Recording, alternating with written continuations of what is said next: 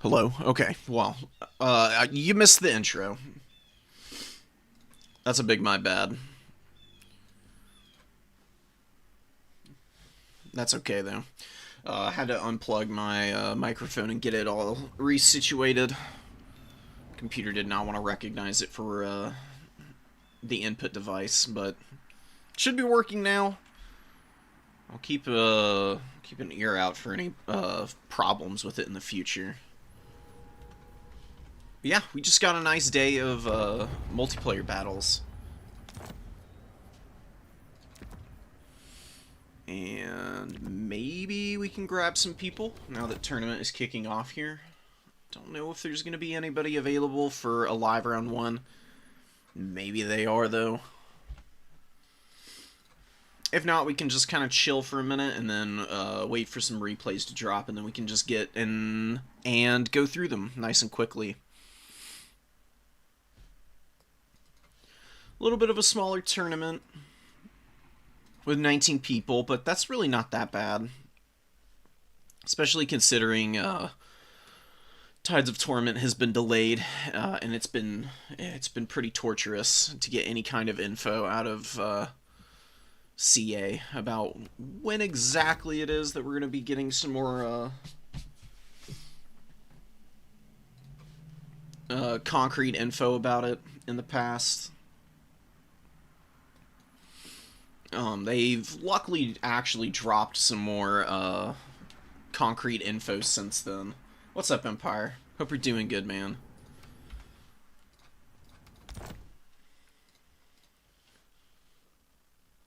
Let me actually go drop in on Hattie real quick. Maybe him and Zoni haven't gotten into a game yet.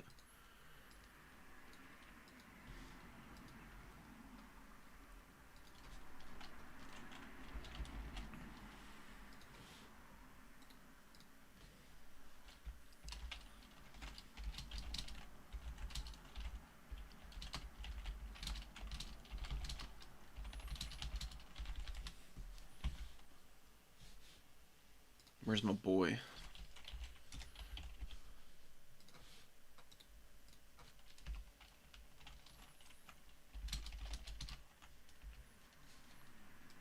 Hello? Oh, cool. Okay, they're gonna jump over and get in here. Hell yes. I just need to be able to message Hattie for whatever reason it won't load here. Okay.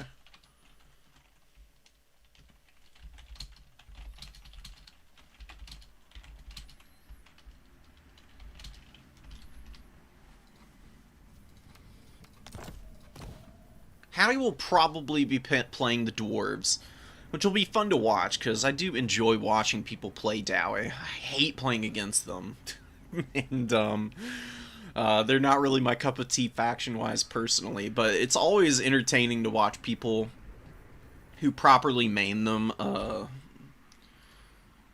get out there and scrap. Oh, what's up, Renataki? Hope you're doing good too. So we got Dow. Oh my god, Dowie versus Zinch, dude. This is gonna be so sick because Zinch has a fairly tough matchup with the dwarves. But Zinch does have some excellent missile pieces to utilize in this matchup, and well microed can be an absolute nightmare for the Dowie to shut down. Exalted Flamers being the prime example. Good Exalted Flamer play in this matchup will absolutely shut down any and all Dowie melee units, ranged units. Any and all comers will just get absolutely flattened by them. That particular unit just hits so freaking hard. What's up, Mr. Skulltaker?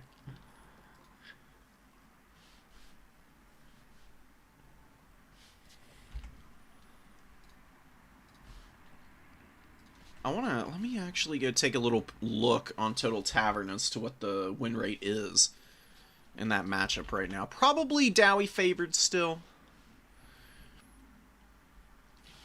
can't imagine it being too tremendously favorable for Tzeentch, despite people gaming out the matchup a little bit more.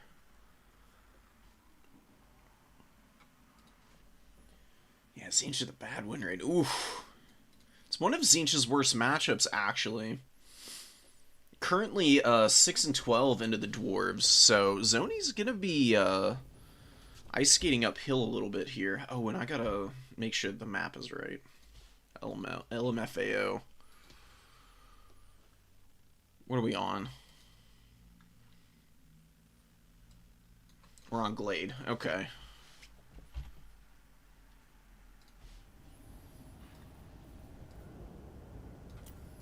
Dude. We'll go ahead and ready up for whenever they're good to go. I imagine that the Dwarves are going to go with a nice missile line here. That's usually the game plan no matter what. Probably want to bring artillery of some type. Just a cannon or an organ gun. Maybe a nice, I actually don't know if a flame cannon would be good. Probably just a cannon or an organ gun. Either of those will have enough damage output and range to be able to put a lot of pressure on the Exalted Flamers.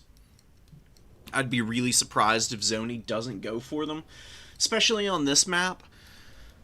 There's a decent number of shot blockers in terms of terrain on Glade, even out in the more open area of the map.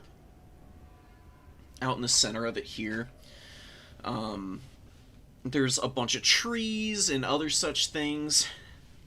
You know, you might not think of the humble birch tree as being capable of withstanding an inordinate amount of fire support, but apparently they're indestructible. So you can actually hide some of your smaller missile pieces, especially single entity missile pieces, behind those trees, and actually keep them fairly safe in the open field. It's not perfect, and the positioning can be a little temperamental, but it's better than nothing. And Exalted Flamers are quite small models. I think they'd actually be able to take advantage of it better than, say, like a Skull Cannon or Little Grom, which are two of the other artillery pieces I'm thinking about when considering what you can do on this map. It's better for the Exalted Flamer, too, because it's much shorter range. Skull Cannons and Little Grom are thumpers from a distance, generally. Especially Grom. Skull Cannons are a little bit more of a proper hybrid tool.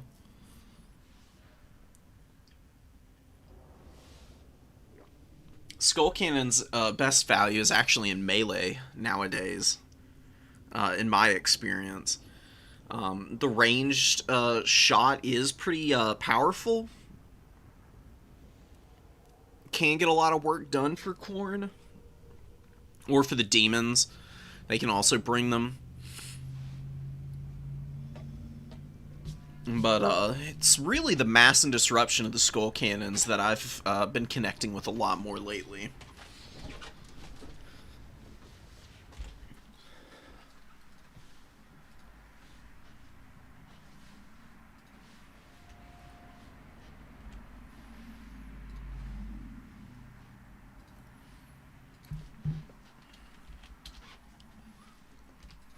I'm gonna just message them both good luck real quick.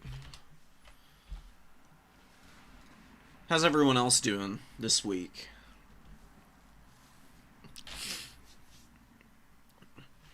Nobody probably heard my spiel at the very beginning of stream since my microphone was all bugged out, but it's been pretty crazy for me.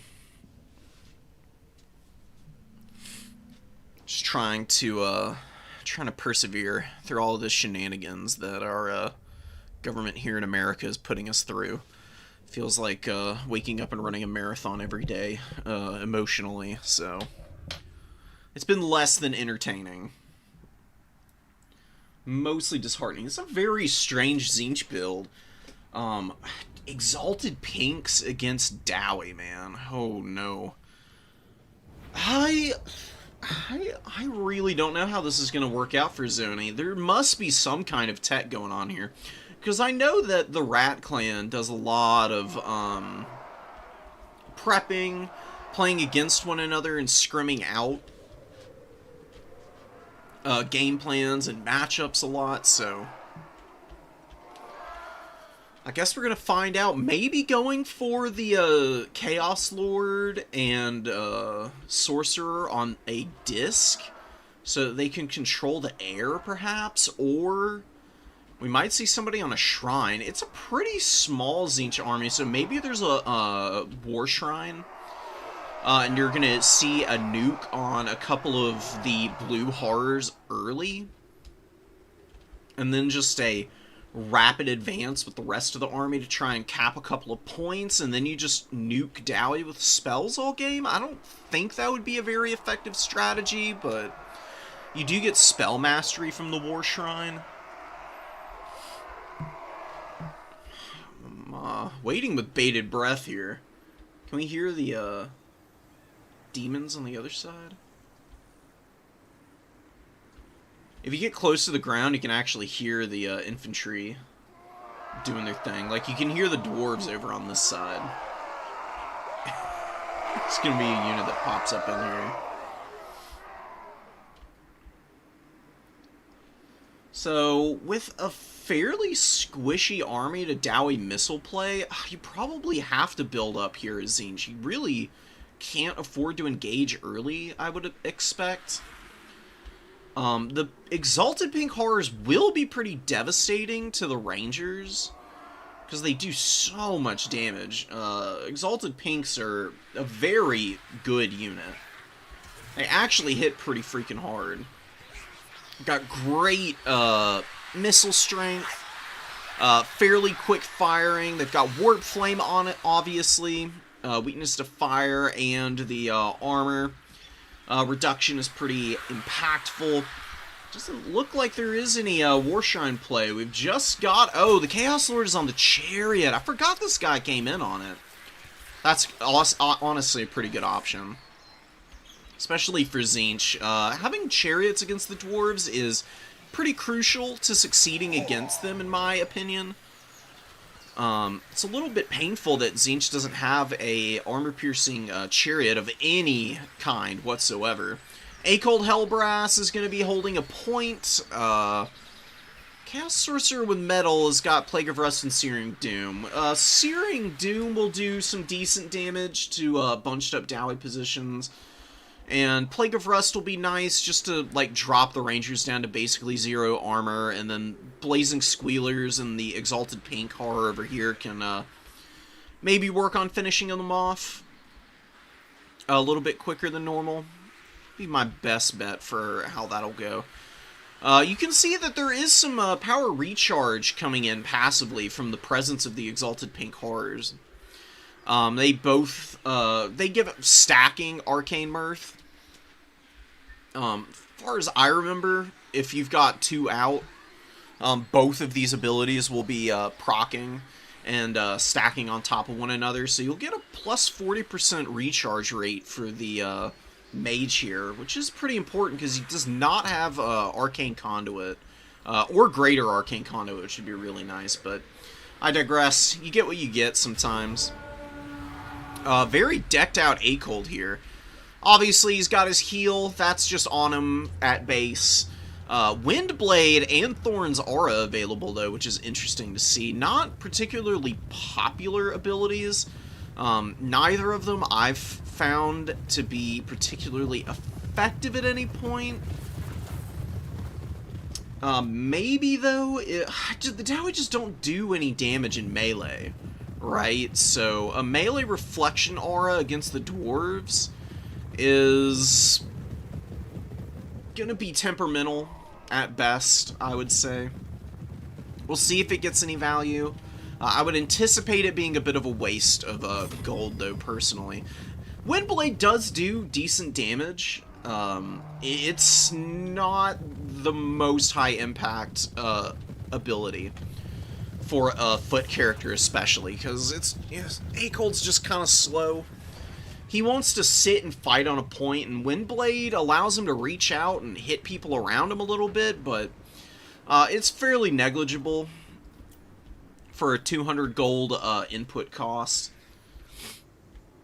Foe Seeker and Deadly Onslaught, also pretty mediocre. Foe Seeker on Acold can actually be just removed completely because he's already got a Perfect Vigor ability with the -1 per second from Breath of Life. The fact that he's just got this on him is kind of only for speed and charge speed.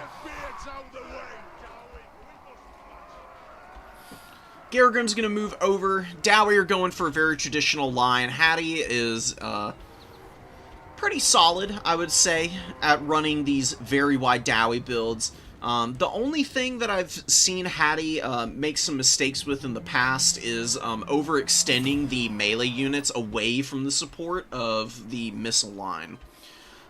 Dowie gotta play out of their boxes. Once the Dowies start to get split up, you see units like Furies really start to rip them up. Furies always a common appearance in terms of unit selection for Chaos factions, especially into the Dwarves, because you just have to have something to shut down gyrocopters and the bombers especially.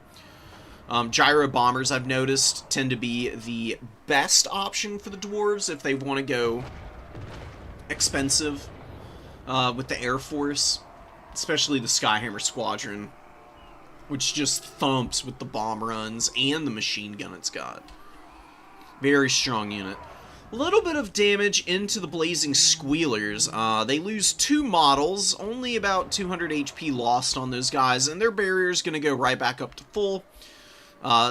Gold damage value is very inflated. I mean, Hattie really has not done anything to the Tzeentch army, and somehow has 500 value. You've got to be very careful with facing down Tzeentch, particularly, because you can see that hitting the shield does increase the amount of gold damage value that you've done to these Tzeentchian units, but it's functionally useless, right? I mean, no HP has been lost.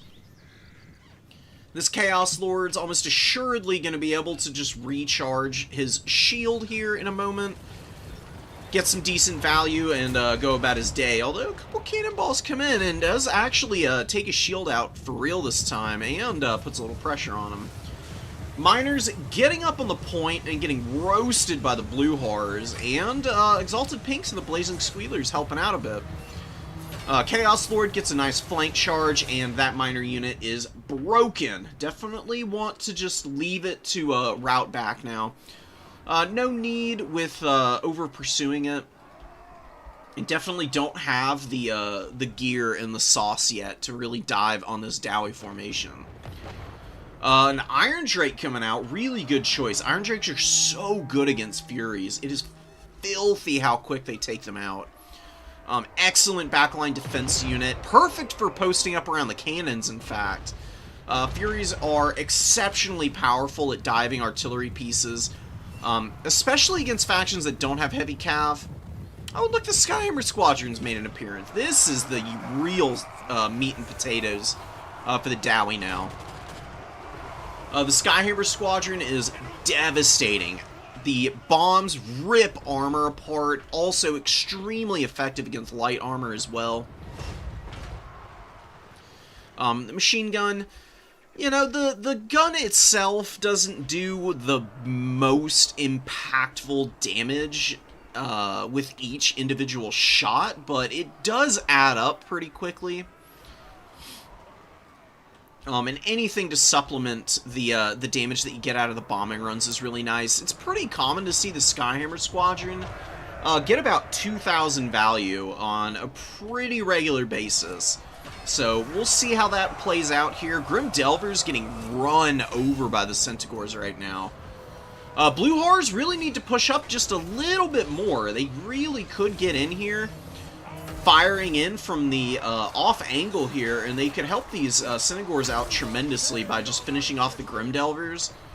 And the Centaurs can just come and rally back maybe and go run some other units down. It does appear that the miners have gone offline, but Garrugrim and Belagar are going to be taking down Centaur models this whole time. Skyhammer Squadron getting caught up in the sky. Definitely Hattie needs to be paying a little bit more attention here to this very, very expensive flyer. Skyhammer Squadron does cost about 2,000 gold, so losing it here would be incredibly painful. It's got all 4 models, just need to pull it away. Gyro bombers are very hard for Furies to hit when they're on the move, and then that'll give your ground units a little bit more space to be shooting in here without fear of friendly fire, which is what I'm really afraid for with the Skyhammer Squadron being so low. Just a couple errant shots would probably start taking the models out, but actually Furies go down here, and you see the Skyhammer Squadron just escaping out of it scot-free.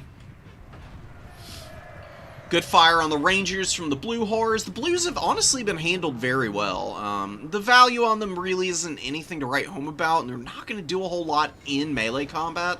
Oh my god, and look at this huge Ranger Vanguard. Or, sorry, Miner Vanguard coming out of the Vanguard spawns. Oh my god, and nuking the entire front line. That's moved up onto the number 3 objective for Tzeentch here. Really nice Searing Doom in the back. Hammering the Dowie Warriors, but Iron Drake's not giving a hoot or a holler about that. Very durable unit. Tons of armor on these guys. Plus the spell resistance and fire resistance, giving them some additional protection against a variety of different spell casts. They're going to move on with their day and be perfectly happy and healthy about it all. Yeah, we just haven't seen any Exalted Flamers, and that's probably the biggest problem with Zoni's build. The Blues and Pinks are perfectly acceptable units in this matchup. They just aren't quite sauced up enough in terms of their damage output to make the difference. You see the Skyhammer Squadron just nuking everything from orbit. Those bombs are filthy strong, guys. It is down to 2 models. Just dropped this last one right on top of the Blazing Squealers. Excellent damage out of that. It's probably got close to 15, yeah, 1,500 value just about on the Skyhammer Squadron. That's pretty normal for them after the bombing runs, honestly. It's very hard to avoid getting hammered by this thing unless you just have a dedicated flyer chasing it. That comes with its own risks. Tzeentch is very lucky to be able to take this thing out currently, but the Dowie, man, just very patient, solid play from Hattie. He's definitely lost a couple of units and taken some damage on the missile line, but you can see that the Dowie, with their high leadership, are just so resolute. They don't give up any ground unless you can just truly break the entire formation open. Whenever I talk about how to win against the Dwarves, it almost always involves forcing the Dowie's main formation to split and break up somewhat. If you just try to dive them in their own territory on their home objective, it's almost always going to end up being an exercise in futility, just because of the numbers, the quality of their ranged units, and the durability on stuff like Iron Drakes. I mean, look at these guys getting jumped on by this Fury. Caught dead to rights out in the open field, and that 125 armor is mitigating a lot of that incoming damage. Maybe going to be able to hang on long enough for the Giant Slayers to arrive and peel for them a little bit. Hattie is maybe making a bit of a mistake pushing the Tzeentch forces on their home objective, but just looking at the battlefield, probably going to be perfectly fine to push the formation forward a little bit split. Tzeentch is just so gassed. I mean, they're struggling to even grab this number 3 objective against all these basic miners, man. Miners are a really awful melee combatant. They're not winning against anything, but boy howdy, when you can just summon 4 of them out of the Vanguard spawns and just bum rush a point, you've probably got it locked down for a pretty decent amount of time at that stage. Their armor is pretty good at 80. They got really good leadership for such a cheap unit. And of course they don't count as expendable, despite their cheap asking price. They have the full cap weight. So being able to just throw 20 cap weight up on any objective out of a Vanguard at any point in time It's kind of difficult to balance for a lot of factions, especially Chaos. Outside of Khorne and... well, Slaanesh has a few problems against the Dwarves. Really, Khorne is like the only Chaos faction that just does not care whatsoever about the Dowie cap weight. Mostly because Khorne has excellent tools for controlling the air and also just basic bloodletters rip apart everything the Dowie have. It is so nasty. They're really the only one that doesn't have to worry about the limited number of units that they have. Dowie always outnumbers Tzeentch. Combine that with a fairly even trade in the range game, and you can see why this matchup is so difficult for the Chaos God of Trickery to win in. Really nice Synagore charge here, but a really nice counter with the Dowie Warriors charging in, trying to get on the rear of this Synagore unit, but a good push through with these guys. They get right up into the back of this Ranger, and this is... see, this is the... this is where you gotta be careful as the Dwarves with these pushing strategies. All it takes is one unit slipping into the back line at an inopportune moment and shutting down a couple of your missile pieces and just avoiding the miners and the Dowie Warriors. That's where the Dwarves really can get into trouble because they just don't have a rapid response force to handle situations like that normally. Skyhammer Squadron's going to go down again, comes back out onto the field, and runs smack into a Fury here. It's definitely something you want to be a little bit more conscious of from Hattie's side of things. It's not that big of a deal because your opponent has to summon out a couple of air units to answer that piece. Your ground forces are well and healthy enough to be able to last through here. You've recaptured the middle objective, you've got your opponent's home objective, and you still have the infantry cap weight here to take advantage of that. Continue hanging on to it. Synagore's being really disruptive out on this flank. Honestly, the best performing unit that I've seen so far. Charges down the Rangers, pushes through them, gets away from the Dwarf Warriors, runs down the Rangers. It's making a bit of a mistake sitting here and fighting against these Dwarf Warriors. Not really their cup of tea. The Synagores of Tzeentch are a good unit in this matchup. Probably only want to max out at like 2 of those. And, you know, getting that Exalted Flamer, as I said, I keep harping on it, but it really is the key to opening up this matchup. As long as you can avoid a little bit of cannon fire with the Exalted Flamer, you can just poke the Dowie Warriors and the Rangers for free, basically, and really force the Dowie to try and move up on you, which is where you want to be. Anytime you're advancing towards the Dwarves and they don't have to make any effort to move around and maneuver, that's where things get less than ideal. I think that I also think this hero squad's a bit of a mistake. Acold got some decent value at 1500, but fighting against Garagrim and Belagar, neither of these heroes are easy fights for Acold, even though he's an excellent duelist character. Garagrim is anti-infantry, has crazy damage output of his own. Unbreakable, doesn't give up the ghost. He can actually beat Acold badly enough in initial engagements to rout Acold and just chase him off the field. I've seen it once in this matchup. I really wouldn't even encourage bringing Acold here. Acold's actually a little bit better against like Nurgle or some other factions. The Dowie isn't bad for Acold. He's just kind of expensive to be using for this matchup. Because if he spends his whole game just fighting Dwarf Warriors on an objective, he's going to get outcapped. And it's going to take him ages to clear through all the bodies, man. He's fairly low impact. He's fairly low impact against these really wide factions. Which is the only reason why I would recommend maybe moving away from him. Chaos Lord on the Chariot I really liked. Maybe a little bit safer play with him, and you could see some better results. The Exalted Pink Horse and the Blazing Squealers, man, they just didn't get anything done. The Rangers, the artillery here, plus the Skyhammer Squadron, hitting the blazing squealers with those bombing runs. Oh man, they just folded up. I do like the Exalted Pinks, but I think they're a little bit stronger into the head-to-heads against other Chaos factions.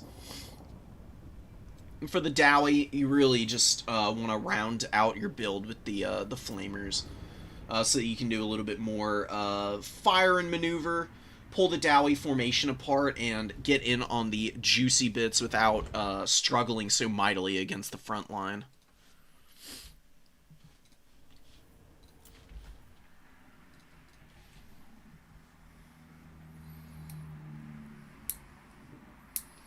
It really is nasty. It's like the only unit that Tzeentch has that is really like well tuned for the dwarf matchup. It's kind of wild, man. You know, Tzeentch is a fun faction, and they actually are fairly strong, but the factions they struggle the worst against are other ranged factions. When Tzeentch gets to play a pure kite type of build, that's actually where they're the strongest, I would say. And the Dowie, the Dowie are pretty funny in that they're an anti-kite army, but mostly because they're too immobile to even try and play any kind of kite game.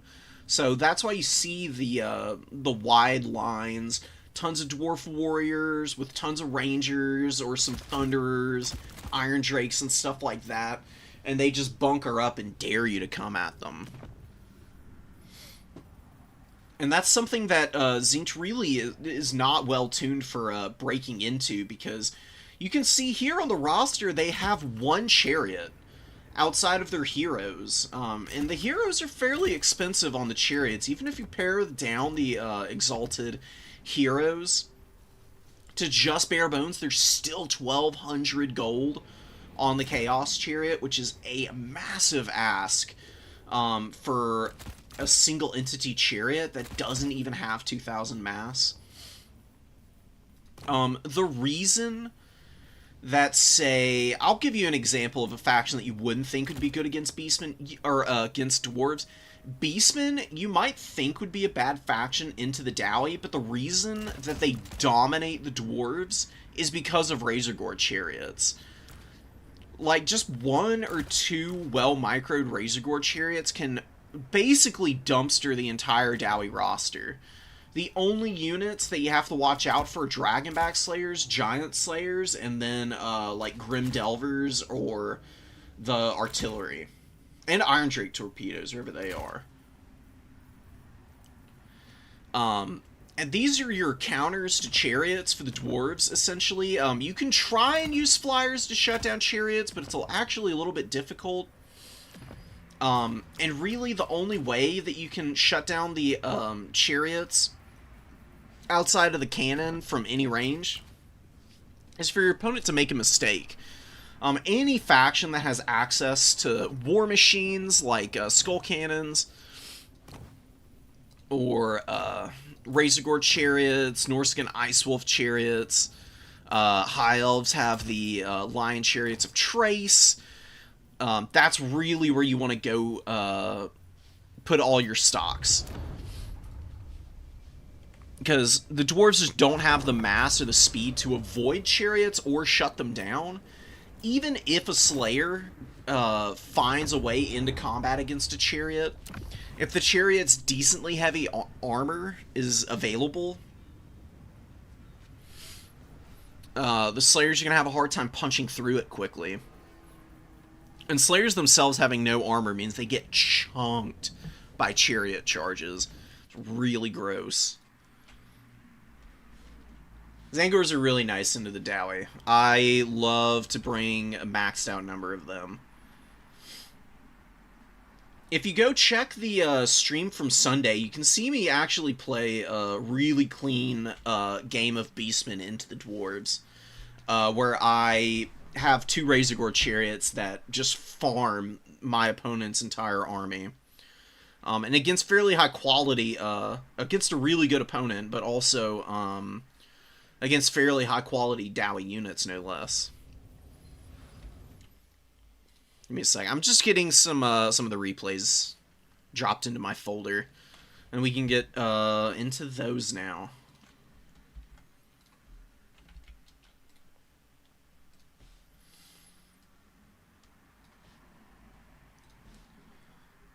Empire and Tomb Kings. Empire and Tomb Kings I haven't actually seen in a while, in terms of matchups.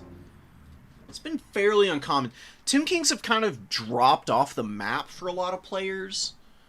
They're definitely not getting as much time in the sun as they have in the past. I think people kind of just figured out how to play around the strengths of the Tomb Kings. Tomb Kings really are kind of just less durable dwarves.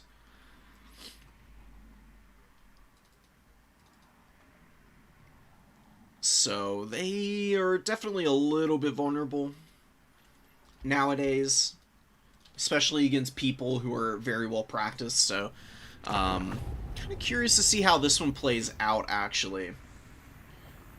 Pretty cool build from both sides. Got a nice wide line from Manlam here with lots of spearmen.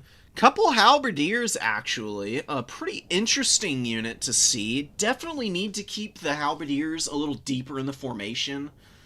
Just so that the skeleton horse archers don't poke them down. But you can see there's a couple of Ushapti here for the Tomb Kings as a bit of a melee heavy lifter. Ushapti are a really decent unit. I wouldn't say Ushapti can carry the Tomb King's front line, but stacked on top of a bunch of skeleton warriors, they can get some pretty decent work done, especially against stuff like spearmen, who can't really fight back effectively against Ushapti when they're also dealing with the skeletons and then also the heavy armor on the Ushapti. Halberdiers will be a little bit more of a threat for the Ushapti to sit on, but even there, you can still kind of grind through them. Bone Giant inclusion, Carrion coming out of the spawn immediately. Honestly, a pretty good choice. Carrion are a really annoying unit if they actually are able to land into combat and avoid any heavy cavalry charges. The only weakness on the Carrion is their awful armor. 20 is pretty abysmal, but they crumble fairly slowly, as undead are wont to do, and while the melee attack is not that good at 26, it's okay, and they do have good weapon strength. The only other problem with Carrion is that they have a very low number of models compared to a lot of other flyers, but they're really good tool for just locking down expensive missile units like Hawkling Long Rifles. They can actually kill these guys, and at the bare minimum, they will just force your opponent to have to answer out some tools to try and shut down the Carrion and keep the long rifle safe. Just gonna allow the Tomb Kings time to like kind of work around the enemy formation with their skirmishers, bringing in artillery to kind of answer some of the other tools that they need to kill off. It's a little bit of counterplay here against the Empire, for sure. Bone Giant, on the other side of this hill, actually avoids some cannon fire, but does get tagged here by a couple of those cannonballs. He's trying to hit the Hawkling Long Rifles, has fired multiple shots and only taken out 3 models. Bone Giants are very inaccurate, man. Especially at max range. See here, just continually firing over the head. Hitting a few spearmen, but nothing too serious. The nice thing for the Tomb Kings here is that they do have the 3 and the 2 here. Objectives-wise, they're looking pretty set right now. The Empire does have superior cap weight on the field just because their base infantry are not expendable. Have the full cap weight, as opposed to stuff like Skeleton Warriors have a whopping 2. It's one of the biggest problems that the Tomb Kings run into. Tomb Kings falter very badly in the late game because of their cap weight problems. If you want to bring higher quality cap weight, you have to invest in like Nehekara Warriors, who are fairly flimsy with low armor. Really not that crazy of a anti-infantry piece either. It's because their weapon strength is okay, but nothing too amazing, and they have 22 melee defense, which is awful. And Tomb Guard can get a little pricey. I mean, they cost $750 for the sword and board version, And then the Halberd Tomb Guarder, 850, which is a massive investment, especially when the Tomb Kings need their Chosen of the Gods, Sepulchral Stalkers, Ushabti, and a whole bunch of other expensive tools to really thrive. Sunmaker's just plinking away from back here. I mean, doing a pretty good job of swapping targets, too. Sunmaker is very inaccurate, but that actually lends itself in the favor of the Sunmaker firing into tightly bunched infantry units. Because the explosion radius on the missile itself is massive. It does a ton of damage if just one or two rockets make a decent impact. And the spread is wide enough that oftentimes it'll get a lot of collateral damage. By hitting units that are like behind and offset from the unit you're actually trying to shoot. It's a good kind of chaos is how I would put it. Really nice anti-dive here from the Empire. Sunmaker crew dropped the Hellstorm rocket battery. Empire Knights come out, charge down the Carrion. You can see some more dead Carrion on this side. Looks like they were going after the Great Cannon. Great Cannon has put some good pressure down, is doing a good job of answering the Chosen of the Gods. The Bone Giants are missing more and more shots, of course they are, and one of them's real beat up here. Still has 6,000 HP. I really wish that they would give the Bone Giants an anti-infantry bonus. That way they can run in and do some damage in combat after they run out of ammo, because the Bone Giants are just too bad at just ranged combat for the price point they're at. If CA really were serious about giving Bone Giants something to do, then they could just keep their missile as is, no changes, and give these... I mean, look at... Oh my god, what the hell are you even shooting at? Just give these guys a bonus versus infantry of like 15 or 20. That way their low melee attack means they can't just like bully cavalry or something, but they can actually go wander up onto a point in the mid-game and do some defending. You know, they've got a huge HP pool and nothing to do once they're out of ammo. It just seems very oddly designed. Hawk and Long Rifles are finally going down here, but they've gotten so much work done in the interim. The value's fairly even, but I really think that this is not very indicative of the game situation right now. Empire's actually grabbed the home objective of the Tomb Kings. Skeleton Horse Archers riding around to the outside, poking the Demogryph Knight Halberds. Really nice target here for them to poke at. Demogryph Halberds have great armor, but they don't have a shield, so just riding around behind them and poking them and being annoying.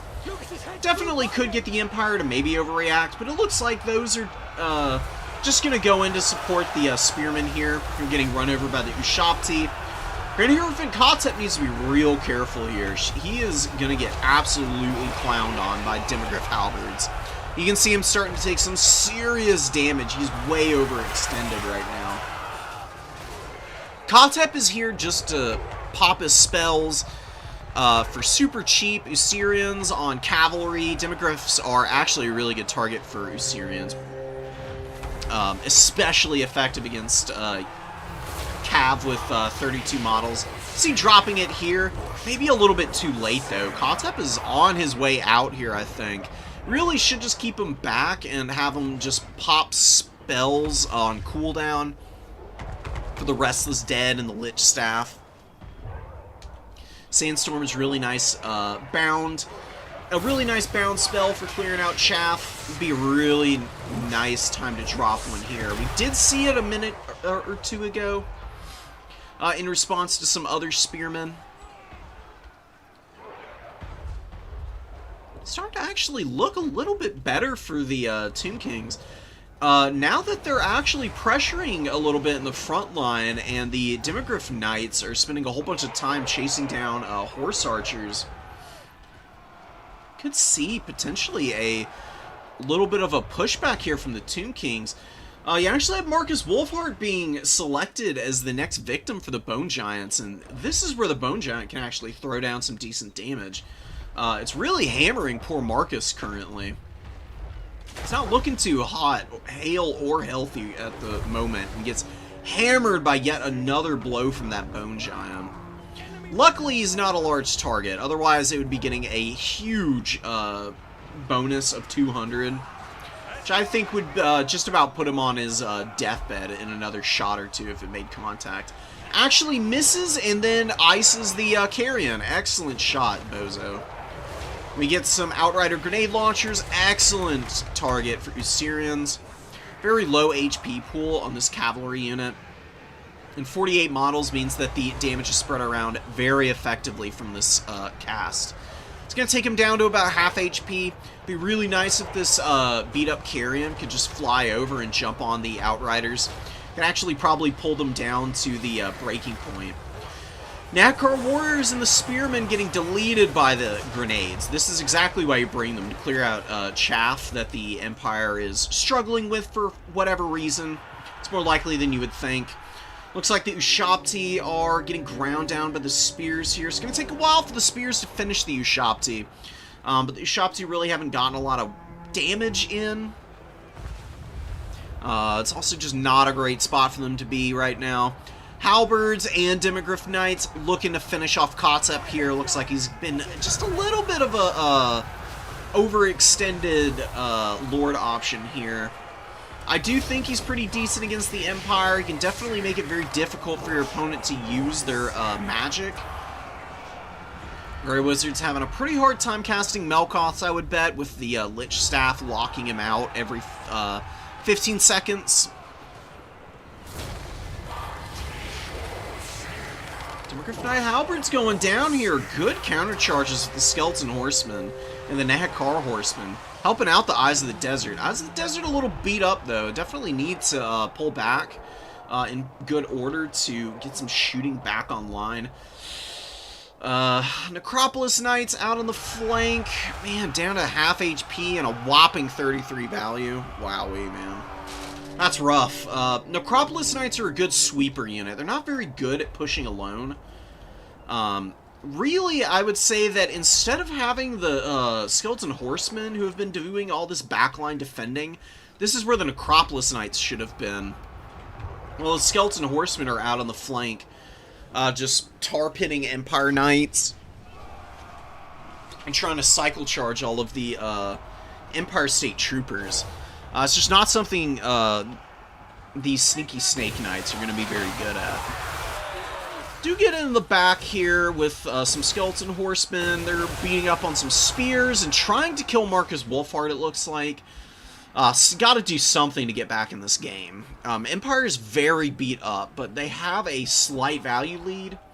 They're still locking out the objectives, and this is the late game, officially, here. And this is where I was saying the Tomb Kings are especially weak, because even if they're able to kill a whole bunch of these mobility units, like somehow they get rid of the Demogryph Halberds and the Empire Knights, finish off the grenade launchers, even if they finish all of those units off, you still have to cap the points away from all the halberds and the spears that are left. You can see a really good call from Manlom actually going back to his home objective.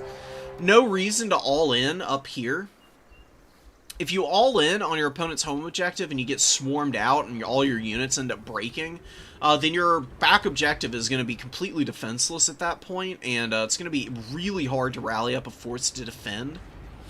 Retreating now, giving up this objective and holding on to your lead and just winning off the double cap is a much safer strategy. Definitely the right call. Beautiful sandstorm, and also some good fire from the Eyes of the Desert. They've been doing a decent amount of damage, but they just haven't had any high-impact targets to shoot at, really.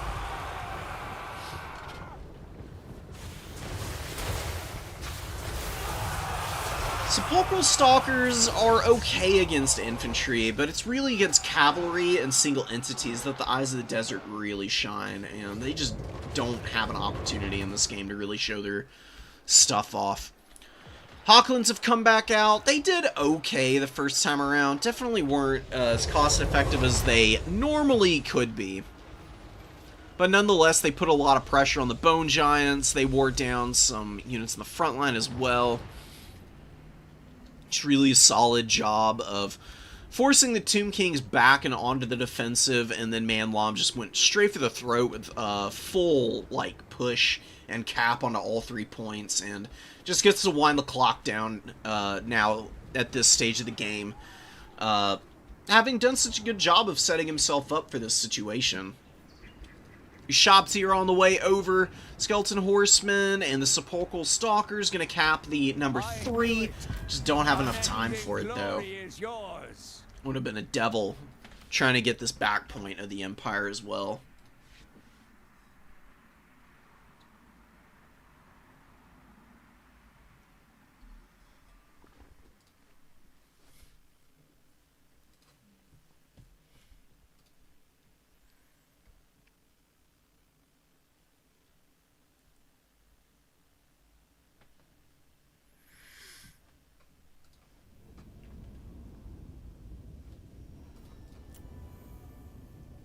Oh, triple Demigriff.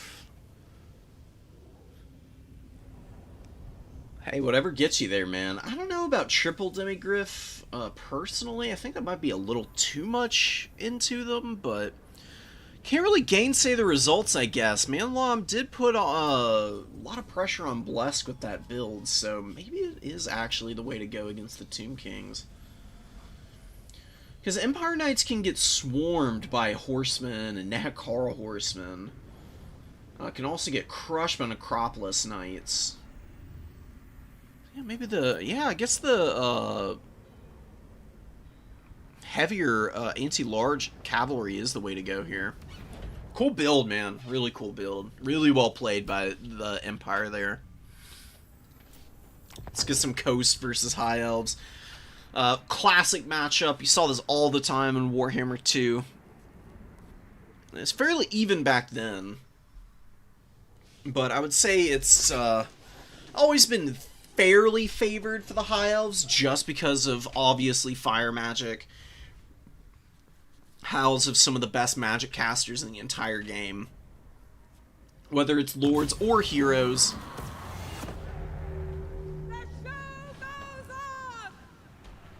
Awesome. Plus the archers for the High Elves. Cheap, very, very accurate, tons of range, very easily outrange the handguns of the Vampire Coast, and just shred through light armor, and the Vampire Coast has very few armored units. That's like, the armor is limited to Prometheans and Depth Guard, really, plus the Rotting Leviathans. Everything else is just squishy.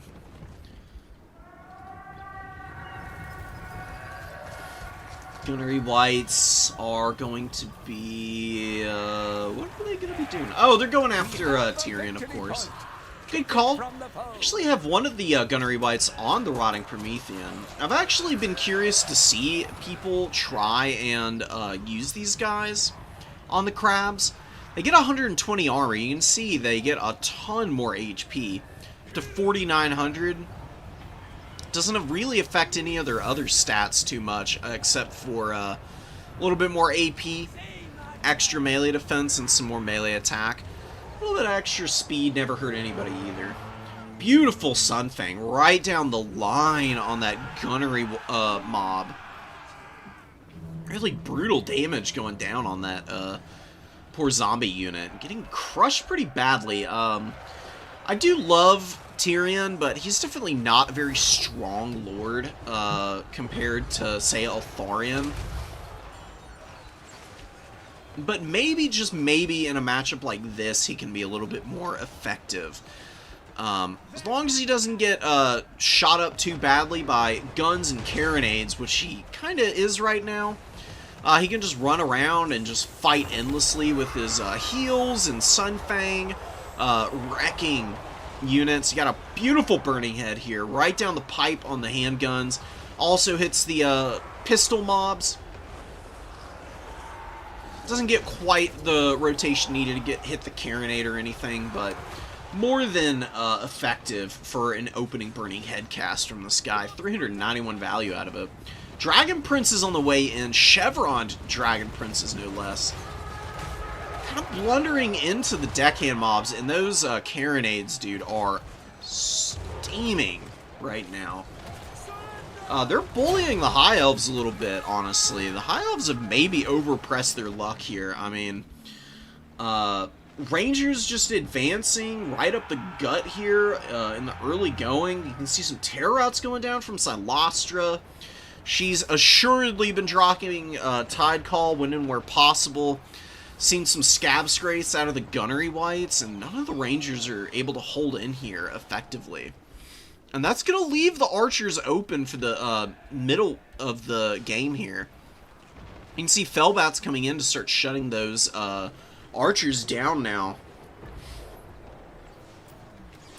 And City Man really committed up to this fight and is pressing back the Vampire Coast, but not really getting any kind of advantage by attacking in the back line like this, because the Vampire Coast, stupendously slow faction. You really want to force them to have to advance forward and spread their formation out. That way you can actually poke one side of the formation a little bit harder and maybe force a reaction from your opponent to try and shift over to cover up the weakening of their formation. When you attack them on their home ground, it gives the Vampire Coast an opportunity to summon out stuff like pistol mobs from Vanguard, Scurvy Dogs, very short distance for Lamprey's Revenge to walk even at that point. Lamprey's Revenge are a nightmare fuel type of unit for the High Elves. The only unit that the High Elves have to really hammer the Lamprey's Revenge are Sisters of Avalorn and the Fireborn. And both those units are actually kind of weak against everything else in the Vampire Coast rosters, so usually don't see them too often. Damn Knights Errant doing a good job out here, running down the Rangers and some White Lions of Trace. White Lions trying to push through to get onto all the gunnery mob and pole arms that are coming out. Does look like Tyrion has found Silastra. Silastra gonna die here for sure. It's terrible in combat. She is debuffing the melee attack of Tyrion, but his melee attack is just so high at base. Does not give a hoot about that. Yeah, should be able to move out and go find another fight. Doing pretty good on HP for him as well. He might lose a decent amount to the Damn Knights Errant here. They've got another, 20 seconds. And Tyrion is going to be dropping down, but Heart of Avalorn should proc momentarily and give him a nice little bit of HP to work with. See it getting off there. He'll be able to outlast the Damn Knights, and then he can just run away from the gunnery mob. Find somewhere else to go. A lot of this backline pressure cleaned up, as you can see, man. The Illyrian Reavers just haven't been able to get into the juicy bits, and the Dragon Princes have gotten a lot of kills, but not a lot of value. That's never a good sign against the undead, man. It'd be okay if the Dragon Princes cost, like, half of what they do. But for 1,400 gold, you're really looking for something a little bit juicier out of those guys. They may be able to grind against the Scurvy Dogs for a bit. Just another Scurvy Dog out of the Vanguards. Anything just to get onto the rear of this fight against the Dragon Princes will probably break them. Silastra comes right back out. She's crazy cheap on foot. Really no reason not to resummon her right now. Better late than never. High Elves are hanging on to the objectives. A lot of the bodies for the Vampire Coast are gone. Carronade did get shut down. Maybe the High Elves do have a way to win this game. Still need to get rid of the Gunnery Whites and everything, but Tyrion could handle those guys. You got some more Illyrian Reavers coming up. Oh my god, and Lamprey's Revenge get caught out in the open field here against the Fireborn. Oh man, massive overextension. You have to play more discipline with the Lampreys here. They've been doing a lot of heavy lifting, and they could have gone for so much more if you just bunker them up with a deckhand mob and slow push them to go cap the middle point here. letting them get caught out in the open field. The Fireborn, you can see, man, that those flaming attacks and the anti-large bonus and the AP just shreds through that unit. Absolutely filthy work being done by the High Elf Cavalry in the late game. Their attack early really felt like it petered out quickly, but somehow, some way, the aggression out of City Man is starting to get him back in the lead of this game. You know, killing Silostra was really nice. She's not super expensive to resummon, but it is time away from being able to summon out any of your cap weight for the Vampire Coast. And then you got to protect her all over again. Tyrion does get caught by the Damned Knights here. Pretty nice bait and switch here from Fabrosi with Silostra. Burning Headcasters just running around on foot being a nuisance. He's gotten about 800 gold value damage done. Haven't really seen any Burning Heads worthy of a shout out since that first one. One of your units has been destroyed. I would imagine, though, that just because he's got a decent amount of value, he's been able to hit at least one or two other half-decent ones. Fireborn killing the Gunnery Wights here. That crab really not coming in handy right now, just getting chunked down by this terrifying cav unit. 2,600 on the Fireborn already. Pretty par for the course for them, honestly.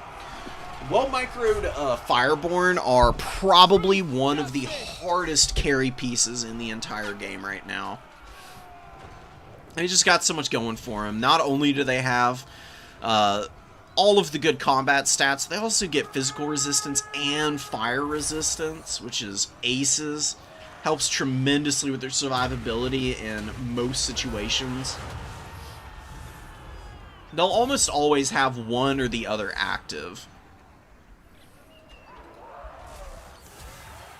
Gunnery Wights, or not the Gunnery Wights, Gunnery Mobs, rather. I guess these guys could become Gunnery Wights if they are skilled undead enough, but, you know, these barnacled bastards are getting torn apart by the Illyrian Reavers, just stuffed into the back line now. City Man, really nice job of actually protecting the archers. They've been online all game, and you know, they don't have tremendous value, but the HP damage they've been able to throw out, at the very least, is decently respectable. And you can see good responses with the turning and shooting the Fellbats on the way in. Just getting a nice little chunk of damage. And standing and fighting with the archers. That way the Fireborn charge from the rear is actually able to carry home at maximum efficiency against the Scurvy Dogs. Gonna crumble that unit out really quickly, and that's an even trade. A Direwolf, or a Scurvy Dog, and a Fellbat is actually about as much as the two archers put together, so honestly a bit of a wash there for Fabrosi, and I think maybe that's really how the Vampire Coast has been handled this game. Nice little Burning Head there, another 200 value, give or take, helping to get the deckhand mobs crumbling here.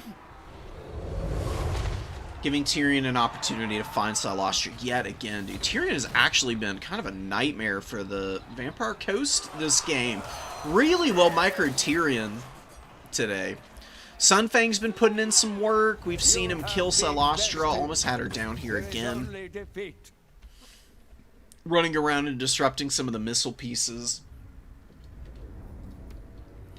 Just an excellent catch on the Lamprey's Revenge when they overextended, and that really was the breaking point there. If you keep the Lamprey's Revenge alive and on top of that polearm that was sitting on the home objective, just build up behind that for another minute or two and then push, you can probably flood the map enough to push the High Elves off the field.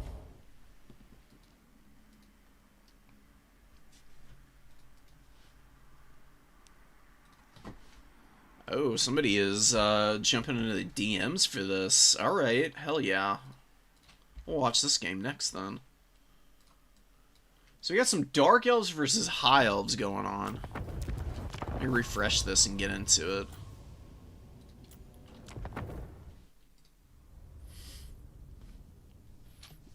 Yeah, very nice standard builds from both sides. Tyrannok Chariots, though, I have not seen in an age.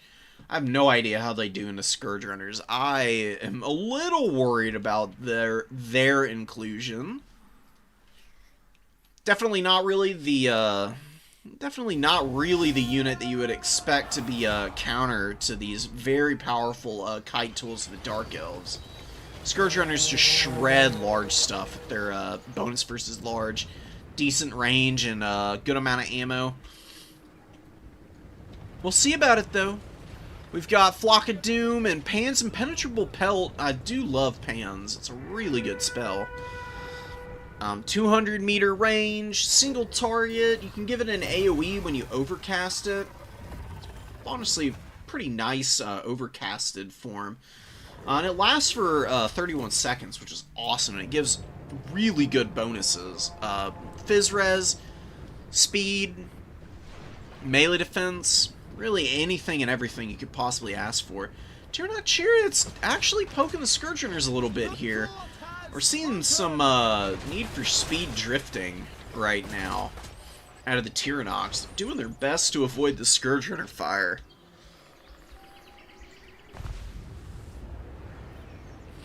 Melkoth's going down on the Tyrannok Chariots. Not going to do a whole lot of HP damage, but is going to slow them down a little bit. Maybe allow the Scourge Runners more accurate shots.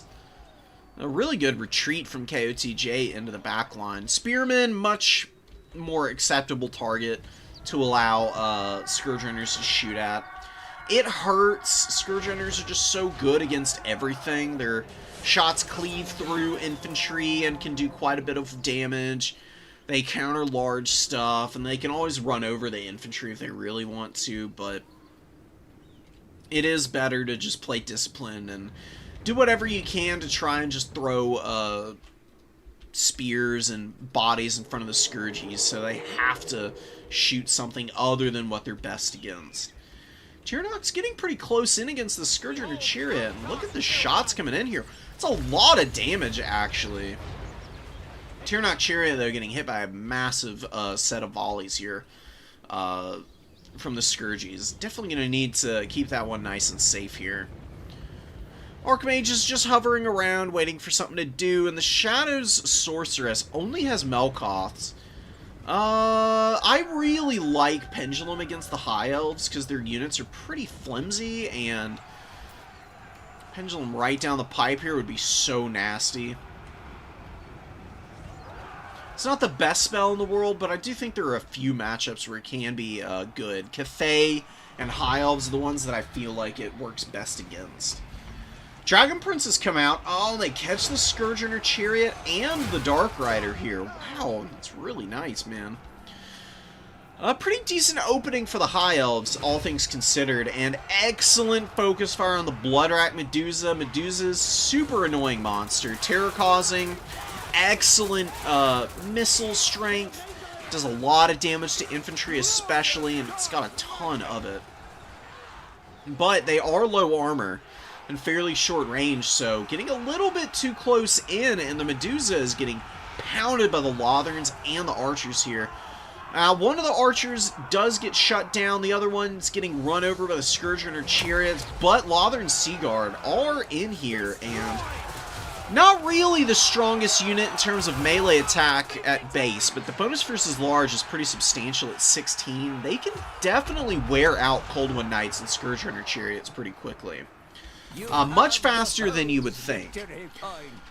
Dark Shards are a little tangled up in the front line. Their shorter range is causing them a little bit of issues. You can see they're barely able to range out here to hit the Lotherns at all. And they're kind of stuck in the front line a bit. You can see a lot of the Spearmen pretty healthy and doing a good job of holding back the tides. You got a lot of Dark Elf units blobbed up here. Gotta avoid situations like this. Dark Shards are stuck in here. The two Bleak Swords are in here. Thought one was a Dread Spear, but nope.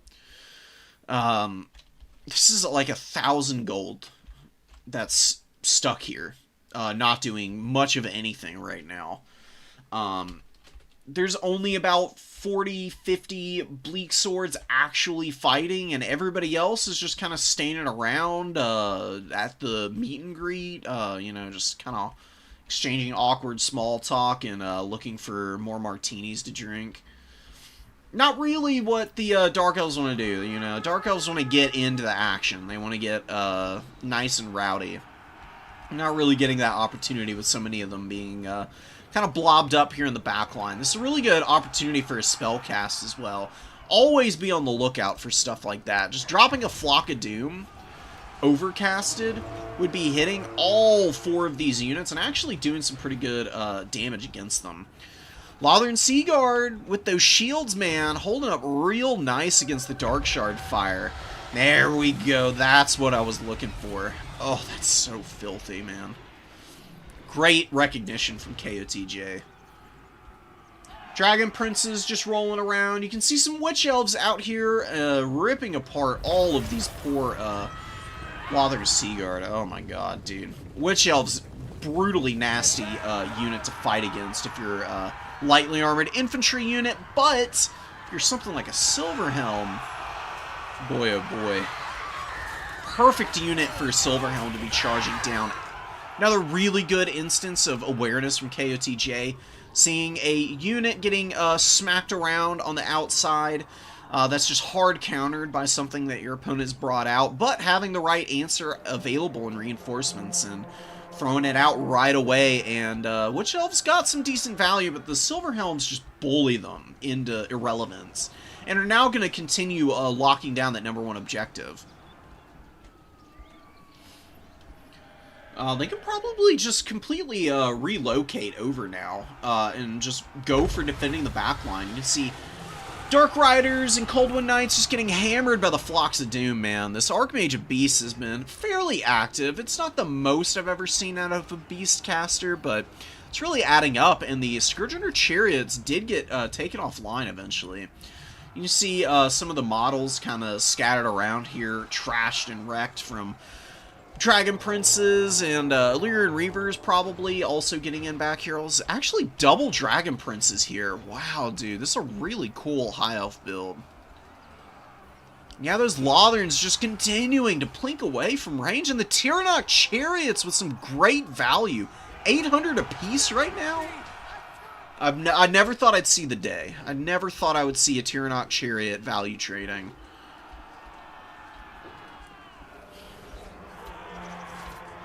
Just for that, you get we've gotta give KOTJ an honorary medal. It's really not a very strong unit. I mean, this really is not. I've experimented with Tyrannok Chariots plenty when I was just messing around with the High Elves for a few months, and the only matchup where they were half decent was against the Demons of Chaos. I would have never expected them to put in so much work against the Dark Elves. But here we are, man. I mean, they helped mitigate the damage from the Scourge Runners early, and they're beat to hell, but with most of their models remaining, the charge damage is really doing a good job of clearing out all the Bleak Swords. And look at the Spearmen, man. Beat up.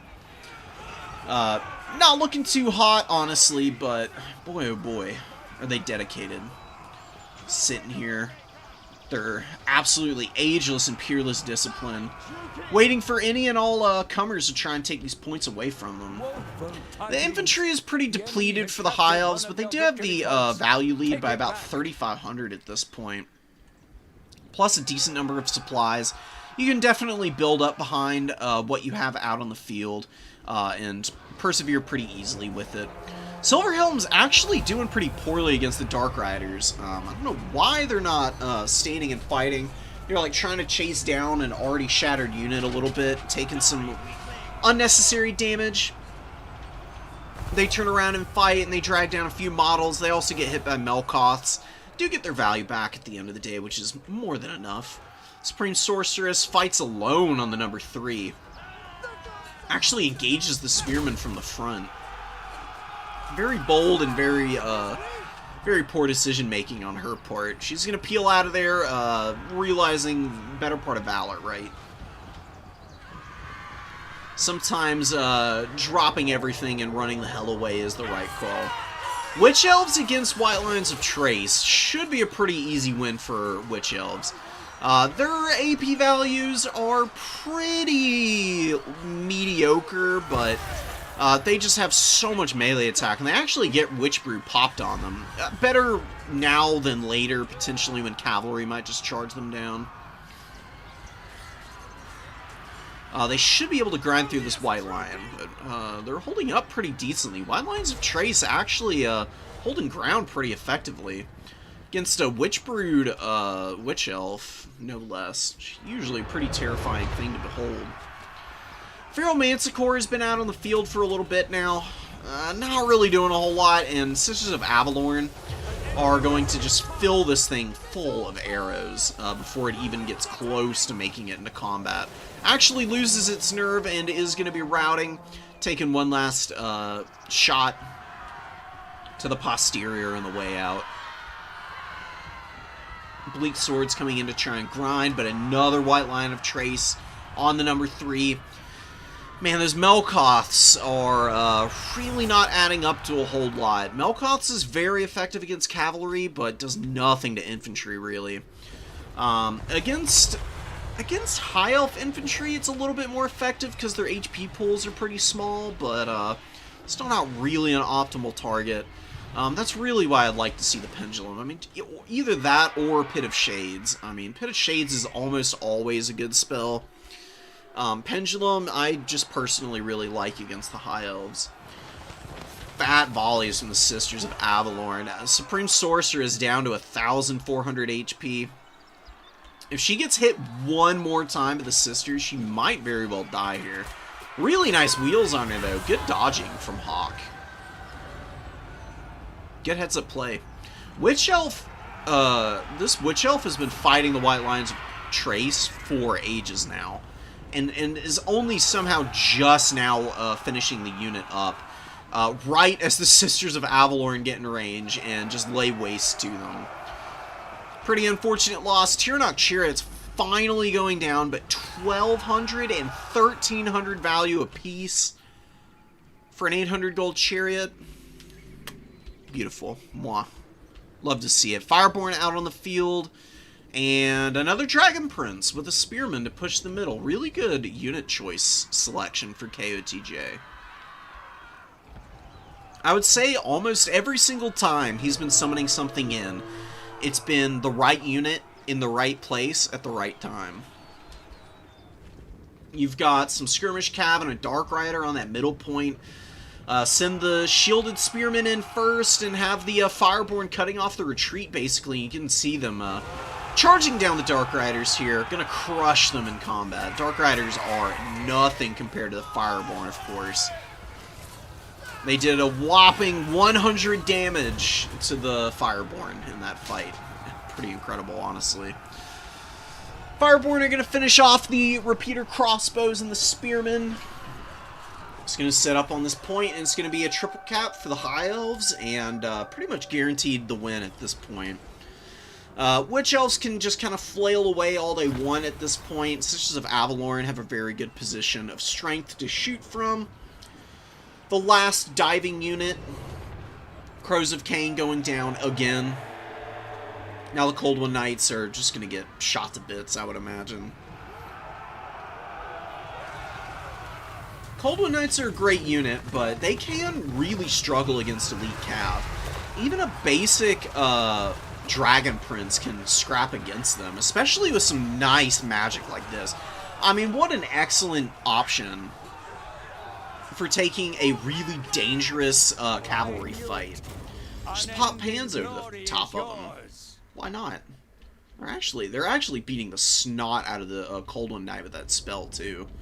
That extra melee defense and Fizzres, man, doing a lot of work there in that engagement. Beautiful stuff from the High Elves. Very unorthodox, honestly, just for the fact that the Tyrannok Chariots were not only in the build, but also did so much heavy lifting. I mean, they cleared out a lot of bodies, and the missile damage against the Scourgeners was pretty decent, too. One Scourge Runner with 1200 value, but the other two well under their price point, and Medusa just got shredded by the archers. Medusa's good against factions that have much more limited range. So Beastmen are pretty good for Medusas. Shooting at Corn, pretty good for them. Corn's a little iffy for Medusas, but for other reasons. Good against Nurgle. Decent against Slanesh, even. Slanesh has some stuff that they can throw out against Medusas. The Hellstriders are a big problem for Medusas, but Slanesh versus Dark Elves is kind of a cool matchup. It's actually fairly even. Dark Elves can win that one pretty decisively, but they have to do a lot of kiting to make it happen.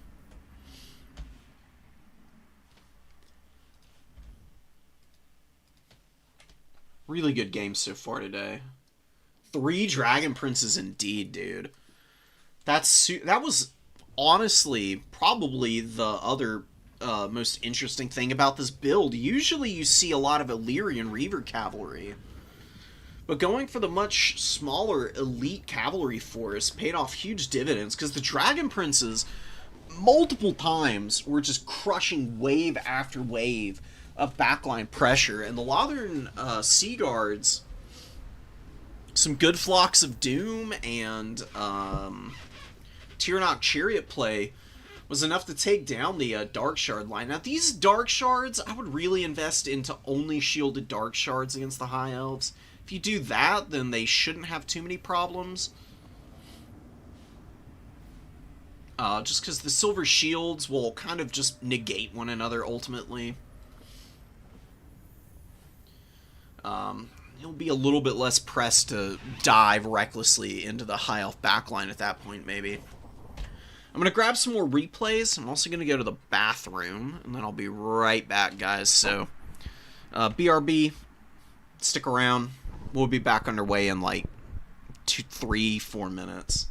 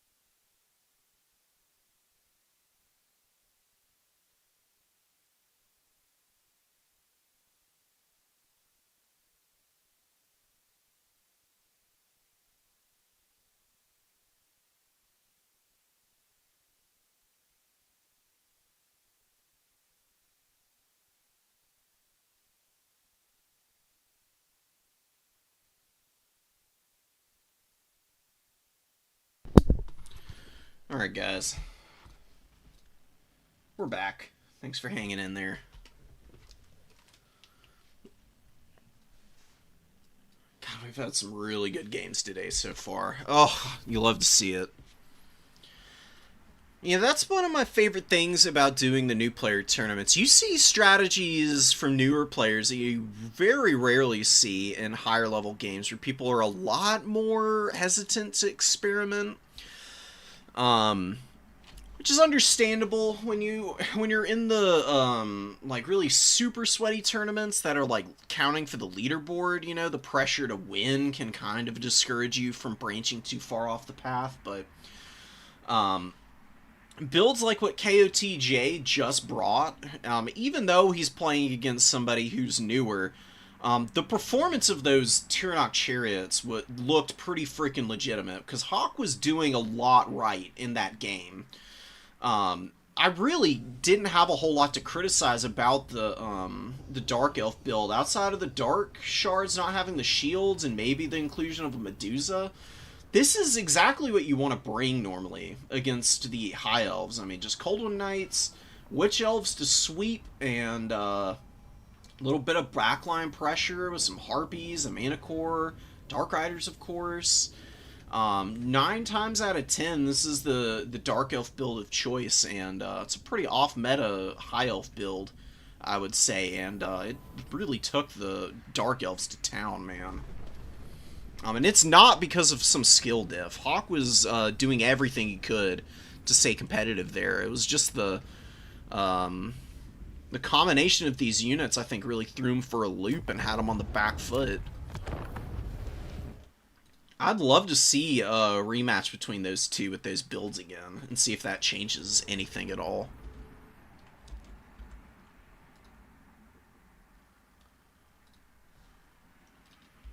Alright, let's get some more replays in here, guys. We've got some Ogre Kingdoms. We're going to be watching them next, because I can't help myself. I love Ogre Kingdoms. They're not everyone's cup of tea. They can be a little frustrating to watch at times, because they've definitely been up and down in terms of their power scaling. But I do think the current iteration of Ogre Kingdoms is about as well-balanced as they ever have been. At various other points, they've either been just the #1 faction, no question, no contest whatsoever, and that's been pretty bad, but they've also been pretty terrible in the past before.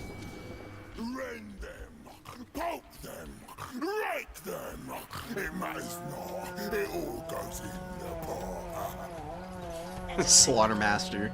With the Heaven's Magic actually coming in here, does have the Bloody Cleaver heal, which is a pretty good choice for any of the Ogre Slaughtermasters that doesn't have the Maw Magic passive. Should have the Bloody Cleaver just for the small passive heal. Just because you want to try and get extra ingredients off if you can. I mean, this is one of the best power recharge and reserve augments in the entire game. They're an excellent caster. You've got Comet Cassandora and your Raynans. That's going to be pretty painful for the infantry front line that the Warriors of Chaos have. They do have quite a few Marauders and some Chaos Warrior Halberds.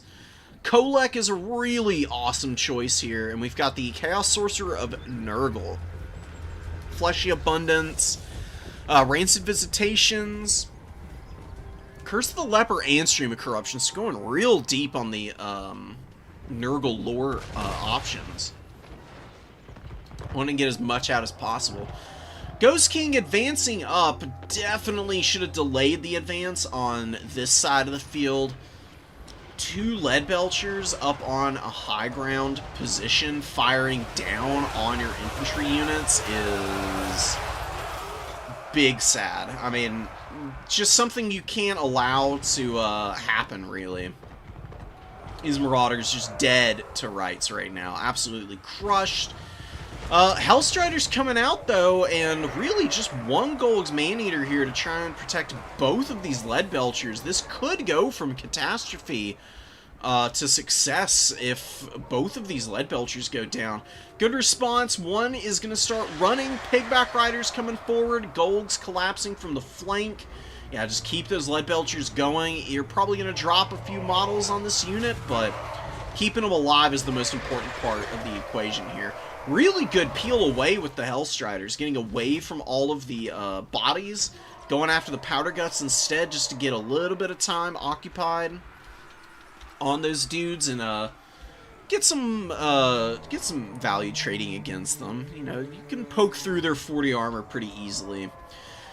It's just a bit of a shame, this Hellstriders. The dive was looking okay for a moment, but because there's no, because the infantry moved up too soon, there's no follow through, right? You have to be very on point with your advances and timing at running down the Ogre Kingdoms. If you push your infantry forward too quickly, and they get lit up by lead belchers, and then your diving units get cut off from any support, that's just misery. Just wholehearted, full-throated sadness. Kolek going after the Slaughtermaster and gets a nice fleshy abundance. Pops Star Crusher and Tempest Rage. Golg's Maneater's making his way in, and Kolek's actually going to have to retreat here. Very painful time to be doing so. Really nice Mournfang Cavalry summon. Excellent for crushing those pesky Hellstrider units. Also pretty good at running down infantry, and excellent mass for locking down a big lord like Kolek. Kolek and the Rot Beast Chaos Sorcerer actually going after the Powder Guts and going to throw down some serious damage here. Star Crusher is just filthy strong. It actually causes so much splash damage on multi-entity units. I really do think Kolek is the right call against the Ogre Kingdoms. He's got 700 value here, and he really hasn't had many good engagements. You can see the Lead Belchers just blasting the infantry to bits. There is nothing left of a lot of these guys. Chaos Warrior Halberds stiffening up the line, though, a decent amount, and dragging down one of Golg's Maneaters here. Very expensive anti-infantry unit. I do love them to death, but they have to have infantry support, and they need to be on top of the Pigback Riders, not off to the side when they're fighting a halberd piece like that. Over here, Golg's Maneaters are just having a whale of a time. I mean, a Marauder is absolutely no contest for them. You can see them getting their dual cudgels in here. Marauder clipping in the air and then doing a Looney Tunes fall animation. He looked at the ground, and that's why he fell. Super ridiculous. Oh, I love the... honestly, the jank in this game, outside of, like, really, like, egregiously broken jank, is actually kind of engaging, and I find it charming. I mean, it is Warhammer, after all, so, like, suspension of disbelief should just go out the window from the get-go. You know, as long as the bugs aren't, like, causing, like, massive gameplay issues, then I don't mind seeing a few, like, clunky-looking animations.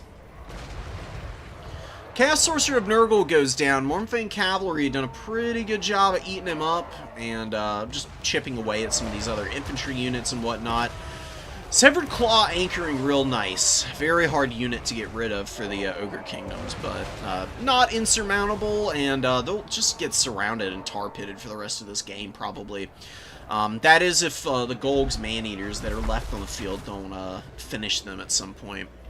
Kolek beating up on the Golg's Maneaters on the outside here. You can see him just crackling with energy and power.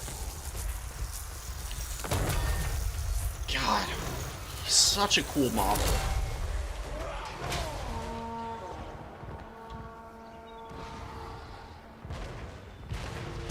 Some Forsaken pressure up on the #1 objective. Nobbler Trappers held pretty well. Have actually gotten their value back. Boglars of the Mad Marshes are just going to be hanging out here. I don't think there's any water on this map. It's actually kind of funny when you do get the Boglars of the Mad Marshes onto a map that has water features. This water birth ability is pretty cracked. It is absolutely ridiculous how strong it is.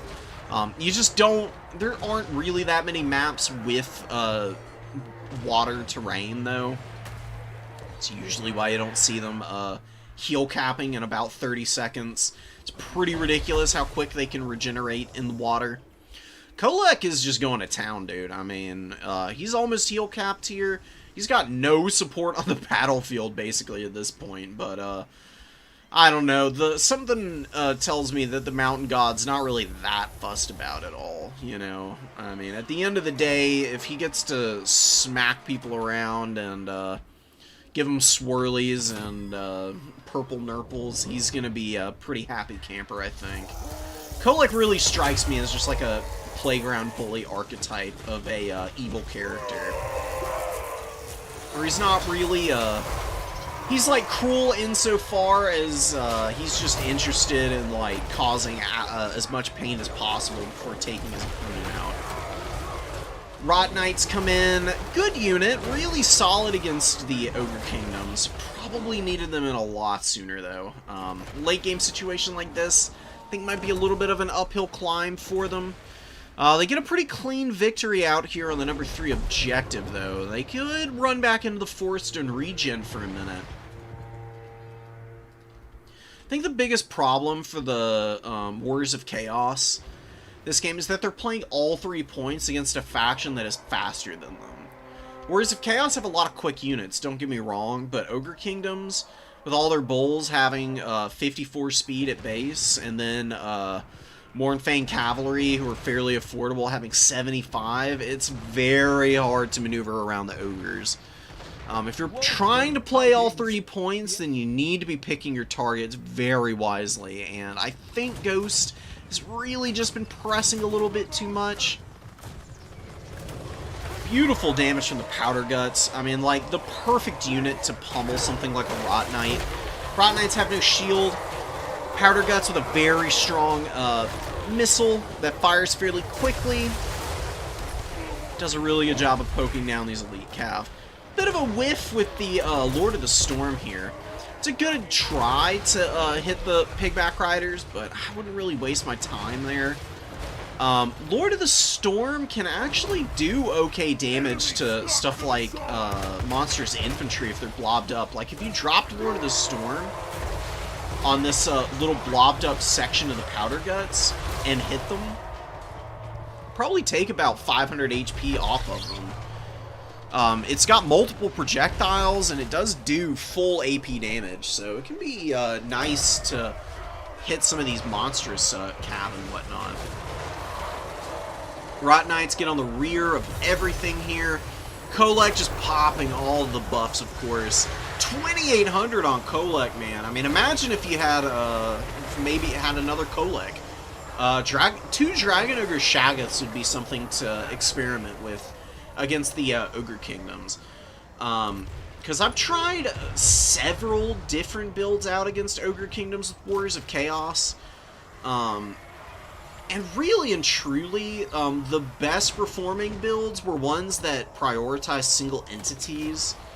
And then the cavalry elements with, like, some marauders just to run in and, like, fight Noblars as you pull units away into the backline to try and defend the Lead Belchers and whatnot. Like, 2 Hellstriders, 2 Rot Knights, and Kolek, and a Shaggoth, I actually think could put in some work against the Ogre Kingdoms.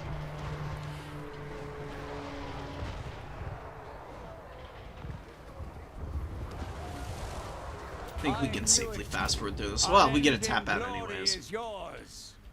Pretty funny timing. 2,900 value on Kolek. He'll be retreating back to Chaos Wastes, and he'll be reforming a new warband to march back out and cause some mayhem at another time and date.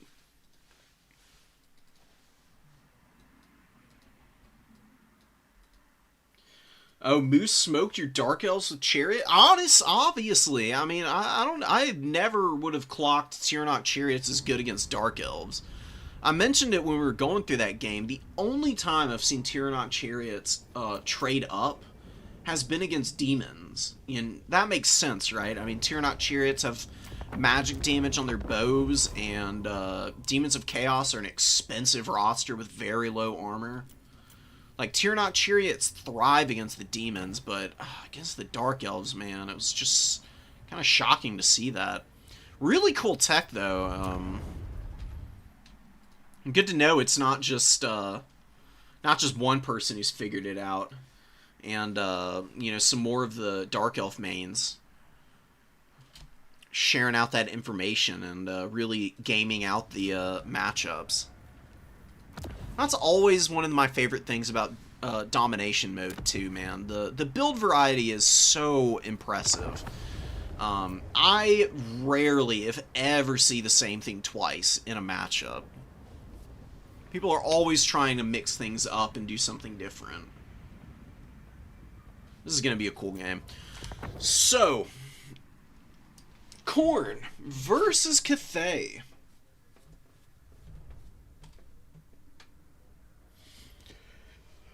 Whew. Excuse me, guys. Usually a pretty heavily favored Khorne matchup.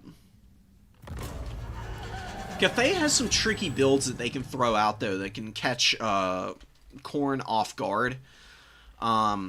This Khorne build doesn't have any Bloodletters in the opening, which I think is a huge mistake. Marauders are not good against Jade Warriors. They don't do any damage to them. Jade Warriors just have better stats, and they've got better armor. The Marauders just kind of bounce off of them. If you want shielded infantry as Khorne in this matchup, then you want Chaos Warriors, because Chaos Warriors do beat Jade Warriors pretty decisively. But really the optimal infantry for Khorne in this matchup is Bloodletters. Bloodletters are not... Bloodletters are a nightmare for Jade Warriors to deal with. And their Physres makes them a little hard to shoot at times for stuff like Crane Gunners and crossbows. The thing you gotta watch out for with Bloodletters is heavy cavalry and some of the magic casting from Cathay. Zhao Ming with Dragon Breath can actually really roast down Bloodletters, but generally speaking, Bloodletters are like the superior option. Oh, and Onyx Crowman charging down Bloodletters can be a problem too, but Bloodletters do have an anti-infantry bonus. If you just have them engage against the Onyx Crowman, they usually can win that fight. It's a fairly even trade one way or the other. We'll see how this goes for Skulltaker. A lot of Fleshhounds.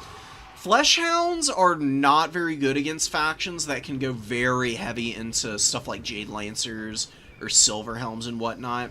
Furies are almost always a better option against Cathay because they can attack stuff like Sky Lanterns in a pinch. Very good at diving rocket batteries, and then you can also dive Crane Gunners and whatnot. Good jump out here, though. Definitely would prefer to see a little bit something different than what Skulltaker's doing right here. Like, definitely want to engage the Crane Gunners with one of these Fleshhounds, but the second Fleshhound should go and charge down the Jade Lancer and stuff it up on its spawn point. And then you can have the Marauder throwing axes, like, out here behind the Fleshhound protected, and they can just throw their axes in against the Jade Lancers and finish them off. Then you can rally back to the Marauder front line and your cultists to help out on the number 2 objective. Valkia tries to drop the Sleipnir on the Fire Rain rocket. Sleipnir is not good against the artillery crews, just doesn't do anything to them. And Zhao Ming is kind of all over her. You gotta be really careful about stuff like this with Valkia. Big, high mass, fast characters can actually just kind of push her around on the ground. You can see her mass being as low as it is, probably the biggest problem with her as a unit. It's really frustrating because Azazel, who's also an infantry-sized champion of chaos character, he's got 2,000 mass, and Valkia has half of his. Like, why, man? Come on. Give me a break. It's really frustrating. She is still a good character, though. She's very strong at poking and prodding and being annoying. jumping around and drawing aggro from powerful enemy lords and surviving and then, you know, supporting in other fights. Good dive from the Fleshhounds going after the Jade Lancers here. Fleshhounds can beat heavy cavalry as long as they don't get charged first. Looks like the Jade Lancers kind of get a weird downhill, like, charge here. I don't know what the hell's going on. Wow, that Fleshhound just gets flattened somehow. Really thought the Jade Lancers were caught out there a little bit, but apparently not. Fleshhound's over here, getting ground down by Jade Lancers as well, but Skulltaker is doing pretty decently. He's got a small value lead. Taking down the Fire Rain Rocket with the Furies is mega money for him right now. That's a huge win. Killing the artillery and giving your infantry time to value trade a little bit better is going to be awesome. Korngors moving in from the flanks will be very disruptive and difficult to handle. Just because Cathay doesn't really have any missiles now. I mean, they got one Crane Gunner with 16 models left, which is nice. They'll be able to put a little bit of pressure down from a distance, but not going to be an X factor, I would say. Marauder Horseman cleaning up a Peasant Horseman. Excellent choice. Love me some Corn Horseman action. Excellent against light armor, and then also very good for cutting out heavier stuff with throwing axes, of course. Should probably move over and try and shoot down the Sky Lanterns that are just hovering around the battlefield.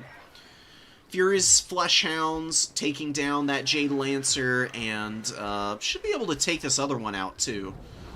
Just diving multiple Furies and Fleshhounds together is usually enough to drag down heavy cavalry when they're comboing together. Get a Minotaur out on the field. Excellent unit against Grand Cathay. Minotaurs are your peel piece. They're there to beat up on big characters like Zhao Ming or Mao Ying. Any heavy cavalry that might be trying to run down something like a Bloodletter, you can just introduce them to the Great Axes and the Minotaurs, and that'll be a very short fight for the Corntaurs. Corntaurs just shred anything that's large. They are such a fun unit to use, man. Oh, I love them to death. They're even not bad against infantry characters nowadays.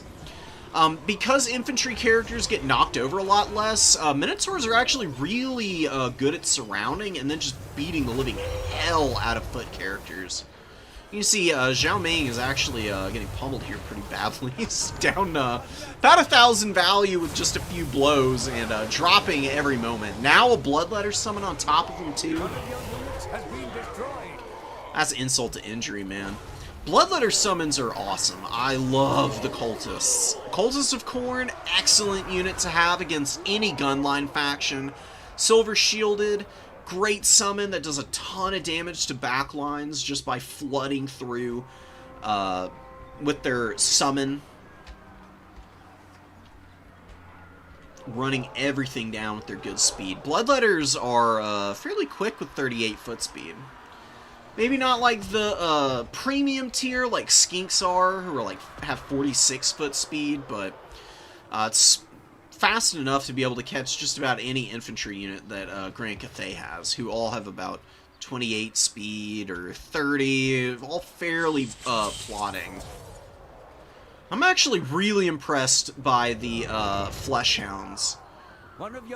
They have been a little lackluster at points, but ultimately they've done more than enough to be able to clean up a lot of the mobility of Grand Cathay. The Onyx Crowmen are flooding out onto the field, and the Sky Lanterns really haven't done a whole lot. I mean, I think the idea was that the Sky Lanterns were going to post up over both of the points that Cathay wanted to hold, and just give the harmony buffs to everything in a radius around themselves. But Khorne has done a really good job of pushing through against them and ripping them out of the sky.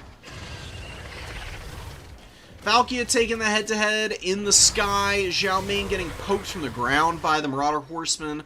Onyx Crowman's probably going to finish off this Marauder Horseman, though. We do get a Fleshhound and Fury summon, though, so good set of units to counter. Korngor holding on to the number 3. See, the number 2 gets cleaned up, but there's no cap weight here for Cathay. So all of it's stuck in the back line by a flood of Marauders. I am really liking the aggression into the back line, honestly. Khorne is one of the few factions that can really stuff people back still. The, like, mass infantry stuffing strategy used to be pretty doable for every faction before the reworks to how domination mode worked, and now Khorne and maybe Slaanesh are the only ones that can really go that deep on opponents. Slaanesh has more magic and stuff to facilitate those kind of dives and attempts. But Khorne just has really good 1v1s, where Khorne 8 units, generally speaking, in just straight-up fights, will almost always beat a similarly costed opponent. It's pretty vicious. It's kind of hard to contend with, especially for combined arms factions like Cathay. Just generally why Khorne is heavily favored here. This is a little different from what I would personally bring, but I have been pretty impressed by Skulltaker's persistence and aggressiveness. That's really done quite a bit of good for him. Now, this is just brilliant, dude. Like, Dune Dragons. Unending glory is yours. Dune Dragon Halberds. You know, the ROR Celestial Dragon Guard coming out, trying to get up on this far point here. Khorngors would just get the crap kicked out of them, and the Dragon Guard have more cap weight as an elite unit.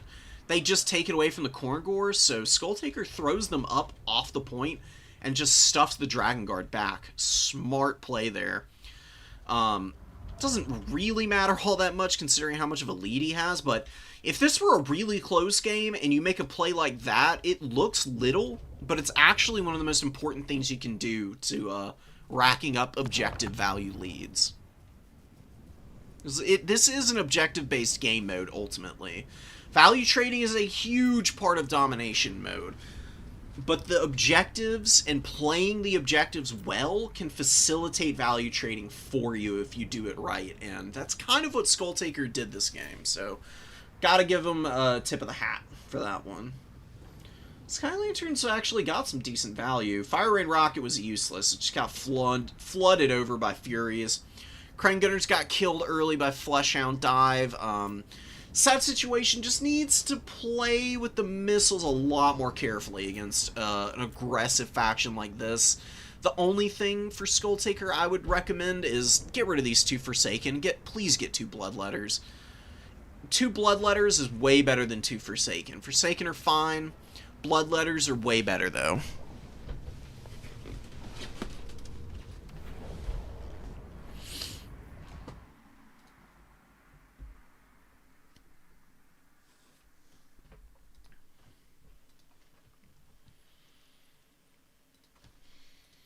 Alright, getting some round 3 games downloaded here, guys, and we'll move on to those. We've seen plenty of Lestrian Narrows and first round map.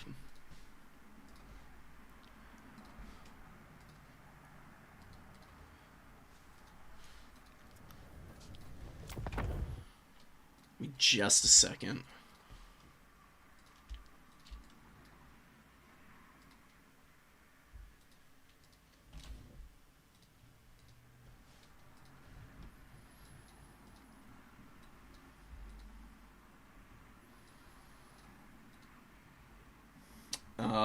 The Horn of Khorne. Yeah, dude, Khorne army abilities are great. And there's a lot of factions where it's actually advisable. There's a couple of factions like Skaven. Let me get in here. Skaven Greenskins,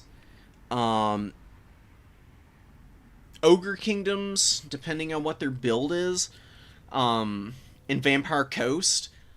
Khorne army abilities are so easy to charge off of these factions by just rushing for the tier 3 ability and dropping a sword onto like a blob of crappy units and killing all of them because it charges the army abilities.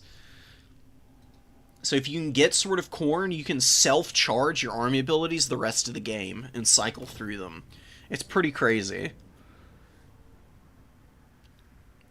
You can do it for vampire counts, too. Vampire counts, you can do it real easy. Vampire counts love bodies, man. Against other less swarmy factions, just using your basic tier 1 and 2 army ability are almost always the best bet. Horn of Corn is so good. It lasts 30 seconds, 29 or 31 or something. Just giving extra melee attack to an already well-statted faction is just value city. It's money every day. Free real estate and all of that and more. And Relentless Rage has its time and place. I don't know which one I want to watch first, man. We got a Kislev versus Chaos Dowie game. We have already seen Ogre Kingdoms. We've already seen some Dowie. Skaven would be fun. Some Lustrian Narrows, though, and I'd like to move on to some of the other maps. Cool Tzeentch build. We haven't seen any Kislev today, so let's do some Kislev and Chaos Dwarves. Why brother was on high Dark Elves earlier, right? Maybe I'm crazy. What the hell is going on here? I thought he was on a different faction earlier, but whatever. Roderick is on Kislev. I've seen Roderick play a decent amount. Really good player. You know, learning the ropes still. Double Little Grom against Chaos Dwarves is honestly a pretty good call. Hesitation or failure. As long as you get Little Grom forward quickly to start shooting the Deathstreak rockets, Little Groms should be able to kill these Deathstreak rockets. Their leadership is pretty bad. People usually don't bring the Hellbound ability on the Deathstreak rockets to give them perfect vigor and whatnot, so these things actually get tired out and then lose extra leadership as a result. So if they just get pounded by the Little Groms here, should be able to get rid of them fairly fast, and then you can just pound the ranged units here, like the blunderbusses and whatnot. Not really the right target early. You can see one Deathstreak is being targeted, but this other Little Grom wants to hit the Chaos Dowie blunderbusses, which I would not do right now. Just ignore them for the time being, outrange them, you're getting the points quickly, and make sure that you're taking out the arty, and you'll be in a much better position, because otherwise stuff like this is going to happen. Your opponent's going to focus fire with their arty, and while you're fumbling around, spreading your damage out, they'll just shred through you. These artillery duels really are all about who can finish off their opponents first, and it looks like the Chaos Dwarves are going to be doing it here. Oh my god, and that was a vicious Hellhammer from Astrogoth. A very rare sighting of Hellhammer, but that Armored Kossar just ate it, man. Less than half HP after that one spell cast. Double Deathstreak, or double Demo Rocket coming in and hammering Little Grom. And just continued attacks onto the blunderbusses. Not the way to go. Kossovite Dervishes going for the Hobgoblin Wolf Raiders. Really good Infernal Guard summon off of the reinforcement point here. Gonna be firing in from the flank and killing off those Dervishes pretty quickly. Deathfrost and Ice Maiden's Kiss. Against the Chaos Dwarves, I really don't like that spell combo. The best spell kit for the Chaos Dwarves is Tempest Magic with Blizzard and Hawks of Miska. The reason for that, Hawks of Miska is good for clearing out Hobgoblins and Laborers, and it's especially good against the Hobgoblin Cavalry. Hawks of Miska will one-shot a Wolf Raider, whether it's melee or archers, and the Discourage effect just ruins their awful leadership, so you've got that going for you.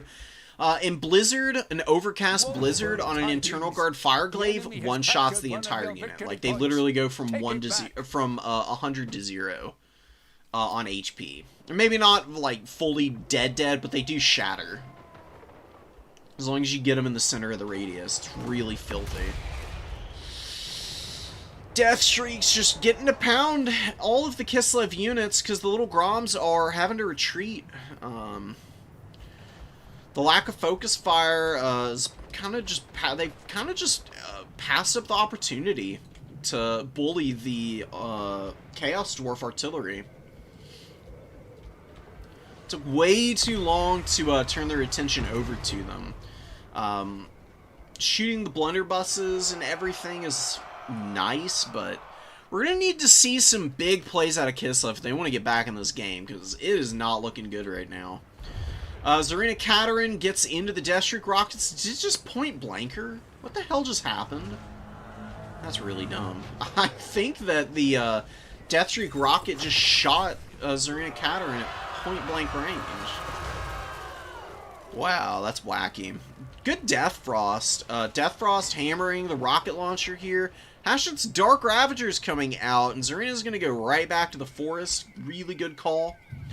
Roderick is going to have to preserve her as best he can.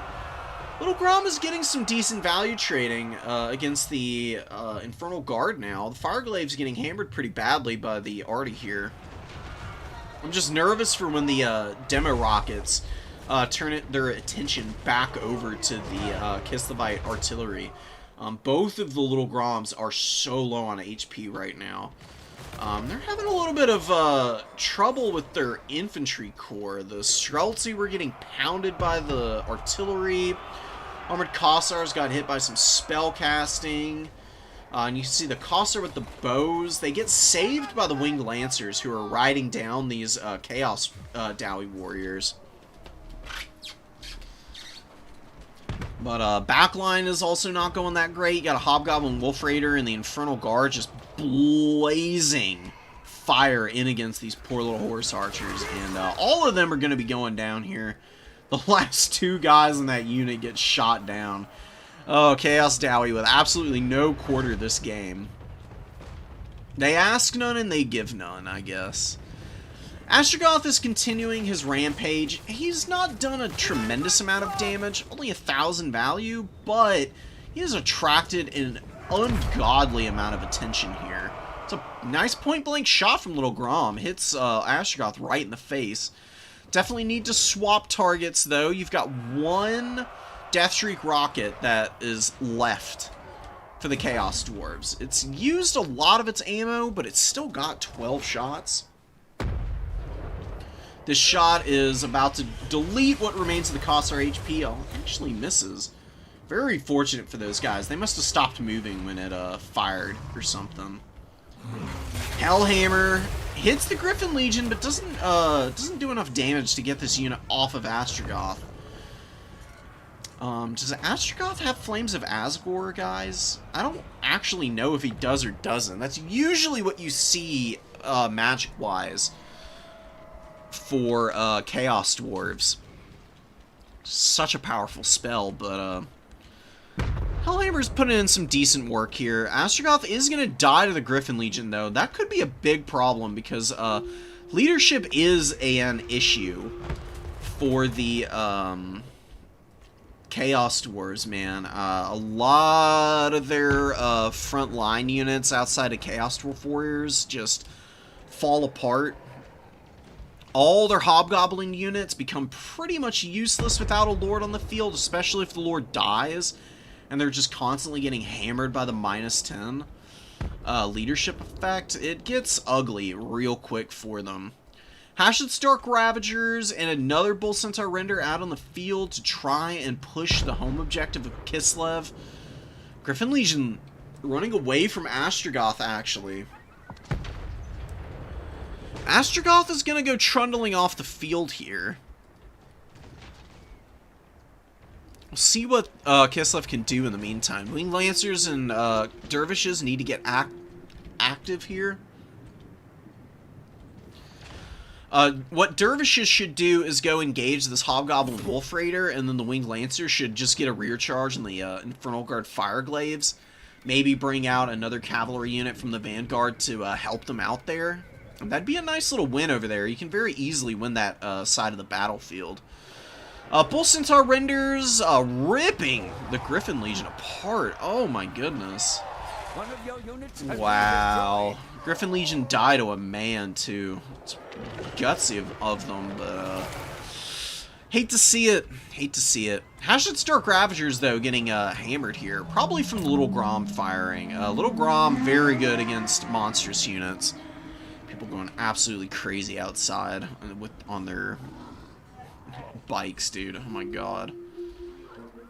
With Snow Leopard. Oh, the Snow Leopard summoned from Zarina gonna get in there and do some damage. Zarina Katerin is just not the option or the play here. Get an Ice Switch on horseback with the Tempest magic and just keep her hiding in the forest on this map and jump out whenever you need a Hoxamiska or Blizzard.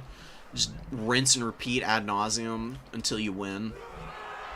That's my recommendation for Kislev. It'll go way better than the stupidly expensive Lord who gets hard countered by missiles and artillery, man.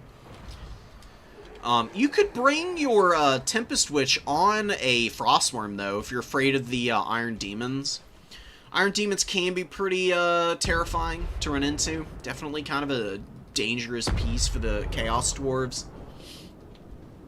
A little bit more manageable if you have some Snow Leopards and whatnot out just to, like, chase them around and lower their speed with the Frostbite. Trying to stop Iron Demons with mass is a fruitless exercise. You really want slows to be hitting them if you want to stop them, because if their speed drops, that's when they become much more manageable. They get a lot less of a bonus out of their more power at that point. Because they get like 50% extra mass, so they go up to 7,500. Plus they get 200% acceleration, 25% speed. Kislev can stack a lot of slows and kind of control these things. If you can get a Streltsy into position as well to hammer an Iron Demon, that's another way of dealing with it. But the Kislev infantry has just been deleted over and over again by the rocket launcher. It's got 3,000 value. I'm willing to bet that the Little Grom's got about half of that. Has been destroyed. It's just been so much more impactful this game.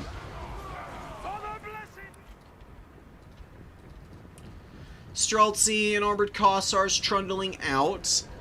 See Cosfite Dervish just running for their life. They do not want any of the smoke from the Bull Centaur renders. The Iron Demon backing it up. The Demon's Tongue too, so that flamethrower is devastating, man. I've seen this flamethrower do some really goofy amounts of damage.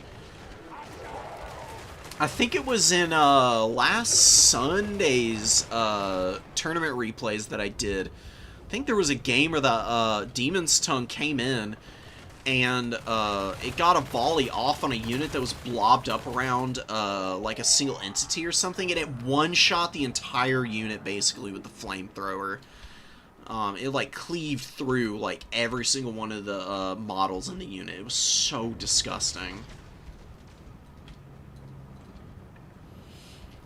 Good patient play from the Chaos Dwarves here. You could try to go for the Jugular, but there is a chance that you could fumble that bag, just considering how beat up your armies are. So just saving up for the Death Shriek rocket and staying out of range of the Kossars and the Streltsy, who are gonna have to slow push for ages to get up on these points, is definitely the right call. You're getting a ticket advantage now. Just hang on to that.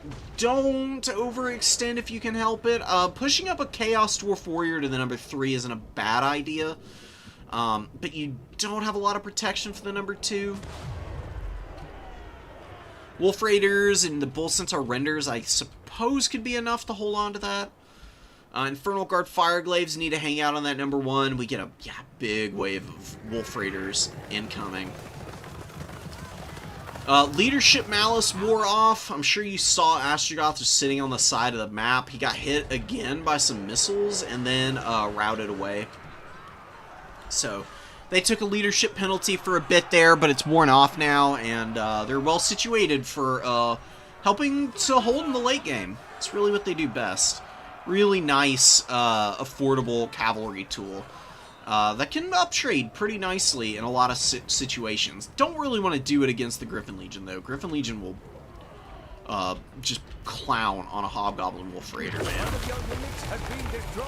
Nice little Ice Maiden's Kiss there. Not a lot of damage, but it does imbue Frostbite, so it slows their speed for a moment. Not that they're really going anywhere. Demon's Tongue is just bullying Streltsy. Oh, that sucks to watch, man. Ouch. I am not a huge fan of seeing Iron Demons.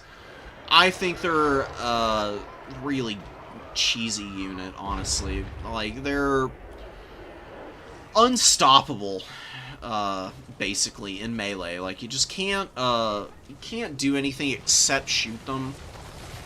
It's not like a Skull Cannon, where Skull Cannons can be locked down in combat, even if their animations are a little, frenetic and make it kind of hard to keep them pinned in. Iron Demons, with how much mass they have, I said it earlier, I'll say it again, just literally are impossible to keep occupied. Even stuff like Cavalry struggles to lock them in, because they'll just push through the unit with more power. And that's on a fairly short cooldown at 90 seconds, and it lasts forever. 28 seconds is a long time in this game.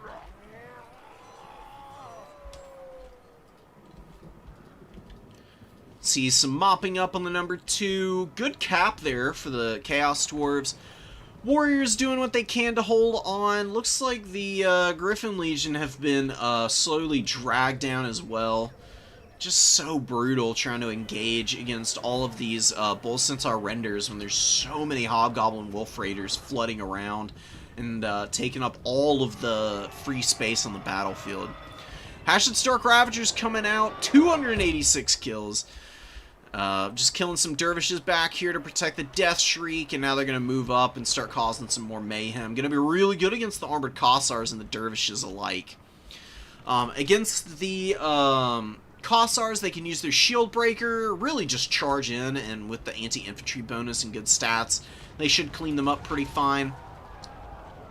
Against the dervishes, they can throw those axes, but not even going to need to. You just watched the power of the Demon's Tongue Flamethrower in action. It just roasted 20 models in about 5 microseconds. And, yeah, Dervishes dead. They get into combat for literally, like, 5 seconds, and they're done and gone. Death Shriek needs to swap off of the demo rocket and actually, you know, apply the anti-infantry missile here. Trying to cap the home objective of Kislev. Don't really need to do that. Really close game. Kislev stayed scrappy in this. Somehow they have a value lead, but that's definitely not true. This is why it's very deceptive. I would imagine the reason is the Hobgoblin Wolf Raiders have been summoned multiple times. There is only defeat. And they're a fairly expensive unit. They did get beat up pretty badly, and they were also summoning a lot of their own units multiple times, and value gets really weirdly calculated once units have been on the field once or twice. I really don't understand how the damage value works anymore at this point. I've just given up. It's much better to be able to read the battlefield, you know? Like, what do I have on the field versus my opponent? Where do my units need to go? What do they need to do? Don't ever count on the value meter feeding you accurate information, because it will lie and you will look like a fool for overestimating its importance. Maybe getting complacent in a game. Kislev stayed really competitive there. They just needed to use Little Grom more effectively early on. They ignored the artillery, and they paid for it so hard. Little Groms do beat Deathstreak rockets if they focus fire them. They fire a little bit faster. They do about the same amount of damage, and Little Groms have much better leadership than the Deathstreak rockets. Like, the Deathstreak rockets, when they get down to about 20% HP, oftentimes will just shatter off the field. Or they'll route, and they route to, like, the edge of the map, and then you can focus the other one, and then they're too ineffective. Something else worth considering is if you're gonna bring Double Little Grom against a faction that has pretty strong artillery, mix a Patriarch in to your army, so that your Patriarch can heal the Little Groms. Or you bring or here's another thing you can do. Let's get into the nitty gritty of Kislev, and I'm gonna pound the table for my boy the Druzhina here. You could bring Blessed Helm of the Oblast, and just pop this once your little Groms start trading with the Deathstreak rockets, because you get extra armor and missile resistance in a 35-meter radius. And you can bring Cursed Frontier, too, to make that even better. I mean, you're making this already fairly expensive base lord much more expensive, but it is with the express purpose of keeping your little Groms healthy and on the field all game. You've got restock for extra ammo, faster reload skill, and 10% more damage, which on a big unit like Little Grom goes a long way. Because you're talking about buffing up a artillery piece that does 760 total damage with each shot. A 10% buff to that gets it over 800, plus the bonus versus large of 25 adds, a little bit more missile strength on. All of that together means that just like 4 shots will take down a Deathstreak rocket, effectively take it down. It'll get it low enough to where these things are going to be routing at the very least. So just something to keep in mind. And a Druzhina with this ability, or with these abilities, I guess I should say, since you are kind of kidding him out with a lot. Him and an Eye Switch in reserve with the Tempest magic is still going to be cheaper and more effective than Tsarina. Tsarina Katerin is a great lord, but that's really not her matchup. Her spell choices are just not that effective, in my opinion, against the Chaos Dwarves. You really need to maximize your magic potential if you're gonna be beating those guys down. So, like, this is the kit she had, right? You can cut the Crystal Cloak, but it is really strong if you're gonna be spamming spells, which is really what you bring, this particular spell kit for anyways. You see, she's 2345. She's actually about the same price as those two lords, but the point still stands that Druzhina and the Frost Maiden with the Tempest magic have a better spread on abilities and coverage in terms of what they do and provide for your opener, especially with Double Little Grom. Because double Grom builds can struggle to clear out infantry at times. Having Hawks of Miska and Blizzard to delete anything that is irritating you. So strong. That's okay, Skulltaker. Don't worry about it, dude. You don't have to send in every replay. I just really like to cover as many as possible whenever I can. I try to make sure that I can cover at least one of everybody's games. Don't know where we want to go next. I think we should probably take a peek at this. We've got Khorne going up against Tzeentch here. No Skulltaker on the bike. Another Valkia pick. I do love Valkia, and Valkia is pretty good against Tzeentch. I actually really don't like Marauder Horsemen of Khorne against Tzeentch. I like them in reserve, a couple of them. I think the more important unit for Khorne into Tzeentch is the Hellforged Bellowers. Because Tzeentch will bully you in the air with Changebringers. You have to be able to answer the Changebringers. And the way you do that as Khorne is Valkia, Hellforged Bellowers, 3 Furies. And what you do is you run the Hellforged Bellowers forward, shoot the Changebringers, pop their shields with the Hellforged Bellower ammo. And then you try and dive the Changebringers with the Furies and kill them. And then Valkia runs interference by attacking all of the Doom Knights that Tzeentch players like to bring out to try and protect those. This is a pretty different build, though, for Tzeentch. So the Horsemen are actually going to be much more effective in this game than they normally would be against Tzeentch for that very simple reason. Searing Doom, Plague of Rust is going to be the choice for the Metal Sorcerer. Not bad. Really good spells against Khorne. Searing Doom just does good damage against everything, basically, so why not do it? This is way too aggressive with the Horsemen. They're going to get roasted alive here. Oh my god. This is another reason why the Horsemen are risky. Because they get outranged really badly by fairly cheap infantry units.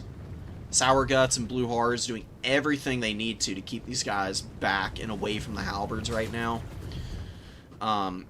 Just bring some more infantry in the opener and just go like straight up the gut and overwhelm Tzeentch. If you had the Hellforged Bellowers, you could also poke all this a lot safer as well. That's the reason why the Hellforged Bellowers is so nice, because if you're not using it to blast all of the aerial units for Tzeentch out of the sky, you can still use it to bully the infantry, because it's very effective against infantry units.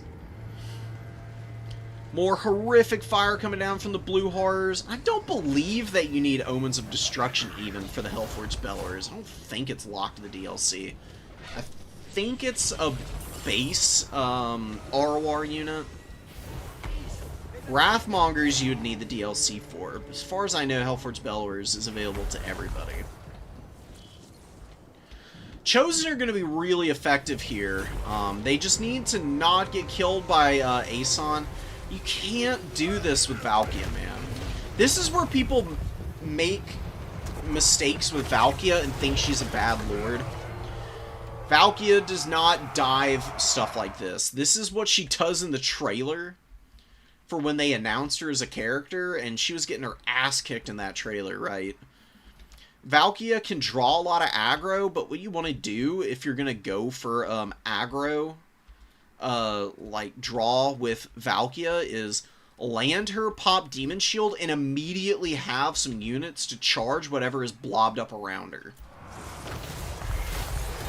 That's what she's best at doing. If she's just getting double teamed by something and also having to fight an anti-infantry monster, you've made a bad decision somewhere. She's very good for controlling space and poking in mobility fights. She will very easily get you a ton of value if you just fly her around and fight occupied units. Like if she flew over here and was attacking these Chaos Warriors, or landed in the backfield and was fighting the Sour Guts, that would actually be a pretty good opportunity for her. Nice Searing Doom on the Chosen. Chosen just grinding in here, doing what they can. Marauders getting routed by Aeson. This is one of the problems with Khorne's Marauders. They can really fall apart if there's terror-causing units on the field. And that can also happen to the elite stuff, too. Because Frenzy only is active and gives ITP when you're above 50% of your leadership. Second that falters for Khorne, that's where things get really scary. Too many units blobbed up here on this halberd. It's 3 units on one. Just have your Chosen occupied, fighting the Chaos Warrior halberds. Chosen have better cap weight since they're an elite unit and they get the extra cap weight, so they want to get into base contact with this halberd and just grind through them. And then the Marauders are what you want to be pushing with to occupy the blues and the pinks. Not your horsemen. The horsemen are there to supplement your damage against Aeson and the weird spawn here. So, this is just a bit of a, this is a pretty prime example of, newer people having their like, unit roles and priorities a little bit off balance, I would say. It's not like pushing around this flank with the Marauder Horseman is bad or, like, you know, some kind of egregious error. It's just not as effective as it would be to just have the horseman sitting behind the front line just shooting Aeson to bits, right? Like, all of your opponent's missile units are, like, occupied over here anyways. Aeson has been fighting out over here. You can bring your Marauders in to occupy the blues, and then your horsemen get to sit back here and poke for free at Aeson while he's trying to leech down all the Chosen. Your Chosen get to stay in there. If Aeson leaves, then your Chosen just kill everything here. And if Aeson runs in over here, it's just a bunch of crappy Marauders. Who cares if you lose them? The most important thing is protecting your expensive units here. Khorne is not out of this game. It's just not going as smoothly as you'd really like to see, and Fury's crumbling in the backline, kind of a bad sign. Demonic instability and crumbling can give you a very skewed idea of what the battlefield looks like, and you can probably add about another 500 value onto Zoni's total right now. Wrathmonger's chasing stuff off into the trees. Really should be getting up into the objectives. Be much better for them. Yeah, and Chosen getting terror routed. Ouch, dude. Oh my god. You have the foes. You know, this is why the Chosen with the dual weapons are a bit of a niche unit for undead matchups, really. Maybe a couple of others.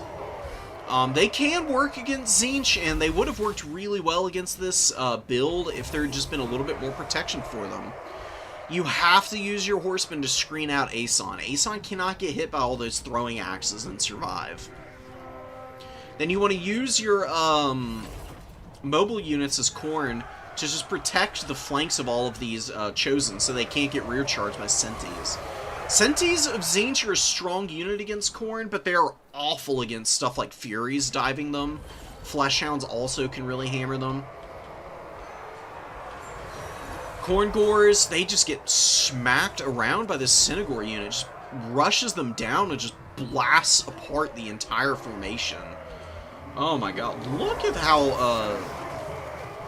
the Khorne Gores, there are just Khorne Gore bodies in every possible corner of this little area. Wow, dude. That's pretty effective Synagore micro to break up a formation that hard. Pretty impressive, honestly. Wrathmongers will hang in here for a little while yet. Crazy strong unit, very, very cost effective, but they are being leeched down by Aeson now. Also getting poked by Marauder Horsemen and some Sour Guts. Gonna get terror routed too, man. Ouch. Rough stuff. Valkia is getting some decent value, but she's just been fighting alone way too much, man. Like, Valkia is best when you have some support for her. She'll get you, like, 1,700 value real quick, as long as she's not just all on her lonesome getting jumped on. And she's pretty reliable for getting upwards of 2k. Pretty rare that Valkia is not getting around 2,500 with some good micro on her. Wrathmongers getting tossed around by all these units. Weird Spawn have basically not taken any damage this entire game. I would actually be willing to bet that most of this value for Malden is actually against shields. Because you still got one Chaos Warrior Halberd here. You got a lot of the blues and the pinks left. Zangor's pretty beat up. They've definitely taken a lot of the worse for wear damage. Valkia's gonna just basically land in here and, you know, sacrifice herself. She's all but dead now. If Aeson doesn't kill her, then the Weird Spawn and the Sorcerer will be able to finish her off, since she's already so weak, man. Very unfortunate loss. Sleipnirs were okay. Really, the best way to use Sleipnir is to use it on infantry units that are engaged against yours in the front line. And you drop Sleipnir so that you do extra damage, and then you can push through quicker and get after stuff and really finish it off. See a Sword of Khorne coming in there. Obviously been banking it up all game. Much better against Tzeentch armies, typically, to just use your Horn of Khorne. Get the extra melee attack and just grind.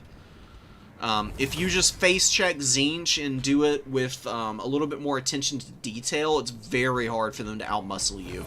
This is normally a very favorable matchup for Khorne, and I would say Malden had everything he needed to win this game, but maybe just had a little bit of nervousness going in and over-pursued to one side with all of his mobility when it should have been rotated around, sitting behind their own front line, safe and protected, and killing Aeson. Because Aeson really has carried this game. He's terror-routed so many Wrathmongers and Chosen, it's not even funny. And he's got 2,700 value. And he's routing these Khorne Marauders. And Khorne's probably going to lose their home point, because a bunch more Marauders are not doing anything to change the momentum of this game. There's too much out for Tzeentch now, and Aeson's too healthy. A Weird Spawn with 1,700 value is kind of exceptional. It's been a long time since I've seen this Chaos Spawn unit do so effectively for themselves. A lot of the reason is because every time something gets into contact with them, Aeson is right there to help him out, and he's terror-routing it all away, and then they just kill a whole bunch of stuff that's retreating away from them. Absolutely brutal. Zoni with a really nice game plan here. Good execution, good defense of the back line, preserved a lot of forces, and especially HP on the carry piece. Nicely done.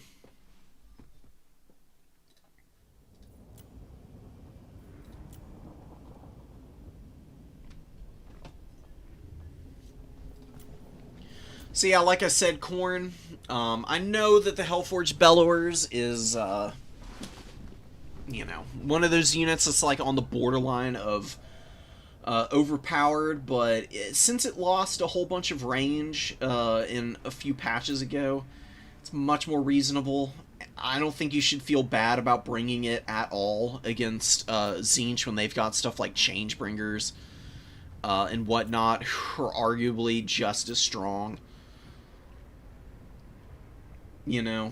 Sometimes the meta units really are necessary for matchups. And this is a matchup where I think Khorne is advantaged because they have specialized tools that are exceptionally strong against the faction that they're going up against.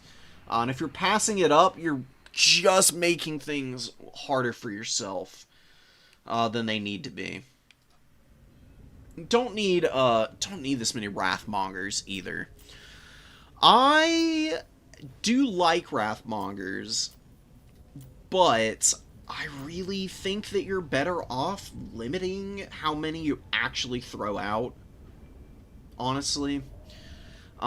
Really just going with one standard Wrathmonger or just going for the Bloodwake Berserkers is better. Because they are a little limited, they're slow, so it's a little difficult for them to chase things down at times.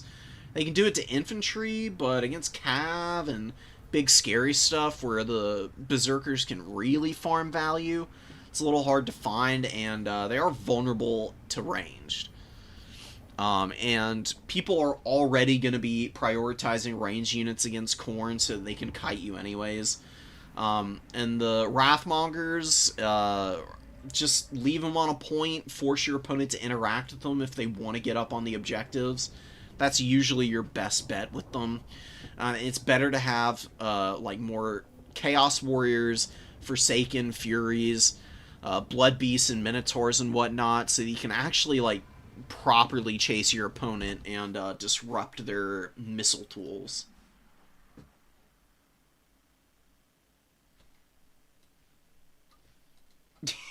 Yeah, send me that replay then, Skulltaker. Please do, man. I've got games on my channel where I'm playing into Tzeentch, and I really do just go Valkia and Bellowers pretty much all the time for the opening. And we found the replay, so we might as well watch this, and we'll just see about it. I mean, Zoni is bringing the exact same build. Not a single thing has changed. It's going to be Metal Magic, 3 Blue Horrors, Zangor, 2 Halberds, Sour Guts, and Aeson. And Skulltaker on this side, you know, a little bit lower infantry quality overall, but the infantry are much more resilient because Forsaken have ITP because of Frenzy, yes, but they also have it at base, so they're not ever going to tear out because of Aeson. Already a much more solid choice for the infantry. Now, Fleshhounds to cap points early. I do like Fleshhounds against Tzeentch. The only thing that they need to be careful of is the Centigores countercharging them and Chaos Knights of Tzeentch. Otherwise, a couple of Fleshhounds in the opener is really nice just to grab a point quickly. And then you can just like run the Forsaken forward and grab either 1 or 2 depending on the situation. Yep, Metal Mage with the Plague of Rust and Searing Doom on the way in. Valkia gonna go look for a fight, but Skulltaker with a good call, just moving away now that the Furies are coming up. Valkia's pretty safe against Furies. They don't really do a lot of damage to her. She's too heavily armored, and she's got really good stats. She can clear them, but it takes her a little bit of time. With the Sorcerer there also, it would be a bit of a problem. This is the right call. You can shoot Furies with the Hellforged Bellower, and the missiles actually do a lot of damage to Furies. Because the missile is strong enough and each missile cleaves through the Fury models. You can kill like 15-20 Furies with a well-timed shot from the Bellowers. But hitting the Halberds is a little bit more important. Like clearing out your opponent's cap weight, especially if they're going for a build with something expensive like Aeson. Definitely the better call, because you just want to wear out the support for Aeson, and then you can just kind of bully everything around with your decently high-quality infantry. Forsaken have enough melee attack and weapon strength to still do decent damage through the 100 armor on these Halberds. Really, though, what Skulltaker should do, and what it looks like he's already starting to do, is occupy the front line with a couple of the Forsaken. You can see 2 of them moving in here. The other ones look like they're going to be pressing around the flank, and that's a really good catch at the Fleshhounds. Centigores moving in a little too quickly, kind of blundering up into the front line, and the Fleshhounds all over these guys. I try my best to disengage one out of here and get it looping around into the back. The Sour Guts are a little bit caught up on the hillside here and having a hard time shooting. And a good summon. Minotaur is excellent against Aeson as well. Minotaurs have ITP at base. They also, thanks to Blood Greed, they've got really good anti-large stats, obviously. They charge intensity off of Blood Greed. And look at that. Hellforged Bellowers goes right into the backline, starts shutting down Sour Guts and Blue Horror Fire. Honestly, not a bad call. We get a nice Horn of Corn just to buff up the Minos to do some extra damage before they go down. You can see that Aeson is pretty tough for a single Minotaur unit to finish. They still trade pretty decently into him. And the important thing is that they are really dragging his HP down regardless. They're actually hanging in here really nicely with Valkia fighting toe-to-toe with them. Valkia encouraging this unit, actually helping keep that Minotaur around long enough to get through Aeson's HP, and down he goes. Brutal, and the Forsaken just all over the Tzeentch backline. Oh my god. Blue Horrors crumbling out. Halberds all dead and gone. You can see that Forsaken just outmuscle them in the front line. I'm telling you, man, that weapon strength on the Forsaken is the real kicker. There are plenty of ways for Tzeentch to deal with Forsaken. They've got a lot of really good tools to shoot them. But that's like their Marauder Horsemen and Centaur charges and stuff like that, and you need to have time to hit and maneuver to really pull that off. It can be fairly difficult at times for Tzeentch to find those opportunities. Oh my god, man, those Minotaurs in 1900 value. I don't know what Valkia's been up to. I think she's been beating up on the Metal Sorcerer and Furies.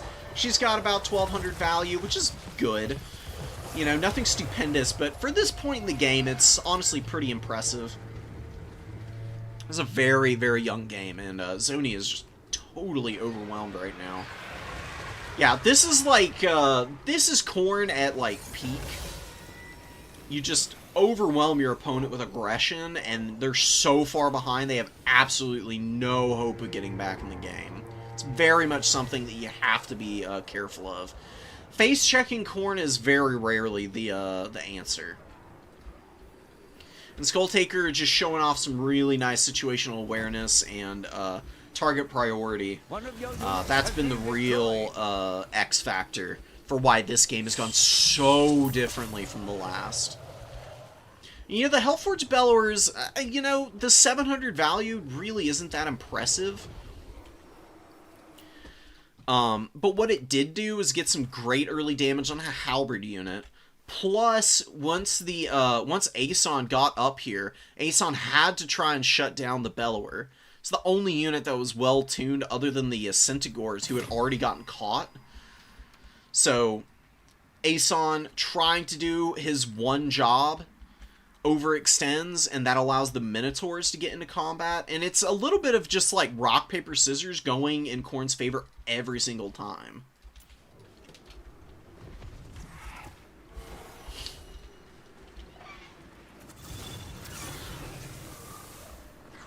Valkia just fighting the Lord. Up to 1800 value. That's like... that's peak Valkia. Just really solid, dependable performance. And look at this. Landing her on the ground and then having the Fleshhounds peel the Furies... the Furies off of her. Great decision making. Always, always know when to land Valkia. Valkia does not exclusively play in the sky. Valkia is a character that you want to bait and switch with. Pull your opponent's characters to the ground, surround Fleshhounds and Minotaurs to beat up on them, catch your opponent off guard by maneuvering Valkia off to fight on flanks, provide support that way, drop Sleipnir on occupied and engaged units so your opponent can't dodge and just do a ton of free damage that way. There's so much so many cool things that Valkia does. The only reason you don't see her more is because Skulltaker is just buffoonishly strong right now. He is the meta lord for most matchups, but this is one of the few matchups where Valkia is still, you know, queen shit. She is so much fun to use, man.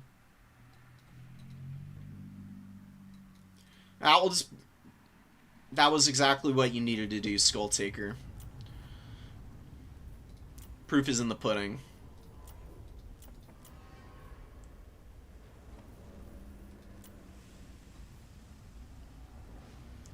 Is this Ponty the same person who's usually playing Dark Elves? Or is this somebody with just a similar-ish name? So curious.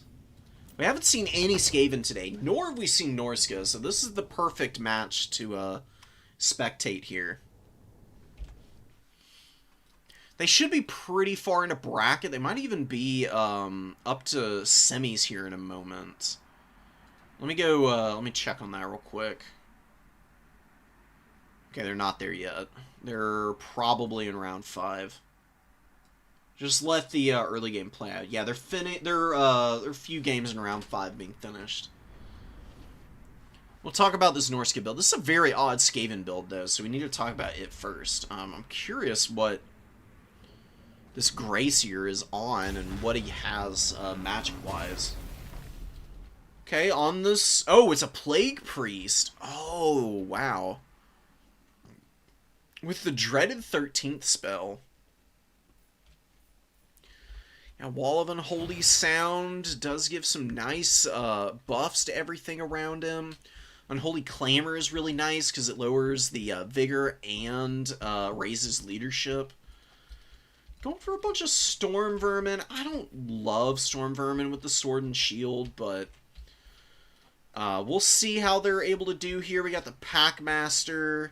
This is like all of his abilities. Packmasters are usually better off if you're going to bring them on the... If you're going to bring Packmasters on their little Brood Horrors... I forgot the name of these things for a minute. If you're going to bring them on the Brood Horrors, they really don't need Scrying Stone or Shock Collar. Like, they're both decent abilities. But they're pretty pricey, and really, if you just need to keep your Packmaster healthy by keeping it near some support so that it can proc the heals on its allies and then just survive with the regeneration. That's really what you're best going with, because the Skaven are able to flood the field with cheap bodies, and they actually really do like and want to do that in a lot of matchups. Because having a bunch of Skaven slaves irritating and occupying the attention of like Skin Wolves and Ice Chariots can be really nice. Ice Wolf Chariots are going to be pretty terrifying. I'm a little worried for Punt. I mean, Norska's pretty tough for the Skaven at the best of times. This very unorthodox build is not providing a lot of cover for the Warp Fire Throwers. Get a Warp Grinder coming out, we get some Eshin Triads. You will get a lot of Vermintide summons, I imagine. Plus, you can drop the Dreaded 13th on a couple of fights, but... man, I mean, front lines are going to be pretty mismatched here. The Storm Vermin will be able to beat down on the Marauders, but Marauder champions are tanky enough that the Storm Vermin will struggle with those guys. You can see in the stat comparison, champions have little less armor, better leadership, little bit less melee attack. That's not really that bad because they've got so much more melee defense, and most importantly, they have 12 weapon strength. Add on to the fact that they get more melee attack, leadership, and some Phys Res from Rage, and you're probably not out-muscling with the Storm Vermin up onto the number 1. I do like that the Skaven have kind of held themselves up for a moment here. Really nice Sea Fang from Wolfric there. Really hammering those Storm Vermin. Poor guys lose about a third of their HP. Got Skin Wolves out on the flank. Marauder Ice Wolf Chariots waiting in the wings. Maybe moving in a little too soon. They don't want to attack. They don't want to attack here. Do not attack the Storm Vermin. There's 2 single entities and the Warp Grinders here. Swing out and run down the Warp Fire Throwers. Because weapon teams for the Skaven are infantry size. They're very weak to chariot charges. Chariots chunk down Warp Fire Throwers, Poison Wind Globadiers, Jezzails, Rattling Guns, anything like that gets absolutely shredded on the HP front by a good chariot charge. Plus, you're away from the snares and the single entities, and you can just swing out to the other side, which is even less defended. So this is the optimal path for the chariots from here. Throwers, Storm Vermin, out the backside with the Marauders catching anything that might pursue them.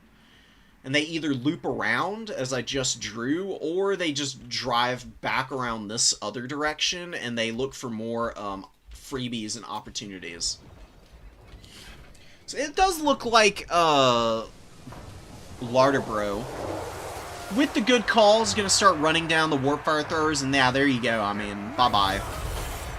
Warp Fire Thrower just gets deleted on the charge by the Chariots. That's what happens when you're an infantry-sized character against these things. Oh my god, man. That's crazy. I mean... they're so...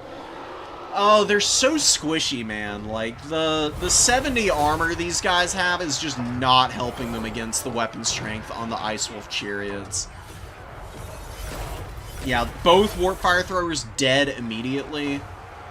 The single entities are kind of catching the Ice Wolf chariots, so actually peeling out back here isn't even a bad call. Like, there is a Warp Grinder back here, but you're running over a Night Runner Sling. Even if you get netted back here, there's not enough to punish you, really, so... Just keep up the pressure, and you got throwing axes flooding into the back line. This is what happens to the Skaven if they don't go wide enough, dude. Skaven are awful at playing tall. Their elite units are very mediocre. You do have a Skin Wolf going down to the Triads and the Storm Vermin over here, but one Warp Grinder is dead. You got Marauder Spears moving in. They'll be able to occupy for ages. Nice Warp Quake and Seismic Snare, but it only catches one chariot. The other chariot managed to squeak away with all the horsemen. Pretty poor damage output for the effort from the Warp Grinders. 100 value out of all of that. Ouch. Plus, you didn't really even punish anything, and now more slings getting run over. And these chariots, with all 4 models left, already have almost 1,000 value. I mean, they're gonna get over 1,000 value if they are out on the field for even a moment longer, man. The Bounce Scorch ability, whiffing from the Gracier with Plague, and he's really beat up. I don't know what the hell has been beating on him, but, man, he ain't looking good at all. Maybe Wolfric? Yeah, Wolfric has some pretty good value, so it's probably been Wolfric, and then maybe Skin Wolves are beating up on him at some point. Really don't have that much value, so probably not. Morskatar's Hellion and the Packmaster have shut down one of the Ice Wolf chariots, and that's just not good enough. Got the Eshin Triads getting flanked now. They're probably going to break. They're barely holding on in terms of leadership. Rat Ogres do get a good counter charge on the back end of this, but the Triads break. The Norscan units are going to rout back through friendly units and probably be able to come back with a little bit of HP at least. Norscan Ice Wolf chariots have just been getting away with murder all game. Squeaks away without taking any damage.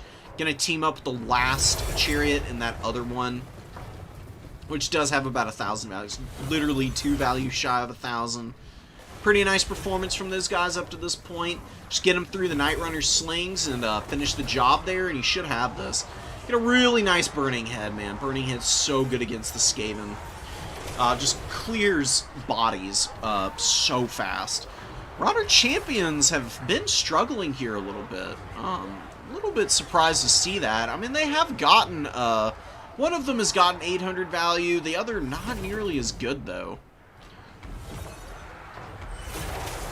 It's not really like the Storm... Yeah, the Storm Vermin Halberds have not really been the main part of that.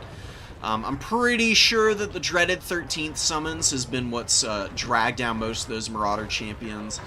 Because the Storm Vermin Halberds actually have AP, and they have good enough melee attack that they do about as good, if not better, against the Marauder champions than the Sword and Board Storm Vermin, just because of the AP.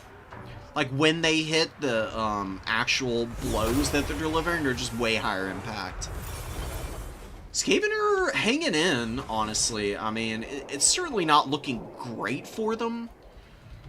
But they haven't just gotten totally steamrolled, and they are actually capturing the #1 objective now. They have a little bit of a firing line with these Night Runner slings. What Norsca really needs to do is get the Ephemeral Balefiend with fire to just hit these guys with a Burning Head and finish them off. Norscan Ice Trolls are beating up on some Rat Ogres, but they get terror-routed by the Morskatar's Hellion. Wow, dude. Oh, is the Hellion and the Packmaster going to cause problems enough for Norsca here to get the Skaven back in this game? Maybe. Maybe. Norskin Ice Trolls getting flanked here by the Rat Ogres, and then from the off angle, we get a Rattling Gun coming in and unloading on these guys. Chewing through the HP, easy peasy. And this is not where you want to commit the Ice Wolves to. Lardybro was doing a great job of getting the backfield early, but is suddenly finding himself crowded out a little bit here. Yeah, right there, right up the pipe to get after the slings. It would have been nicer if you did it right off the bat. Took a lot of damage on the Ice Wolves, and their pressure is going to peter out pretty quickly here with the Wolf Rats chewing on them. One Storm Vermin here. We've got some Rallying Triads and some Clan Rat Spears. What does Norsk even have now? Really don't have a whole lot left. What have we got Sea Fang-wise? No Sea Fangs on the table. Burning Head is available. Man, oh man. Norsk is suddenly in trouble. Really, the biggest problem for Norsk is that their Skin Wolves and Norskin Ice Trolls, I mean, have good value, but none of that value has been very high impact, because they're just grinding against this very tanky hero and Monster Core. Packmaster is basically heal capped, but the Morskatars Hellion is quite a ways to go. And the Packmaster is going to be pretty tough to finish off here. So I could see the Morskatars Hellion getting another, like, 1,000 HP healed up.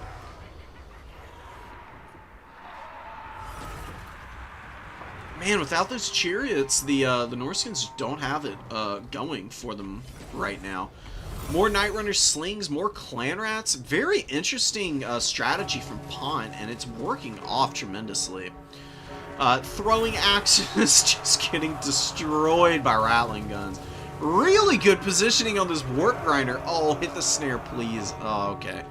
That's fine. The Horsemen rout before the Warp Grinders have to hit them with the snare. Skaven somehow surviving, and wow, they're gonna kill Wolfric here. Are they? Oh yes, he gets dragged down by a Rat Ogre. No freaking way. Oh, this is a comeback for the ages. After the Warp Fire, I really thought that when the Warp Fire throwers went down so fast and so early, that those chariots were just gonna go absolutely ham and just run everything down. Storm Vermin have not really done a whole lot in terms of value trading, but I mean, they've survived pretty decently. One of them's actually up traded. Wow. That's the first time I've ever seen a Storm Vermin with the Sword and Board up trade. Normally I watch them just sit on points and just hold as best they can. So, honestly pretty impressed by them here. Still don't think they're a very good unit, but, you know, Ponty did a good job of maneuvering them, getting them in a winning position. Morskatars Hellion just went crazy this game. 2,100 value. Skin Wolves are okay, leaves a little bit to be desired, and I just don't know if you want a whole bunch of Ice Trolls, really. Honestly, I think what you're better off doing as Norska here is, you can do, like, 1 or 2 Norskin Ice Trolls. I do like the Burning Head caster.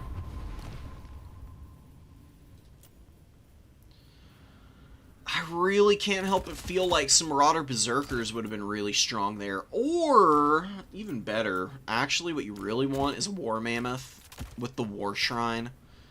Having a terror-causing unit against the Skaven is so good because they are very cowardly.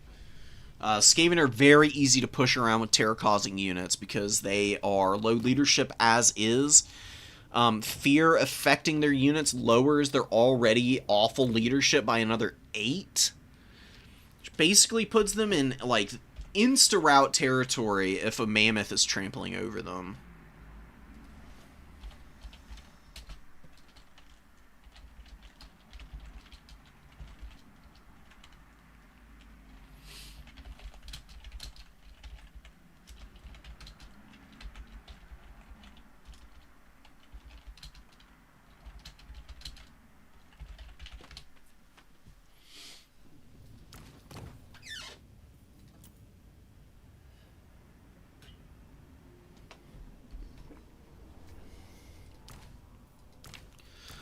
Something else to keep in mind as Norska.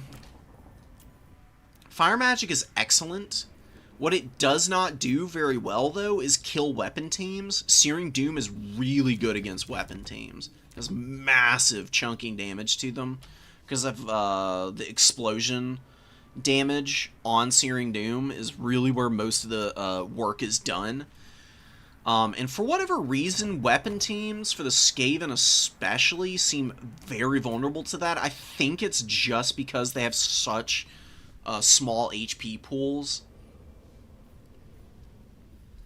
That they just get folded up by it with all of the projectiles that this has. The fire magic is really good for clearing out bodies, but you can do that with the Ice Wolf chariots, right? The metal magic is a little bit of a hedge just for killing the weapon teams that might be giving you a lot of grief. And another thing you can do is go death magic and spirit leech to have a much easier time confirming a kill on the Skaven Lord. Because Skaven leadership, like I said, again, already bad. If you kill the Skaven Lord, it doesn't matter how many clan rats and bodies the Skaven have on the field at that point. You will be guaranteed some terror outs and just leadership breaks from charging them down with fear-causing units at that point, because they will lose 16 leadership and the Lord dies. That goes down to -10, but if you're stacking a bunch of fear-causing and terror-causing units around the field and just rushing clan rat positions and weapon teams, by the time a fear-causing unit makes contact with the Skaven, they've already lost 18 leadership because the Lord is dead and they're afraid, plus any damage that your unit does, or if they get a flank or rear charge, that's more leadership penalties. Death magic, very good at killing Skaven Lords, because Skaven Lords all are fairly squishy. The only one that's durable enough to survive a Focus Spirit Leech play... Where the hell is he? Where's Throt? Oh, there he is. LOL. Throt is the only one that can survive it. On his Brood Horror, Throt is actually pretty freaking tough to kill. Very tanky. He's got a lot of HP. He's got the Regeneration. Remoldered has 3 uses now. It's really good to use on top of something like a Morse Guitar's Hellion, for example. Packmasters have more healing overall, but only because they have a much weaker heal. If you're just going to go for one expensive single entity, Throt on his Brood Horror with Master Controller, Remoldered, and Beast Pack, it's really honestly a very good Lord kit. And it's a lot more fun than Ikit on his Doomwheel or Flayer with just all of these bullshit spells and abilities, man. Ikit is so crazy. He's a lot less insane than he used to be. People have kind of figured out how to work around him a little bit, but, you know, he's still by far and away the most meta of the Skaven Lords. But yeah, just those few things to keep in mind for Norska. I really don't like the monstrous units for Norska against the Skaven unless it's just Skinwolves. Like, Skinwolves are more than enough. You really don't need the Ice Trolls for anything. Their leadership is just terrible at 45. Like, just go for the higher leadership unit that's just as effective against the Skaven Rat Ogres. Because that's really the only thing you need to be really afraid of as Norska is... like wave after wave of Rat Ogre coming out and just stopping your chariot momentum, beating up on your infantry with clan rat support. If you can handle that, then you're pretty set.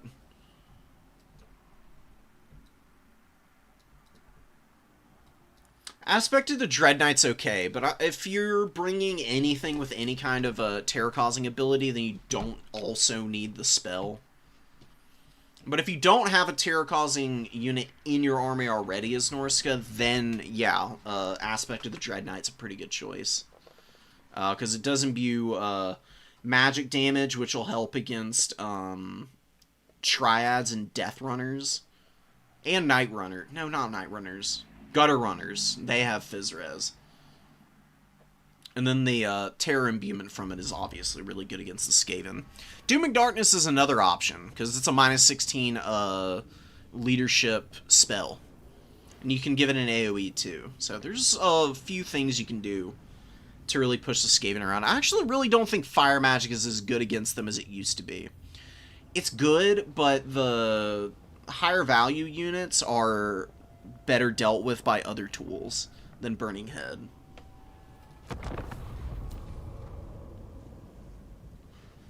Let's watch, you know what? Let's watch one more Skaven game. Let's see Ponty versus Malden here.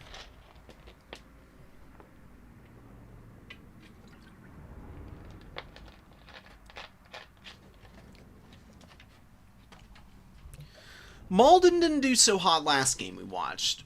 We'll see what kind of revenge we can get here. Actually mixed in a Blood Shrine, which I actually I do like these against Dowie and the Skaven alike for very similar reasons. Blood Shrines, very, very good war machines at killing weapon team type of units because it's a chariot, obviously. It's got massive weapon strength and a huge bonus versus infantry. Plus, it buffs up leadership, which can be really, really effective for you. Don't look any farther than Skulltaker for evidence of that, because he not only has Totem of Endless Bloodletting, like the Shrines do, but Skulltaker also has Revel in Slaughter, which is another +8/+8. But just the basic Blood Shrines can do a lot for you. They do give a +4 from the Totem, but they also give a +4 because of the Encourage effect. And Totem applies to the Blood Shrine. The Encourage effect stacks with Totem onto friendly units. So really, the Blood Shrines are giving a +8/+8 with the Totem. Really good catch out here. Oh, man. Big ouch. That hurts. Warlord gets absolutely hammered by the throwing axes here. Really good targeting from Malden with those throwing axes. And look at that, you know, like, finally throwing axes for Malden in a position where they're not getting horrifically outranged by super high DPS units. Actually able to get some decent damage off. Really what Malden could do here is actually charge down the Night Runners. Either that or just pull back. Night Runners are pretty weak. Corn Horsemen, pretty good against infantry, but the single entities are here. They will be able to hold back the pressure. So just getting away is definitely the right call. Valkia does not want to land here, man. Not again. Stop doing this with Valkia, please, Malden. She is just not built for stuff like this. Like, she is a great lord, but, I mean, no character in the game is going to win a 3v1 like this. You can see you're just getting chunked right now. Oh my god. Not again, Valkia, please. And Korn is being too passive up here. Like, if you want to just hold 2 points, then pull all these guys back and do that. I've been guilty of this in the past, where I've wanted to just be aggressive all the time as Korn. Measured aggression is the way to go here. Like, your opponent doesn't want to move up, fine. Like, pull back your horsemen, summon some units out with all these supplies you've got, and just gear up for a big fight on the middle objective. Your infantry quality will easily overwhelm the Skaven. Like, dual weapon warriors will clear out any plague monks. Marauders can beat clan rats in a 1v1 pretty easy. With a death, or with a blood shrine running around, Marauders might even be able to scrap against the plague monks evenly. Death Runners are out on the field, all the horsemen cleaned up again. Malden's play with the horsemen is just too aggressive. Like, they're good units, they're not meant for just, you know, guts out, all or nothing dives, though, because their leadership is their weak point. Khorne throwing axes are a supplementary mobility unit. They are there to shoot single entities and monstrous infantry and like maybe armored knights every now and then. And then they can like double up on like countercharging wolf rats and whatnot. If they're doing everything by themselves without support, that's where they really fall off. Wrathmongers and Minotaurs coming up. Losing the Horsemen is rough, but Khorne could still be okay here. They just really need to play carefully. They need to make sure also that their infantry don't just get constantly blobbed up on like 1 or 2 units. And you have to disrupt missile play as Khorne. Even if you're eating a bunch of damage as you're chasing enemy missiles around, it's very important to keep them on the run so that they're just a lot less effective. If they get to just sit and poke you endlessly, all you're going to end up with is a bunch of dead units.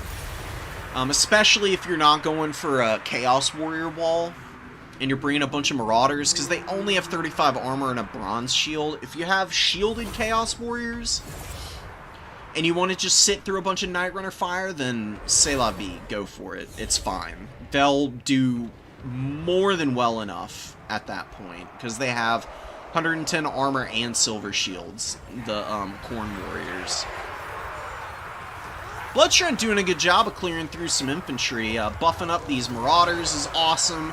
We actually have Wither being used, which is really interesting to see. Wither is actually a very strong spell. It hits in a radius that lasts 50 seconds. For 10 Winds of Magic, you can lower armor by 60 for that long.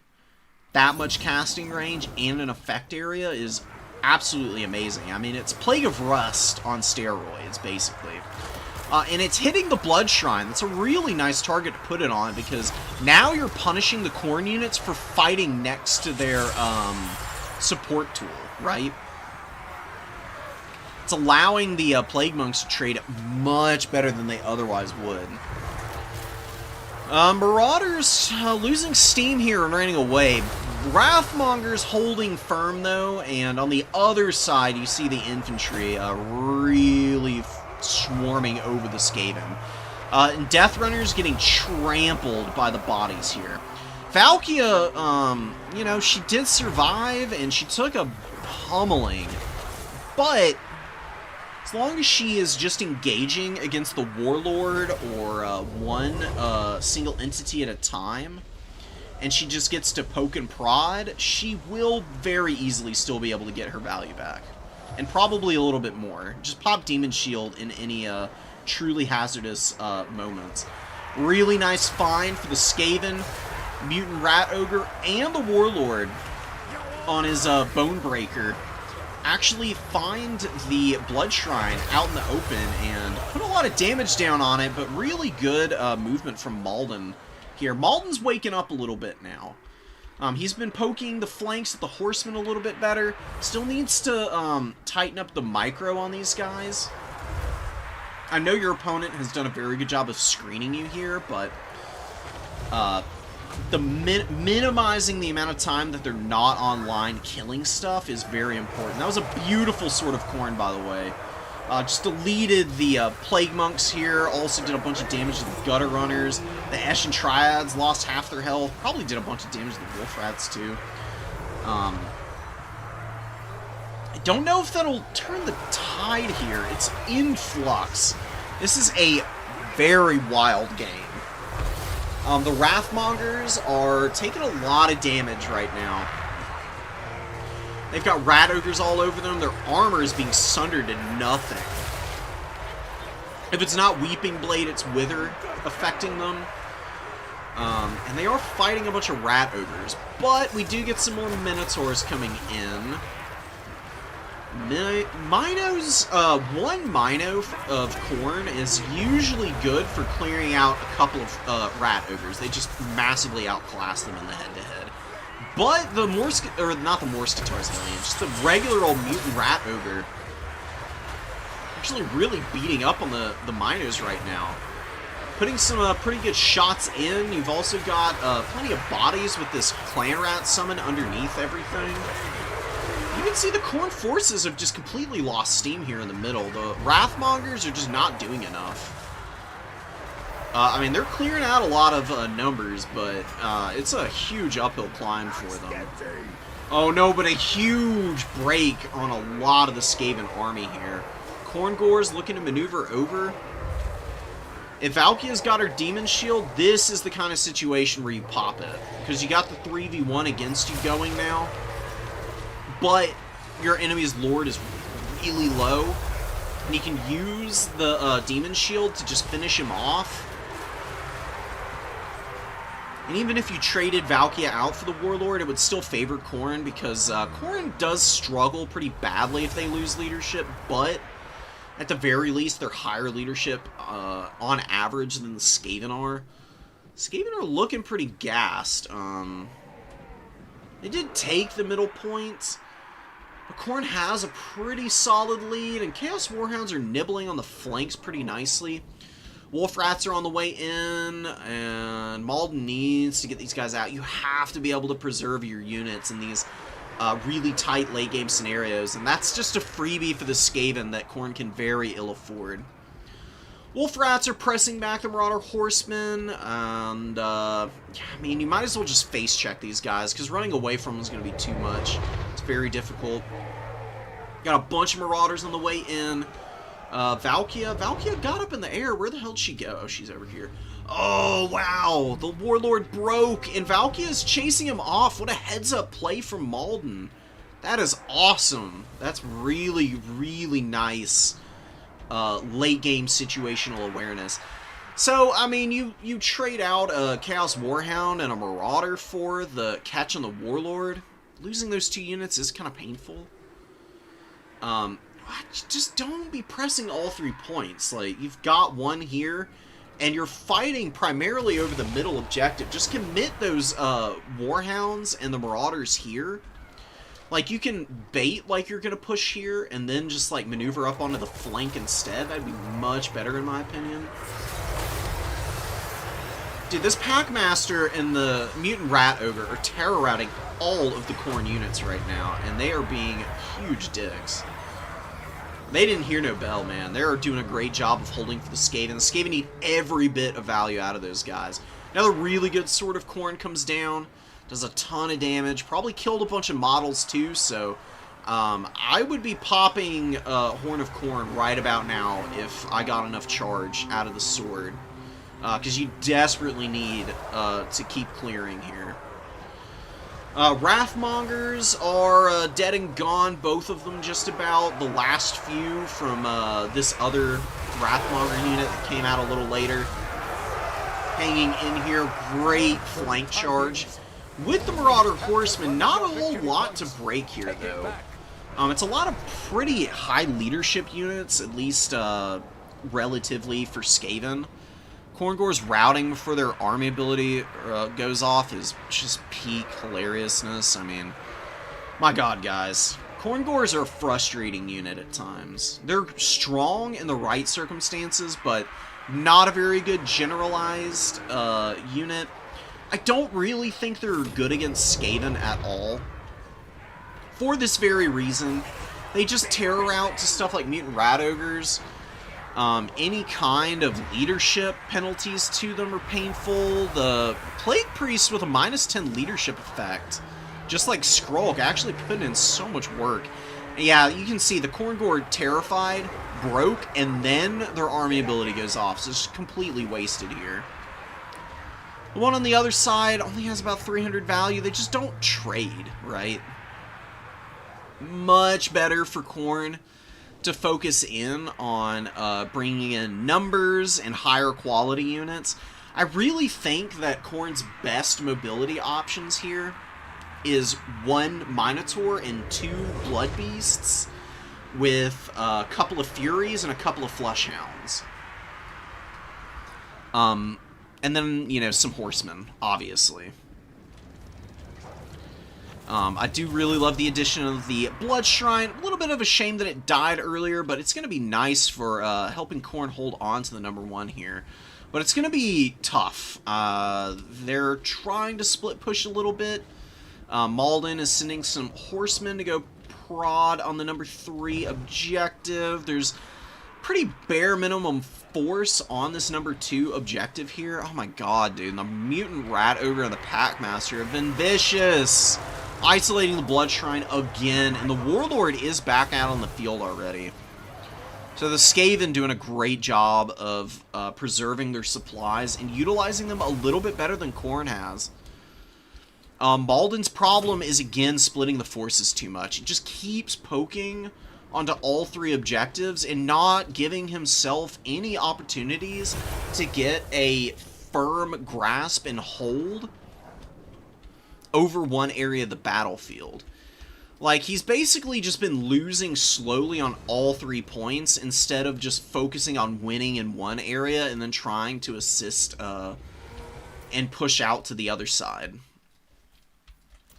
And that's kind of like the classic break point for a lot of Khorne players. It's the like disciplined aggression that you have to develop playing as Khorne, because people are 100% gonna let you spread yourself out and then just take advantage of the smaller numbers that Khorne has. Khorne is a pretty expensive faction. Against the Skaven, they will 100% surround you and just swarm all over you. Look at the value on these frickin' slings. 1,300, 1,700. Gutter runners got 1,000 and 1,200 a piece. Just can't keep face checking single entities and blobbing up around them and then letting your opponent just farm you with their missile play.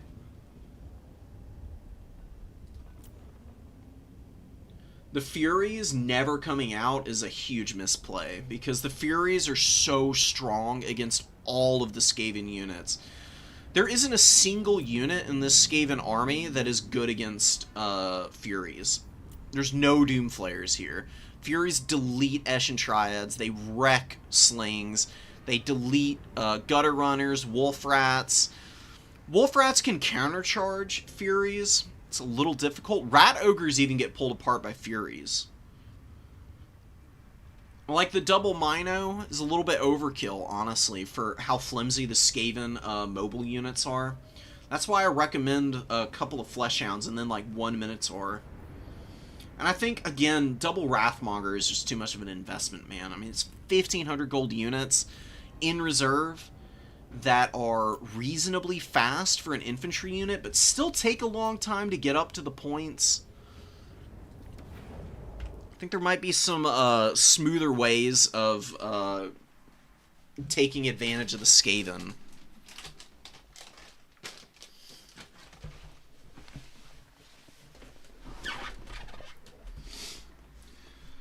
I would love to do semis live, I just don't trust the peer-to-peer anymore. So yeah, I'll just get those as replays. We can try and watch finals, but if there's any lag at all, I'm gonna crash out, and we're just gonna get the replay.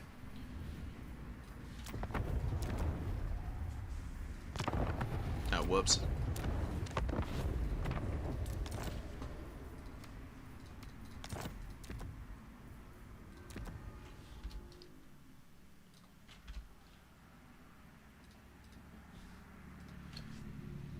Alright, give me a sec. Who is in finals? Oh, nice. Good job, Empire.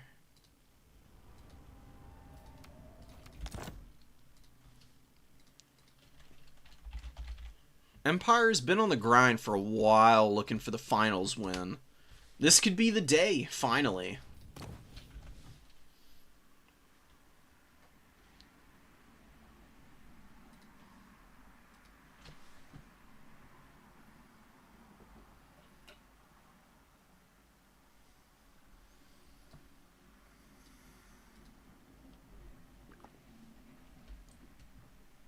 Skull Cannons do not suck. Skull Cannons fuck. They're great. Skull Cannons are actually one of the best Khorne units.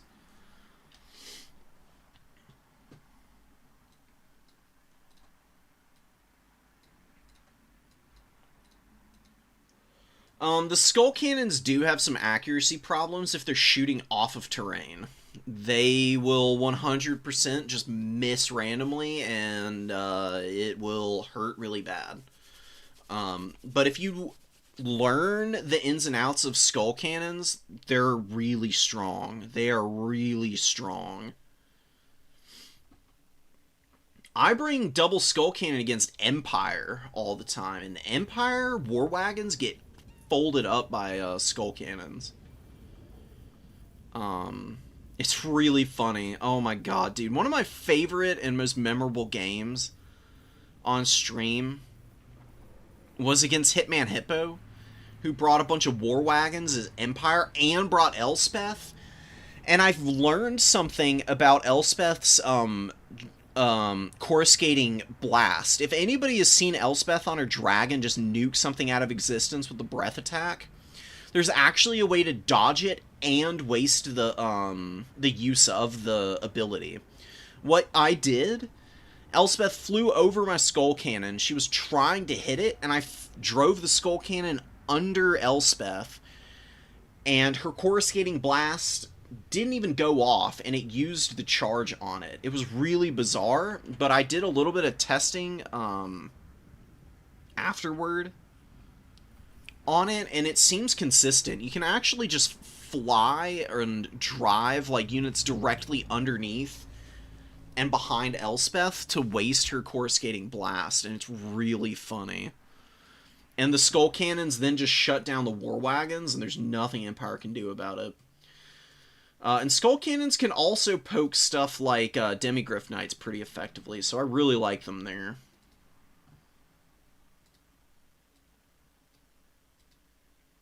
If Bird wins, I have to fight Lizardmen. Ogres versus Lizardmen is actually pretty good for the Ogies. I will say, though, Lizardmen players have gotten much better at dealing with Lead Belchers, so the matchup is probably a lot more even now as a result. And Bird is just a crazy good Lizardman player, so he will be a really tough uphill fight. Especially since Bird is always playing really interesting and like different Lizardman builds, and seems to have like something special for every matchup, which is awesome to see. Just bad versus them no matter what. I actually really relate to that. I, for whatever reason, I cannot beat people who are good at Bretonnia. I just can't do it. Like, all of my factions are a struggle. Like, the only one that I've been able to win consistently against Bretonnia with is Khorne. And Khorne actually, theoretically, is a bad matchup against Bretonnia. I don't know what it is about Bretonnia that frustrates me so much, but they're my kryptonite.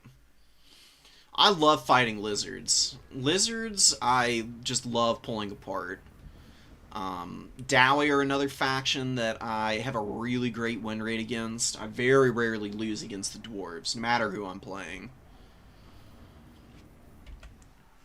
It's just one of those things, man. You know? Everybody's brain works a little bit differently. And some factions are just a little bit defiant in terms of being a solvable equation. Sometimes.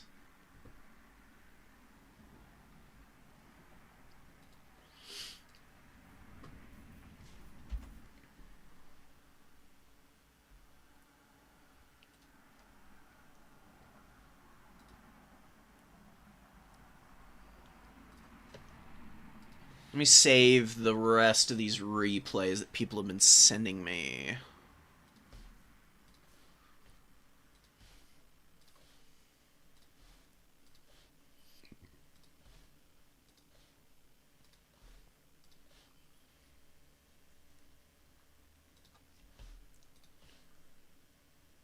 Ooh, Ogre Kingdoms versus Dowie is a really fun matchup.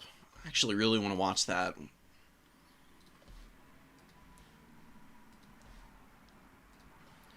Tomb Kings Norska, thank you guys for sending in your replays. It's so awesome to get so many. I really appreciate it.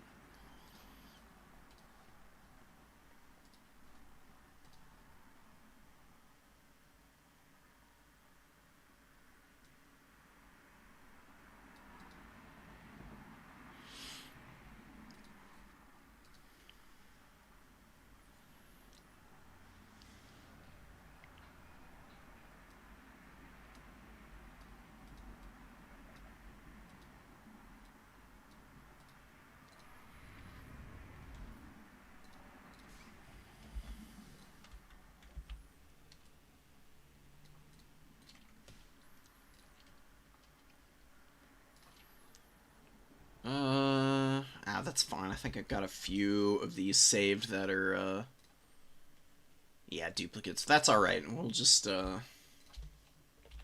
delete the ones that it tells us are. Damn, I need to clean this, oh my god, I need to clean this whole, folder out. I need to do some back-end work when I'm done with stream here to go through and just, make sure that my, hard drive and SD are working optimally. I've got a lot of bloated files in here, it seems. Stuff that I've had hovering around in my downloads folder for forever.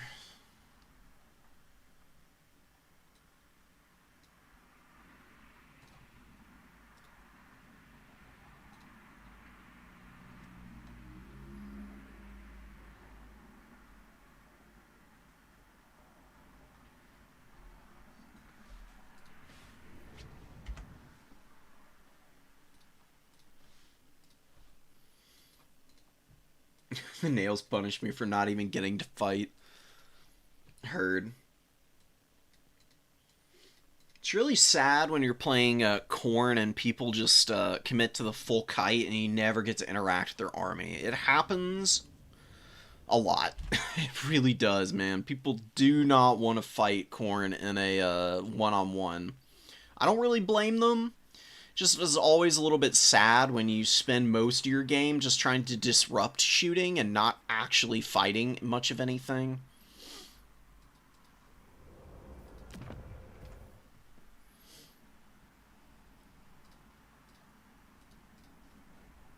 Definitely contextualizes a little bit how Khorne must feel on a regular basis. Empire didn't kite me. Game just ended that fast. What the hell happened? I'll be so interested to see it. Oh, so y'all finished really fast. Okay, well, Bird is, oh my god, what? Interesting. We actually had a bit of an upset for our other semis game. Wow, that's so impressive. Okay.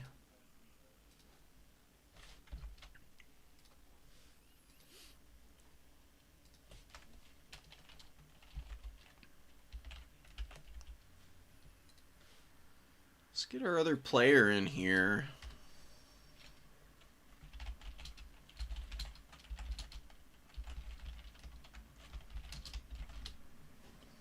I don't think I've even seen them play today, so we've got somebody who's just complete unknown.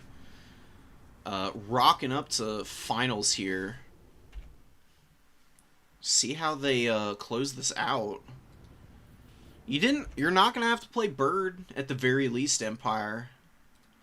I have no idea what Manoff is on.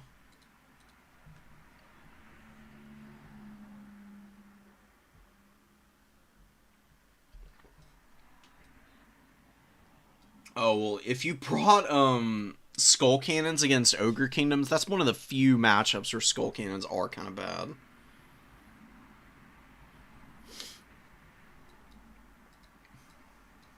Ogre Kingdoms versus Tomb Kings? Oh. Okay. Yo, a Tomb Kings win would be crazy to see, because I don't think I've seen Tomb Kings win anything in ages.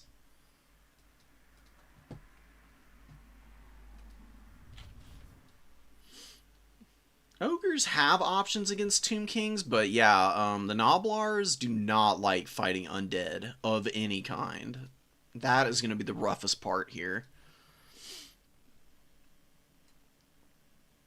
Yeah, 4 and 7's pretty rough. I mean, it's better than Kislev and Vampire Counts, though. God, dude, Kislev versus Ogre Kingdoms is so much fun when you just bring Grom. Oh my god, little Grom is like the hard carry against Ogre Kingdoms. It's so fucking crazy. You just stick Grom in the middle of some Kislevite warriors, and your opponent can't even touch it, basically. It just sits there and just blasts everything to pieces.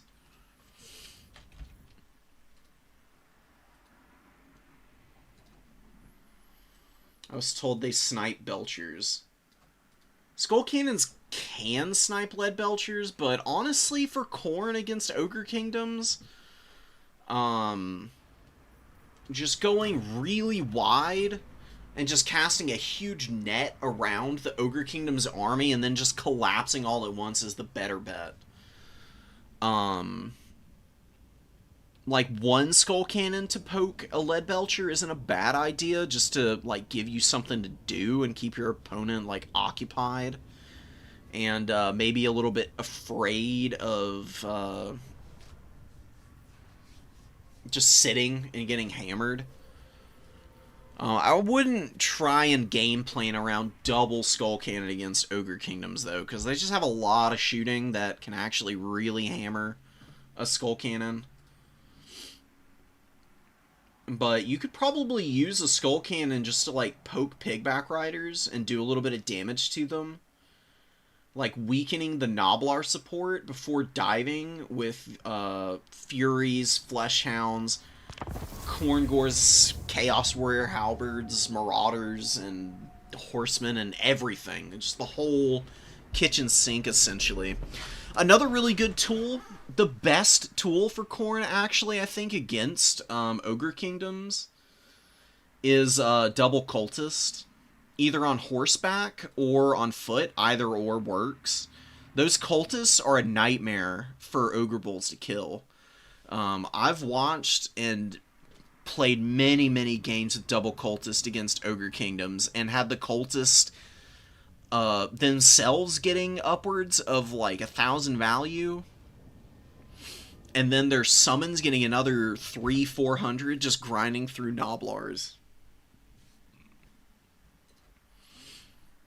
They are an incredibly frustrating unit for the Ogre Kingdoms because they're cheap, and if the Ogre Kingdoms want to send like a really big scary monster to go charge down your cultists, that's a pretty easy dodge if they're on horseback, or if they're on foot and your opponent's committing a Stonehorn or a Thunder Tusk or something to go beat up on them. You can just send over some throwing axes to help out and poke and punish your opponent for committing there, or send Minotaurs. There's a lot that you can do to peel for those guys, and they are very good at attracting attention and surviving through it. The Double Cultist has been my go-to in the Ogre Kingdoms matchup for ages now. And here's the reason why they're so good is because they beat the crap out of Slaughtermasters. The Ogre Kingdom's typical Lord choice of Slaughtermaster just gets clowned on by the cultists. And if your opponent brings Golg, who really is a decent choice against Khorne, Golg is pretty manageable by just attacking him with like Fleshhounds and sending Khorngors to like surround him and just poke him. And then you can still hound after a Butcher with the Double Cultists, because it's the same like weakness. So there's not really an easy way for Ogre Kingdoms to counter with Lords and Heroes, actually.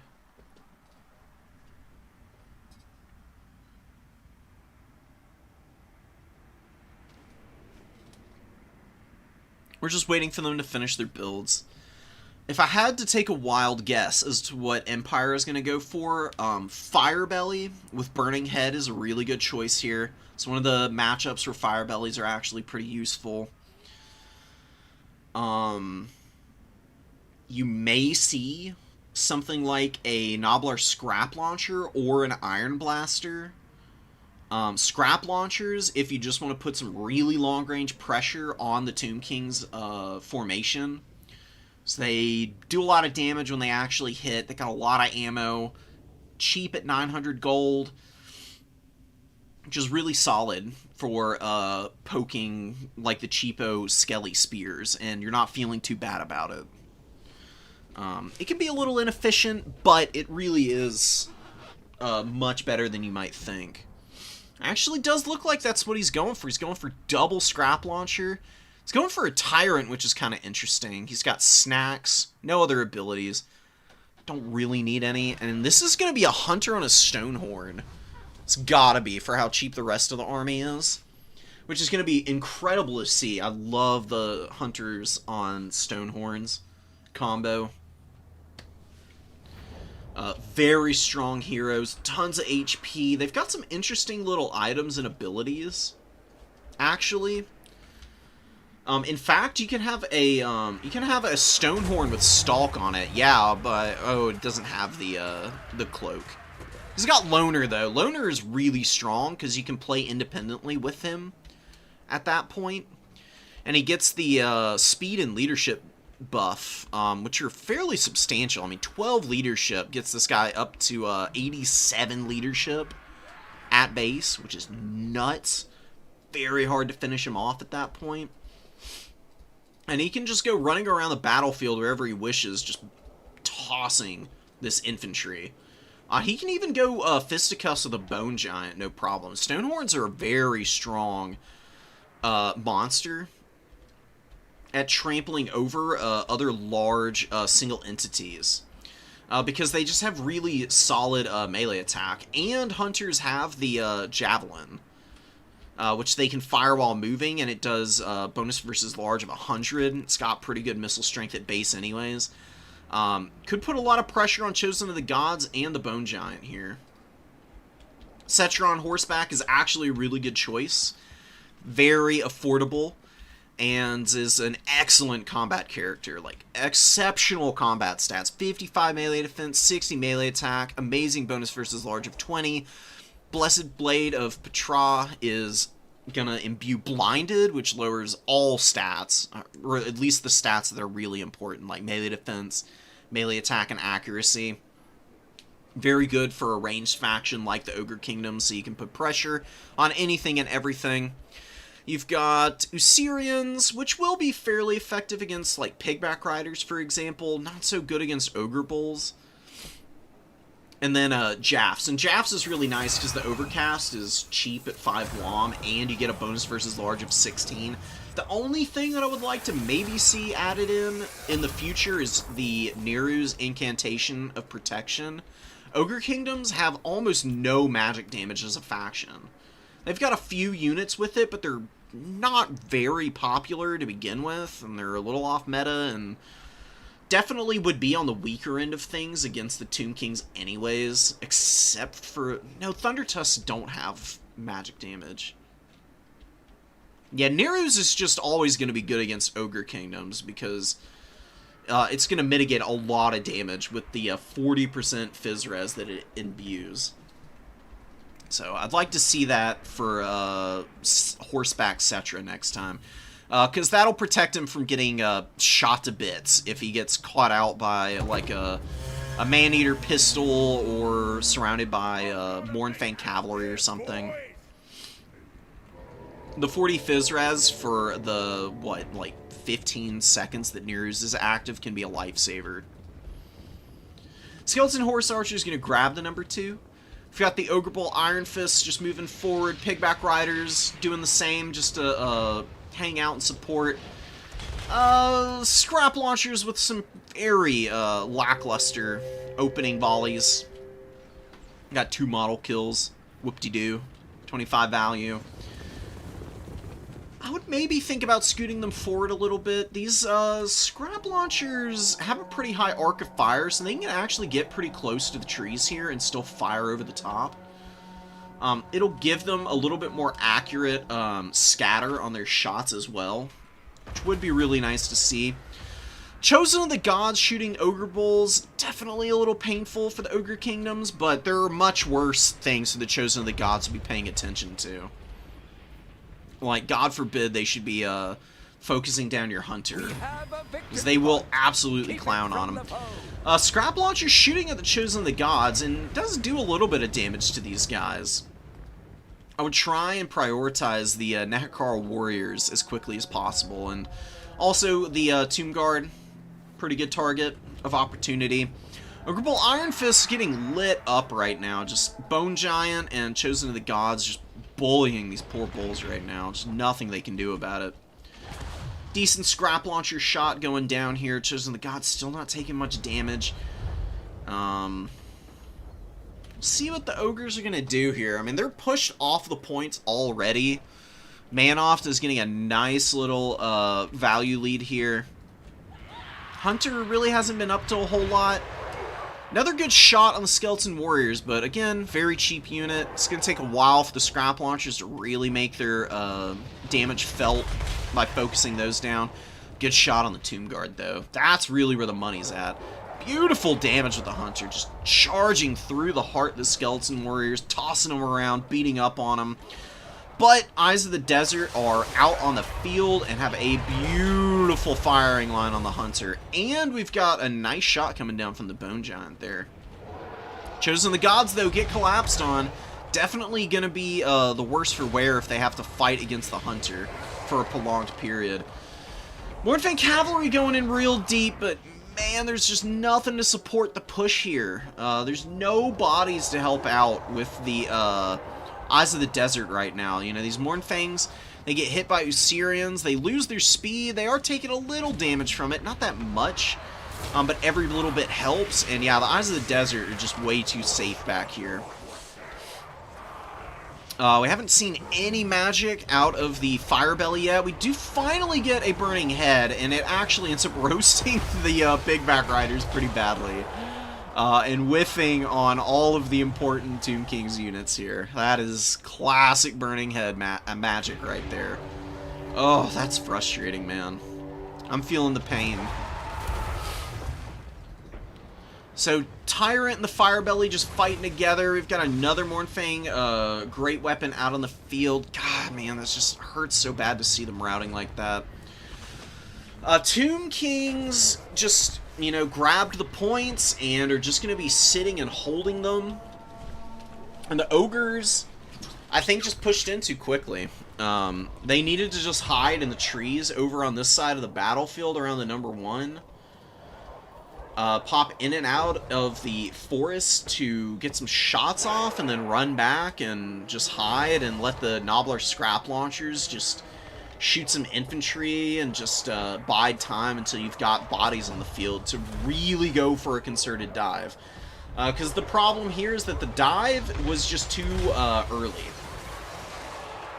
Got a little antsy and just, like, full sent it at pretty inopportune moment, I would say.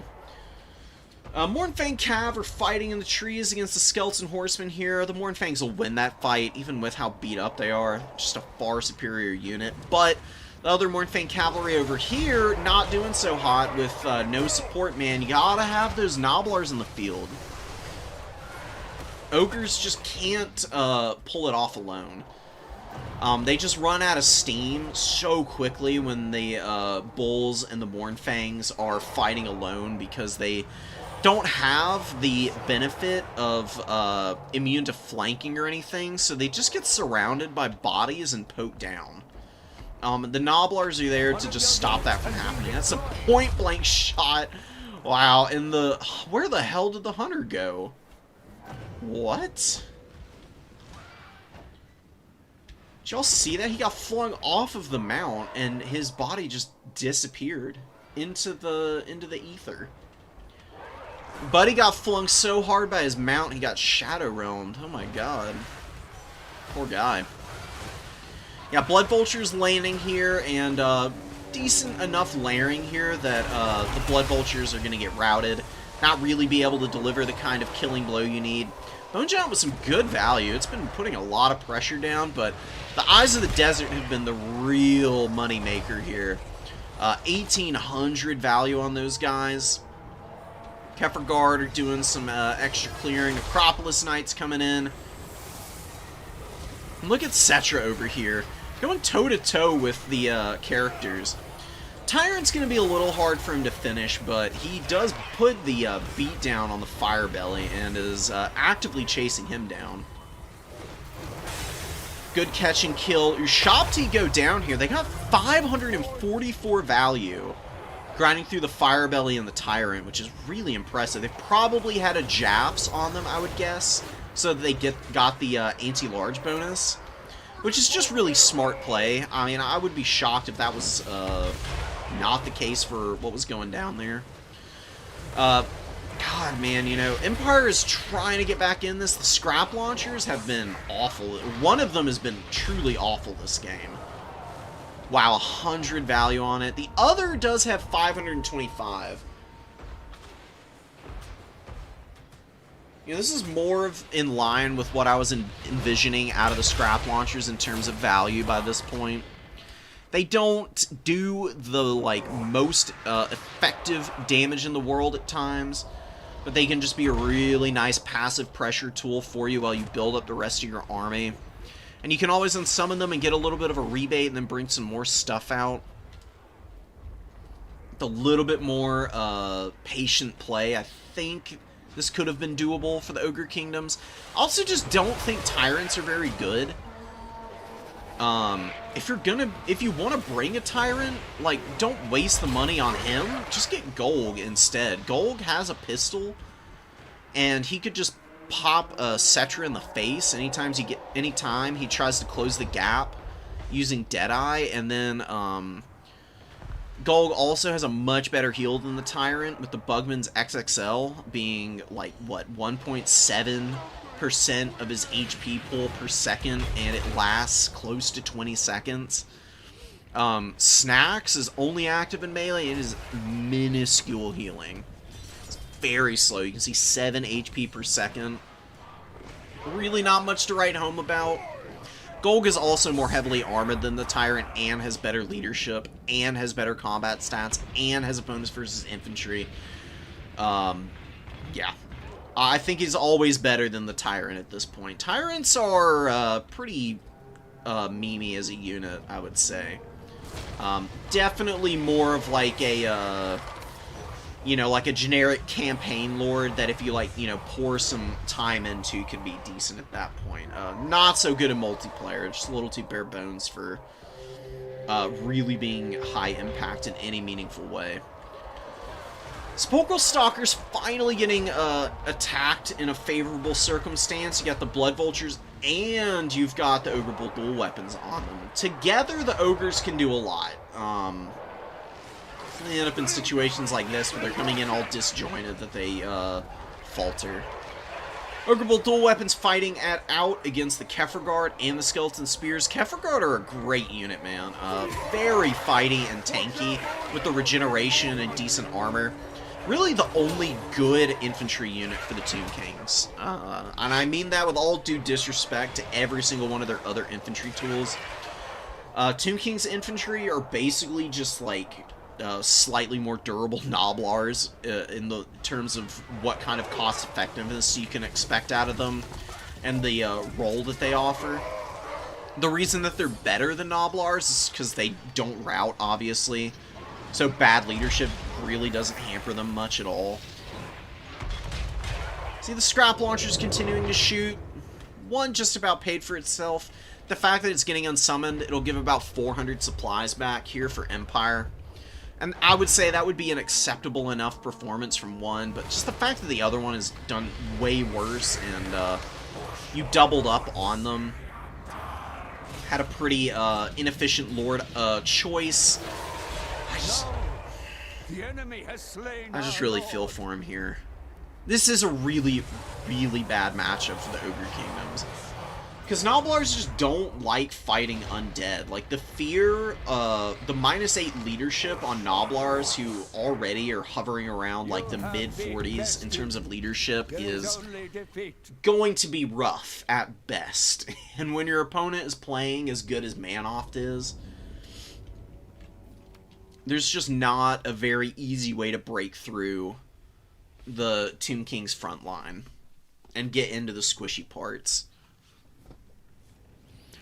Firebelly with 1,000 value, the Hunter got 1,100, and the Tyrant, fighting all game, got 400, which is awful. Just really terrible performance from the Tyrant. Which is really unfortunate. Sphinx of Uzkef in reserve for Manoft, which is a good call. Very strong anti-large monster in and of itself. Just didn't need it. Had all the tools he needed to be able to win this game. I'm curious if just one Noblar Scrap Launcher would have been a better option. That's what I was thinking would be better. And getting some Noblar Flingers isn't a bad idea. Because Flingers can outrange Skeleton Horse Archers. These Horse Archers put a lot of pressure down. See 500 and 900 value on them. It's actually pretty damn efficient for them. Plus, Flingers can just sit behind Pigback Riders and poke away at stuff like Eyes of the Desert, Necropolis Knights, and just like poke down all these annoying units. Kefir Guard or something they can shoot. Because even though Kefir Guard have decent armor, they have no shield. They can get poked down by Noblar Flingers. I love Noblar Flingers because they're so cheap and they actually put a lot of pressure on opponents. A lot like Skaven Slave Slingers.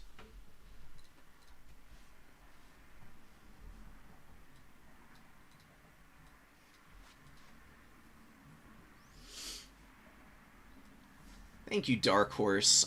When the, just a by the way, somebody brought it up last, Sunday on stream, but, I haven't done any faction guides in a while. I'm waiting for Tides of Torment to come out, and then I'm probably gonna do, updated guides for Khorne and Beastmen, and, go through some of the other factions that I've learned a lot more about since I've been practicing them, like High Elves, especially. Kislev, another one. We're in a bit of a content dry spell, honestly, just because I'm not really clicking with playing the game too much right now. I'm playing in some tournaments offline and just staying up to date on stuff, but really I just want the new shinies from Tides of Torment, and then I'll be a lot more engaged with actually playing the game again, and I'll be putting out some faction guides at that point. I might do Ogres as well, because I do have enough Ogres experience, I think, to do a faction breakdown. So keep an eye out for those once Tides of Torment drops. Yeah, Manoft, I have literally never seen them play before. That was a very impressive performance.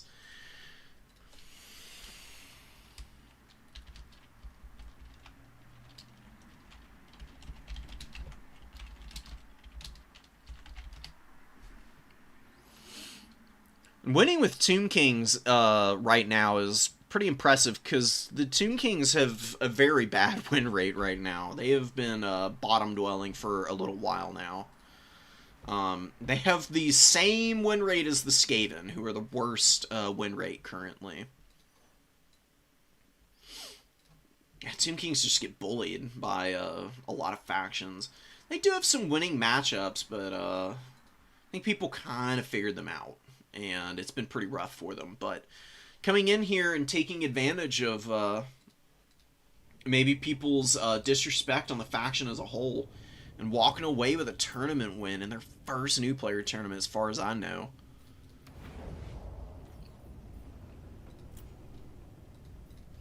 Really great to see. We should do a little bit of research to see if there's something the Ogre Kingdoms can do to answer the Tomb King's army that we saw.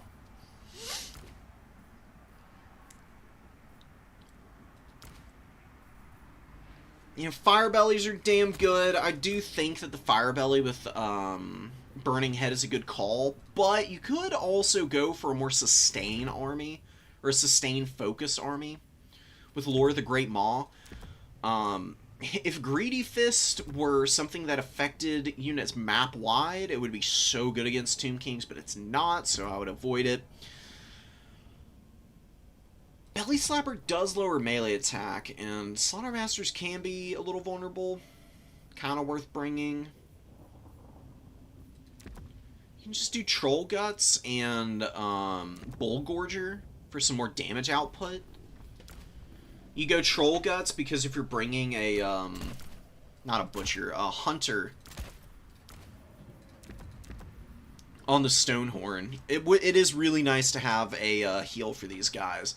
I do think Loner is worth it. Nobblar Thiefstone is kind of awesome, because it gives unspottable stalk and damage resistance to the Hunter. As long as he's out of combat, it does disappear for the rest of the match, though, once he gets into melee, which can be a little annoying. It's good for hit and run with Stonehorns, actually. It's a very hard thing to execute, but it is kind of like a really cheesy strategy you can go for. I'm curious if this is the matchup where you go for double Stonehorn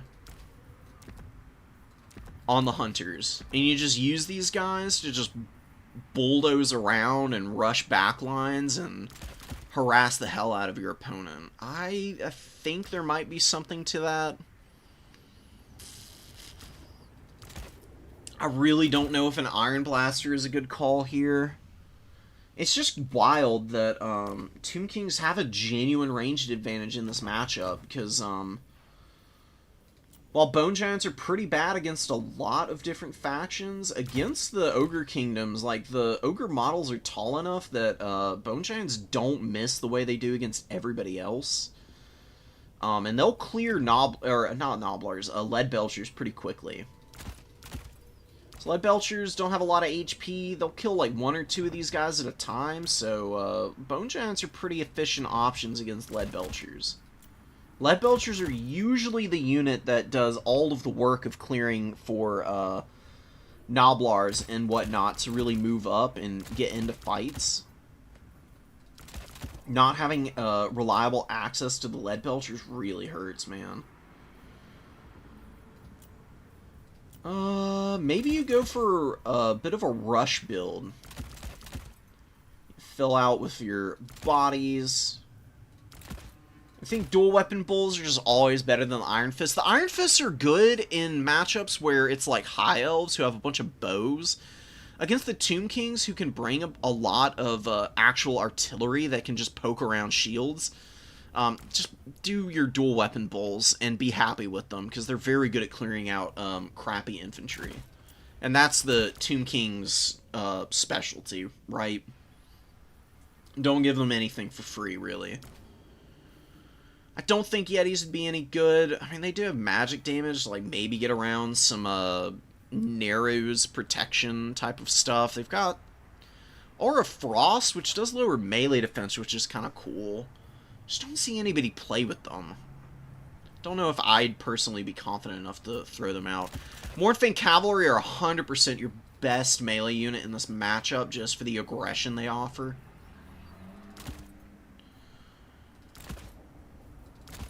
Yeah, maybe you just go really wide, man. And you just go all out on Nobblar Kingdoms to go push your opponent.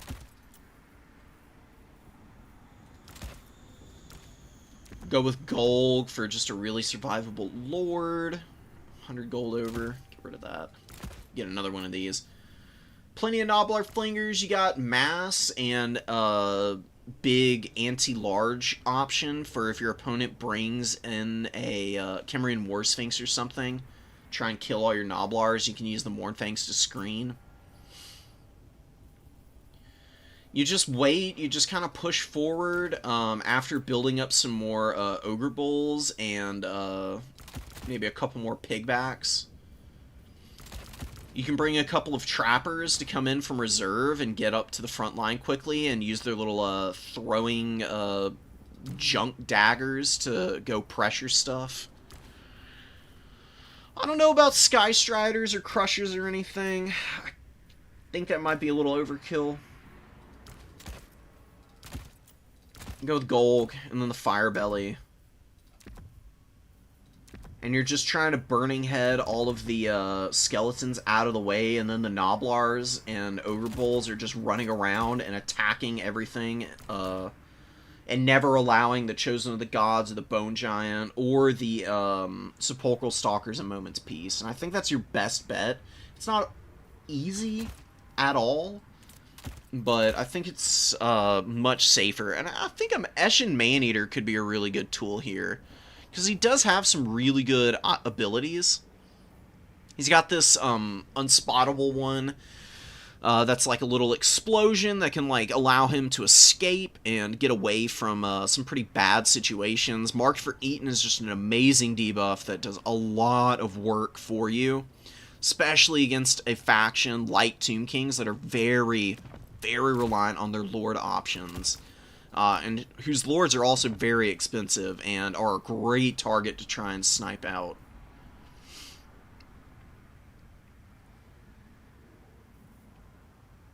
Iron Guts are just not that good. Maybe go with one Leadbelcher behind.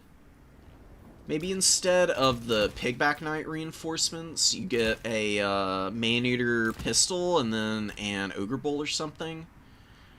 And your reserves are just really bare bone, but very well tuned for aggression and supporting this very big, wide opening for your main force. And you just prioritize bringing out the answers, right?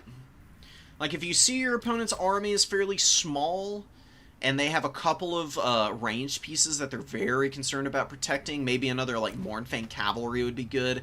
If they went super duper wide and they don't have something like a Bone Giant, you bring a Leadbelcher in to clear some bodies. Crazy expensive Lord that you think you can catch out in the open, Eshin Maneater. Firebelly to clear bodies as well. Nobbler Trappers just for a quick little reserve or something. This is all just spitballing.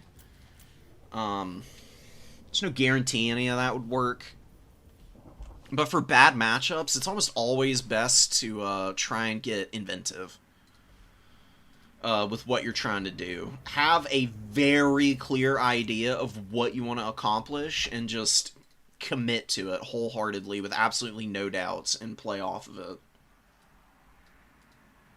Stonehorn launchers for the Ushabti Greatbows is actually not a bad idea, because they do have 250 meter range. You know, the Hunters have a fairly limited range on their Javelin.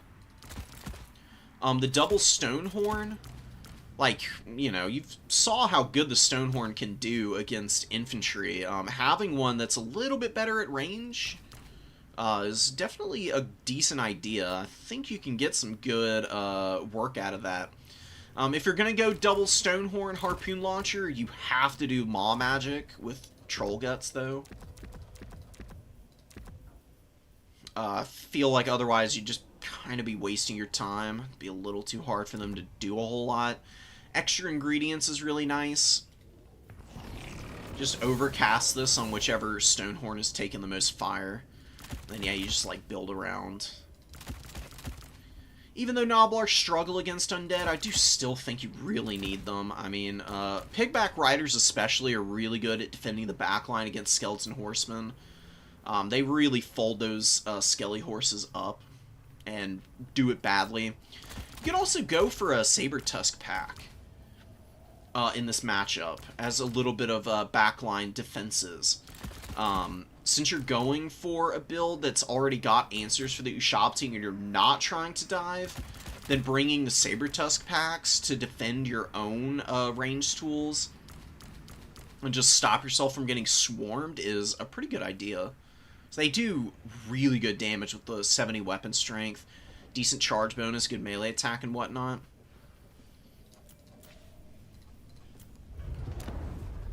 I think there's definitely some really interesting and compelling strategies that you can go with. Let's watch a couple more replays, and then I'm going to jump off here. And we'll see about doing a stream later tomorrow or something. Round out with a few more replays.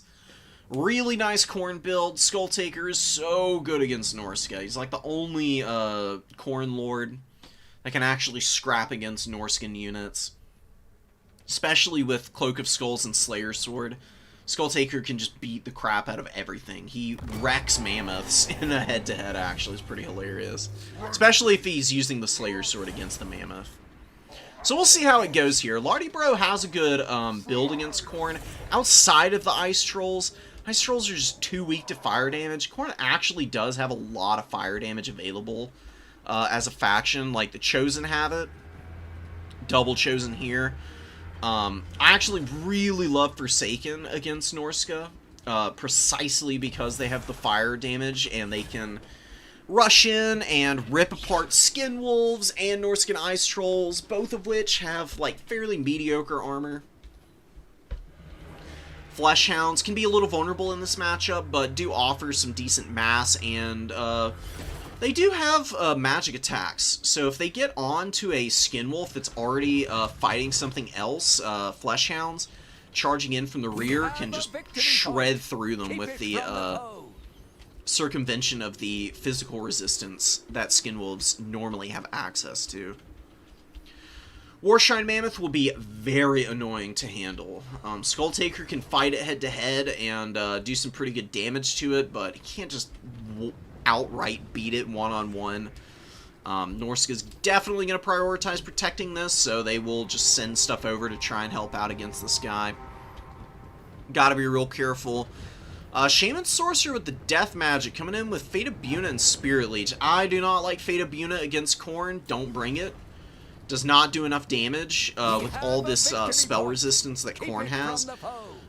Purple Sun is much better to gamble with because the spell resistance is good at mitigating damage from Purple Sun of Xerius, but Purple Sun is has tons of armor-piercing damage on it now. Doesn't last very long, but it sure does throw down the deeps, man. I mean, DPS for days on that spell. Norsca is really heavily concentrated on the number 2 objective. This is where you rotate your Flesh Hounds over.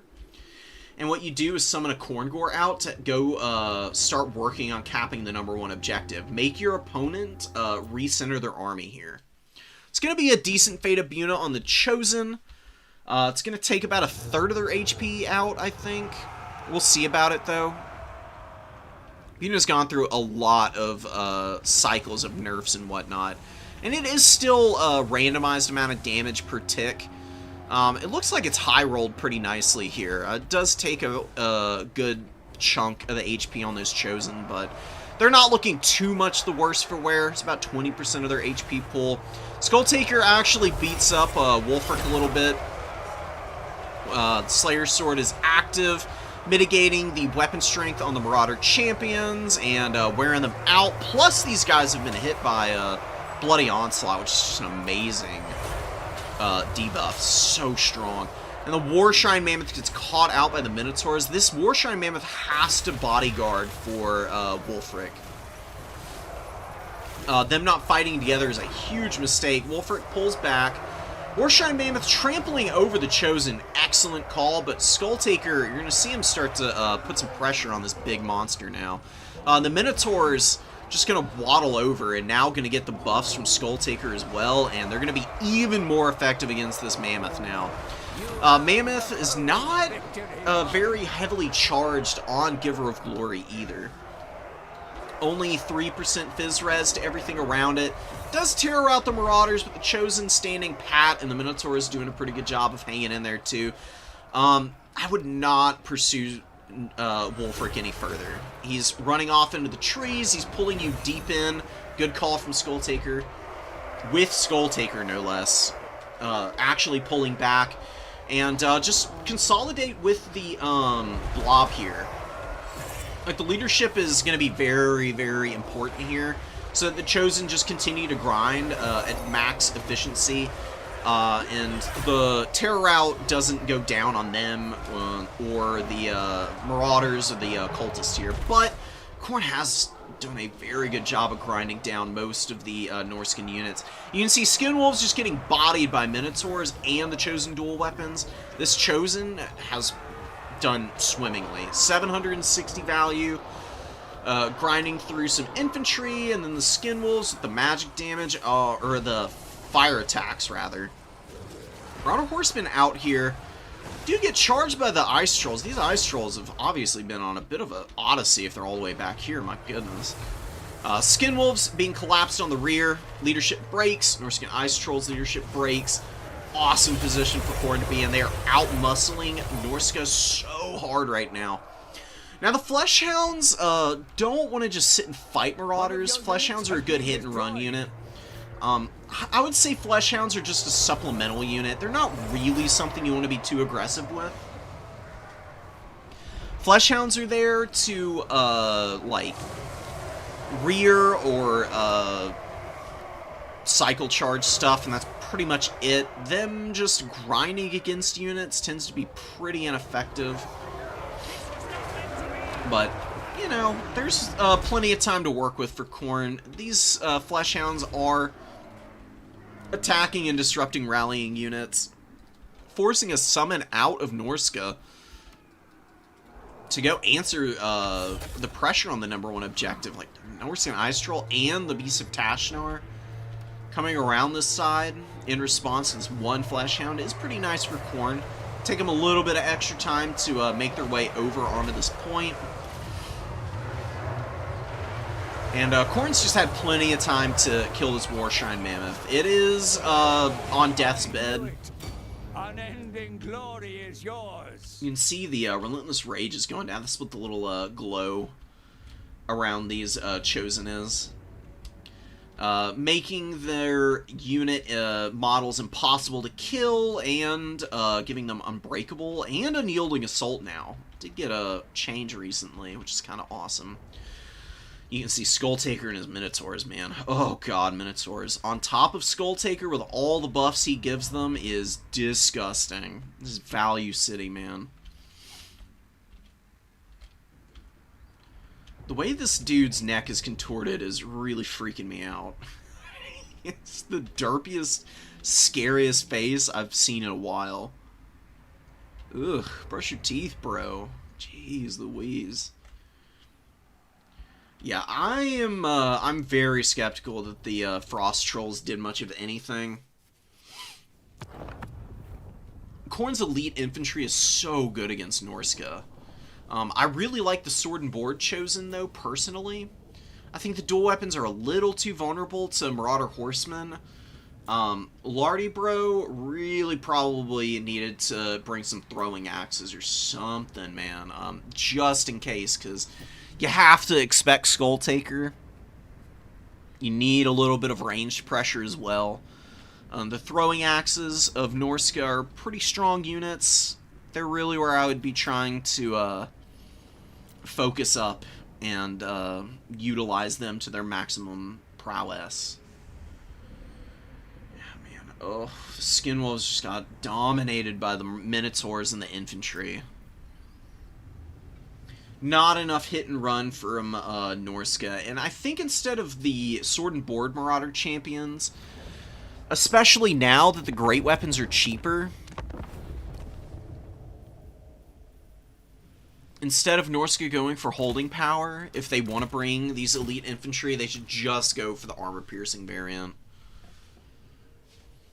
These Marauder champions can do a ton of damage, even to stuff like Minotaurs, just because of their weapon strength. At 50, it's higher than the Marauder champions themselves, plus they get an amazing AP split.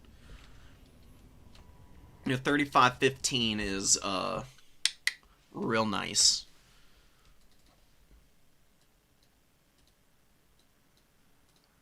GG's Empire. Have a good night shift, man. You will get your tournament win. I promise. It's gonna happen sooner rather than later. Semis where Manoff beat you. Oh yeah, I forgot about that one. Let's go take a look at that. So we didn't get a chance to really watch a whole bunch of Manoff in the actual bracket.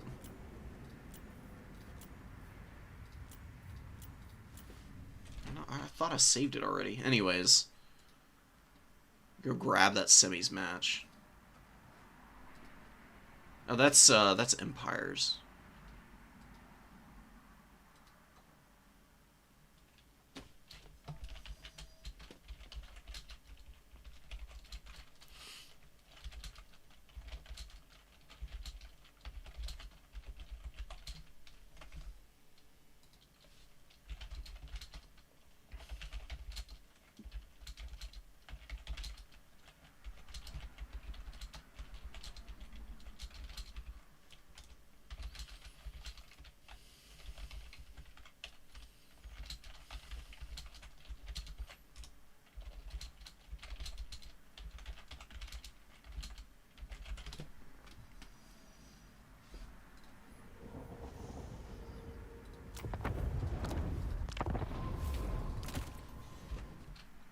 What the hell is this semis game, Bird? Did you post it in the Discord? I don't see it anywhere in here.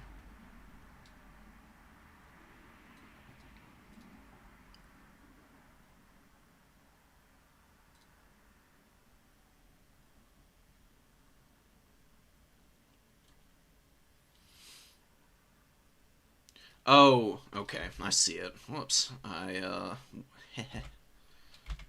got it now.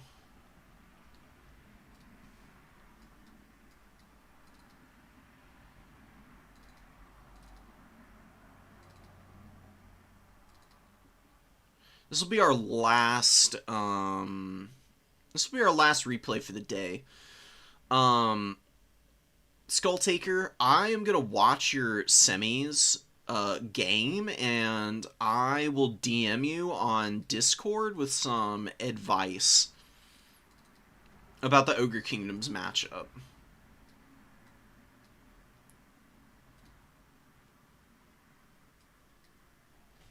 There we go. So I think that'll be a pretty good call. Oh, I love the Exalted Bloodthirster choice. Karanak, I'm a little less sold on. I do love Exalted Bloodthirsters against Ogre Kingdoms, though. He's actually a really good choice. So kudos there for going with him. Karanak's just a little too expensive. It's very rare that you run into Slaughter Masters from people playing against Khorne on Ogre Kingdoms. Usually they go Golg and a Butcher and just, like, spell spam with the Butcher with the heals or some, like, debuffs from the Beast Magic or something. Lots of Khorne Gores. It's like a really solid army. I'll have to go through and watch. The double Skull Cannon I don't love. Usually just one Skull Cannon to do some poking against the Ogre Kingdoms is plenty. Marauders are really weak against Ogre Kingdoms, honestly. Maxing out on them, I'm not a fan of, but 3 of them would be a nice little sweet spot. You can get rid of 2 of these Marauders, cut a Skull Cannon, get double Cultist in here, and that would be a much better, more rounded build. And get rid of Karanak and grab a couple of Marauder Throwing Axes, because they're really good against Ogre Kingdoms. As long as you can, like, eventually occupy and shut down the missiles, the Throwing Axes of Khorne will just feast on all of the single entities and, like, Golg's Man-Eaters and whatnot. It's not an easy matchup for Khorne, but it is very doable. But anyways, I'm going to talk with you one-on-one about that a little bit more at a later date. And for right now, we'll take a little peek at how Manoff was able to take one of the worst factions currently and beat a very strong Lizardman player. I mean, Bird is definitely one of the best Lizardman players who's been playing in our new player tournaments. And has gotten some pretty impressive wins in the leaderboard qualifying tournaments, too. Cetra on horseback again. Cetra is going to get bullied by Hand of the Gods, dude. This does an insane amount of damage. And seeing Cetra on horseback, I would just be waiting and gunning for using Hand of the Gods on Cetra every single chance I could possibly get. Oh my god. Filthy. And we get Amber Spear. Does a little bit more damage. I really love the Amber Spear play from Bird. Consistently, I see him bring it and actually get a lot of mileage out of it. It's very impressive. It's a very off-meta spell. Barely anybody uses it. It does have its usage cases, though. It's actually pretty good at firing down the length of infantry lines. Does a lot of cleaving damage through units. Star Chamber Guardians are moving in. We've got a Bastiladon Solar Engine, a good choice. Okay, so here's like one thing that you should really be careful of. Love the Star Chamber Guardians. Great unit. Very vulnerable to Chosen of the Gods. Like, Chosen of the Gods want to shoot at high-value infantry. Just don't advance these guys at first. Just leave them at home on the #1 objective. Your opponent literally won't be able to backcap you at that point. You'll preserve the HP on these guys, and you push with your Saurus and your Skinks and your Croxagores, build up the Feral Cold Ones and the Spear Riders and everything, and then you can go in. Advancing up this quickly, I think, is a little bit of a speculative push that's going to ultimately be the kind of, not really a game-losing mistake necessarily, but put you in a bit of a position that is not nearly as favorable as you're looking for against the undead.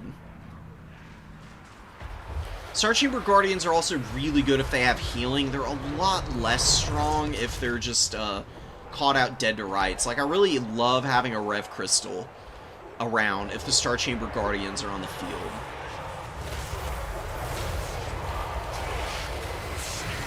Beating up on some Skeleton Horsemen, doing some good damage with the Croxagores and whatnot, but honestly, the Croxagores don't want to be occupied fighting in the front line a whole bunch here. Really good maneuvering with Krokgar getting on top of Cetra, though. Cetra is going to get smacked around here, but gets a really great near his incantation off. Able to preserve his HP and not just die outright here. For Cold Ones and Spear Riders going for the flank.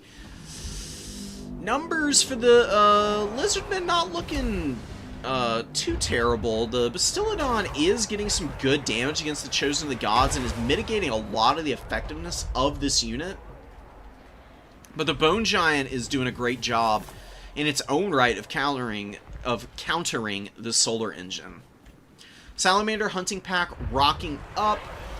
Good stacking with the Skinks and the Croxagores. Gonna be able to withstand the Nekaro Warriors, probably. Oh, man, no, but Krokgar cannot fight the Sphinx. Sphinx of Uzkep is too much for him. Oh, man, and Skink Priest going in on Cetra and trying to get the kill, but runs into the halberds here. You know, the Tomb Guard positioning has been so patient from Manoft in both of the games I've watched. Never overextends those guys. And they're always around to help clear units off of the really expensive tools like the Bone Giant and the Chosen of the Gods. So, awesome stuff to see here. Another beautiful Amber Spear on Cetra. He is hanging on by a thread right now in terms of HP. Solar Engine going down here. This Bone Giant is a nightmare.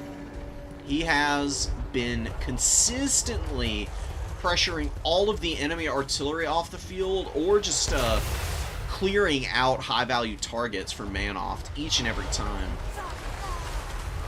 Salamanders with a really decent position, but missing horribly as they try to fire uphill against the Chosen of the Gods. Wow, the terrain making a big difference here. Rev Crystal finally coming up. Star Chamber Guardians, real bruised and battered, but still a great target for healing from this. Revives dead combatants and is a 10% heal each use. Definitely something worth throwing around. Krokgar with 1700 value, great performance from him. Sphinx of Uskef is pretty beat up and could definitely be finished off. Maybe worth using the Salamander hunting packs to try and focus him down right now instead of focusing on anything else. Oh man, no, this Horseman, the Skeleton Horseman, finding a minuscule gap to get through. And the Tomb Guard actually pushing through the Skinks and the Croxagores and getting on top of the Salamanders and shutting them down. Oh, disaster for the Lizardmen. Oh no, they're running away now, and they're probably not going to be able to rally. They're down to 16 models, only 1400 HP. Nothing to really buffer for them either. The enemy has slain our lord. Hate to see it. Cetra goes down, but Krokgar might not be far behind him. Krokgar is still trying to fight the Sphinx of Uskef. I've got to say, the hit and run has been really good with old Crocky G. A Rev Crystal heal on him would definitely be a judicious choice. Don't want to lose your lord at this stage of the game against the undead. You are very much alive in this game, but it is on a razor's edge, and losing Krokgar would be the death sentence for the lizards here, I think. Sphinx gets nailed by Amber Spear, and on top of Star Chamber Guardians and the Croxagores actually getting ground down a little bit here, gets to the crumbling state and is definitely going to be gone. King Nikesh's Scorpion Legion and the Kefir Guard, though, really grinding it out here. The Croxagores have done a lot of work clearing, but we get, oh my god, a tear route right before the Sphinx of Uskef breaks. The Saurus Warriors, I mean, they do rally, but they take a little bit of damage in the process. Spread out a little bit, Croxagores barely rallying. Sphinx of Uskef goes for a kill on the Skink Priest, but this little guy very fortunately avoids that attack. Is routing, though. Bone Giant got a point-blank shot right up into his grill. That was beautiful. Really well placed. This is a really ugly spot for the Lizards to be in, but they're not out of this. They do have some units on the field that can get them back in this. It's a damn shame those Salamanders got hammered, because they'd be a great clear piece for the Sepulchral Stalkers, because Tomb Kings don't have any other missiles out on the field. It's just this very short range sneaky snake unit that they're going to be very reliant on for value trading. And in the late game, Tomb Kings usually not very good, but a lot of Nehekara Warriors on the field, and the Kefir Guard still fairly healthy and grinding away. Cold One Spear Riders getting macerated by the Sepulchral Stalker Laser Eyes. Add on to that, Tomb Guard Halberds underneath them, and then they get terrorized by the Bone Giant. Dude, the late game terror has been awesome for the Tomb Kings. Put in so much work in all of these games.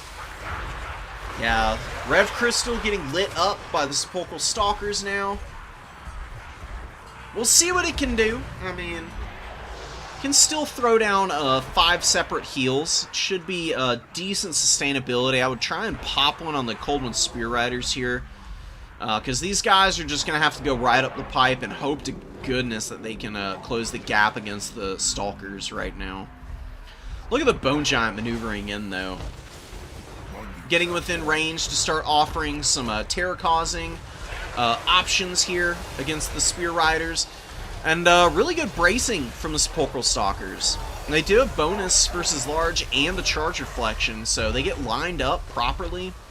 Eat the charge from the Spear Riders, buffer a lot of that off of themselves. They take a little bit of damage, but nothing severe. Bone Giant gets in underneath this. We've got a bit of a rout going on with the Spear Riders. We get a Feral Carnosaur out in the field. I can't help but feel like Krokgar on Grimlock is probably a pretty good bet in this matchup. He's really expensive, but then maybe you don't need Amber Spear pressure. At least not to kill Cetra. And maybe you can instead, or actually, you could use Amber Spear at that point to focus Cetra and Hand of the Gods, and then use Krogar on the big dinosaur to go beat up on the Bone Giant and the Chosen of the Gods instead. Definitely some risks with that. The biggest thing I reckon here is that the Saurus didn't trade as well as they could have. And you know, the Star Chamber Guardians, they just didn't get enough time to grind through a whole bunch of stuff. They got pretty effectively focused by the Bone Giant and the Chosen of the Gods, and then just ground down by all the bodies. They just eventually ran out of steam, and they probably got about 1,000 value, but they cost 1,550 gold. They definitely need to do a lot more work for the Lizardmen. Plus, you lose your Salamander hunting pack, and then eventually Krogar and Undead just do better without their lords. They just don't care about leadership nearly as much. The crumbling is a little painful, but never really as devastating as the routing and then demonic instability that other factions have to contend with. So you can see, even after all of the losses that Bird has taken, the Tomb Kings are still struggling to, like, truly finish this game. Just the better quality Lizardman units are very much keeping Bird in this. Honestly, I think a replay of this, and I think Bird would be able to take this win. And this is a pretty bad map for fighting the Tomb Kings on. Tomb Kings have a very safe objective. Tomb Kings are pretty damn strong on home objective maps, because it's just a lot easier for them to defend points at that stage. And they can still back pressure with Skeleton Horsemen on the cheap, which is kind of what they're doing here in the late game. It's split pushing maps, so the Tomb Kings really struggle because they have to spread out a lot more and cover more ground, and it's a little bit easier to overwhelm the flanks of Tomb King armies when they don't just get a free objective that they can kind of sit on and, like, you know, build up their missile pieces onto and just poke away at you on the middle objective from. So, you know, there's a lot of ins and outs to these games, but Manoff has done such a good job of positioning his troops. Every single game, there just isn't any real free, easy way in, and he punishes with the missiles so effectively. One of your units has been and on the right targets. Like, we saw some Spear Riders going through the forest, and we got Manoff using the Chosen of the Gods to kind of hammer them as they were trying to maneuver through there. He just gets the halberds bunched up around his missiles, doesn't allow any freebies, and then just does his level best to keep Cetra alive when he's being pressured down by spell magic. Gets the Sphinx of Uzkef out, which does some pretty good damage to Krogar, and is actually able to finish him. And just guts out a win here. I mean, that's really how I would term this. You know, Lizards have a pretty good time against Tomb Kings usually. But good, high-quality, solid value trades and strategic positioning makes all the difference, even in these roughish matchups. Necro Warriors were also a really good call. They were actually able to help really pull down all of the Saurus and whatnot. And the Tomb Guard Halberds with 1,500 value, that's filthy, filthy good, man.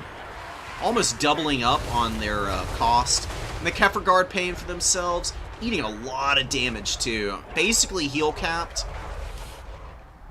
So, probably a good, like, 400 or 500 value from Bird is just mitigated by that. You can probably take a little bit more off for the Realm of Souls, which is, you know, in the early game, does a pretty good job of healing up a lot of the front line for the Tomb Kings. Pearl Carnosaur gets the heal from the Rev Crystal. Very sneaky. getting the Rev Crystal off to the side and just kind of popping heals and trying to keep it, you know, fairly surreptitious. I've definitely had games where I've seen units with the flashing unit card and thought, oh, it's routing, and just not paid attention to the indicators above it. Being able to read the tooltips and information that the game feeds you is a big part of developing your skill set as a player, you know. Rev Crystal shatters, unfortunately. Feral Carnosaur getting pushed off. Did okay, it just came out late and wasn't really able to get the work done that it needed. And I think this is just, again, people not respecting the Tomb Kings enough. Like, your Skeleton Spears, you are not worried about that as a unit in terms of damage done, but what you are worried about is the space that Skeleton Spears occupy. And Manoff, like I said, has done such a good job of taking up ground with the low-quality infantry and buffering for all of the good tools, like the Necropolis Knights, the Bone Giants, 2,000 value. That is the sign of a good Tomb Kings player, because Bone Giants are crazy inaccurate and fairly bad a lot of the time. Sepulchral Stalkers also got 1,600. And you can see it's a close-fought game, man. Lizards are still scrapping and not, like, 100% out of it. It's just a little bit too far out of their reach now. Unending glory is yours. That Krokgar kill made every bit of difference for who won that game. Cetra did nothing. He was totally countered there, and the Sphinx of Uzkev didn't even value trade all that well. It was just the fact that there was steady, consistent pressure on the points from the Tomb Kings. They very nicely countered the Solar Engine. Just made sure to kill Krokgar and got the Skink Priest off the field. They wore down the Kroxigors without them going too crazy. Star Chamber Guardians only got half their value back. And the Skink cohorts are pretty ineffective, outside of the Javelins. The standard Skink cohorts that you see here with the Cudgels are just not good against Tomb Kings. You really do want to try and get the Javelin cohort in, because they can just crush occupied Skeleton Spears with their Javelins, or they can poke the Nahakar Warriors. There's a lot of additional pressure provided by the Javelin cohorts. They're not that much more expensive either. You either do that, or you just go all in on maxing out on Source Warriors. Source Warriors are really good against Tomb Kings. They love killing skeletons, like the Warriors and the Spearmen. Very easy fight for a Saurus. And they're also pretty damn good against Nahakara Warriors, because they just have so much weapon strength against that very low armor unit. But yeah, I mean, you just look at the Tomb Kings units here, and all of their units are just much higher value totals than their equivalents on the other side here.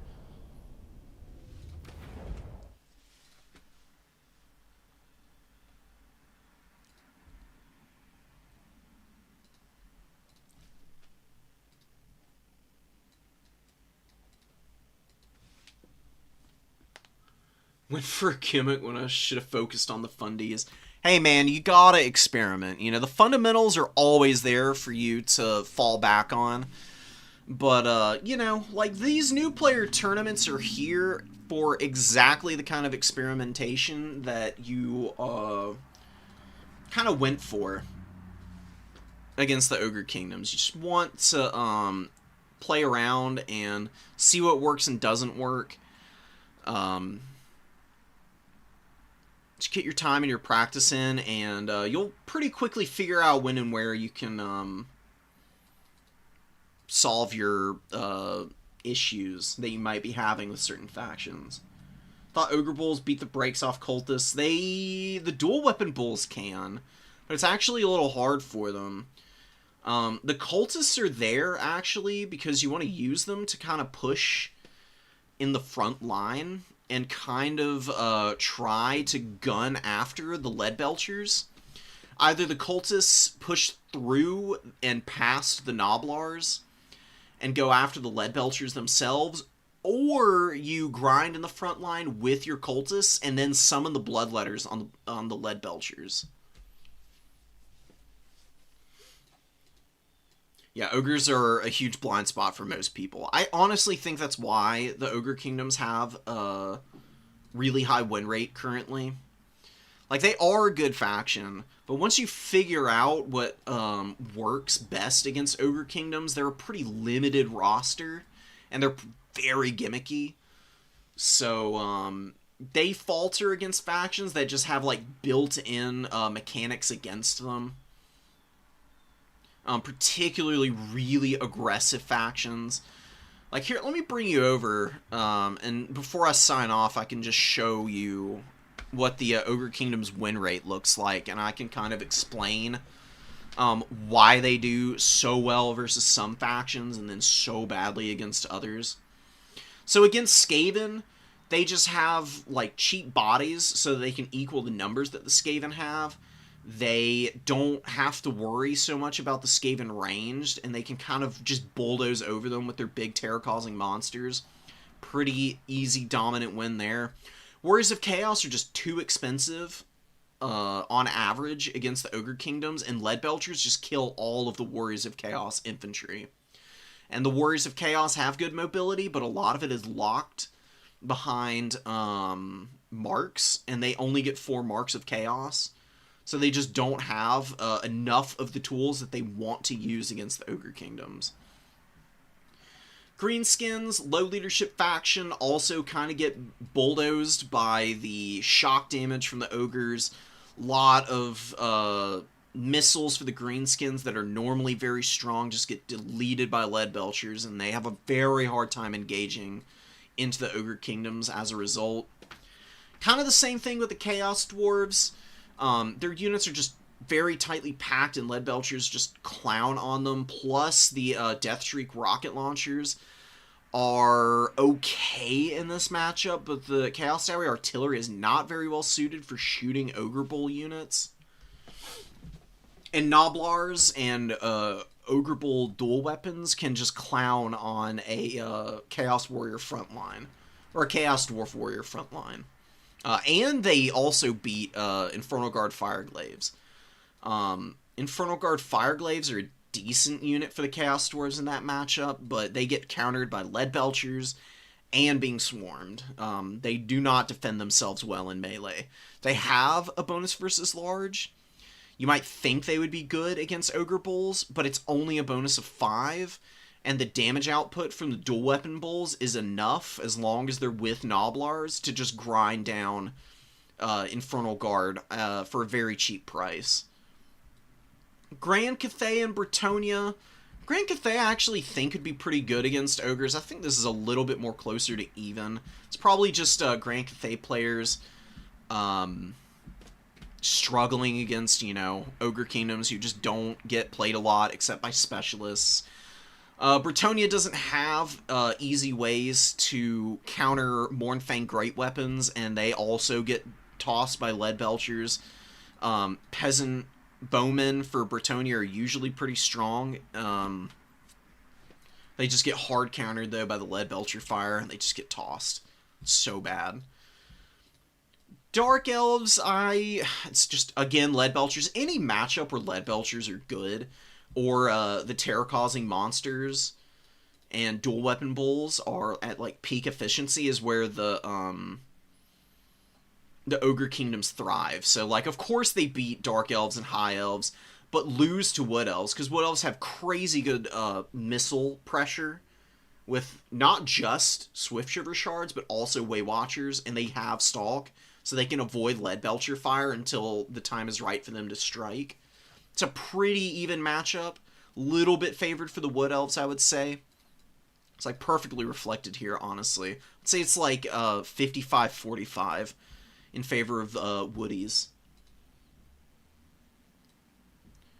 Beastmen, I actually think are favored against the Ogre Kingdoms because Beastmen, like Khorne, they have Khorne Gores. They also have very fast armor-piercing type of units with Razor Gores and they have Senegors who hit pretty damn hard against light armor, and Ogre Kingdoms are pretty lightly armored as a whole.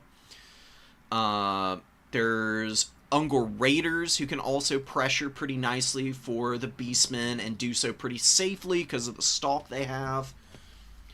Coastin Norska. Norska's probably a little bit rougher than this win rate would indicate. That's probably 60-40 in favor of Norska on average. Dowie, Lead Belchers, if they get to shoot, just wreck the Dowie front line. And then you just throw in all these dual weapon bulls and bodies to go swarm over rangers and whatnot. Now you get down here, and this is where you run into all the factions that outshoot the Ogre Kingdoms, and also the ones that have like specialized tools to kind of overrun and out-aggress the Ogres.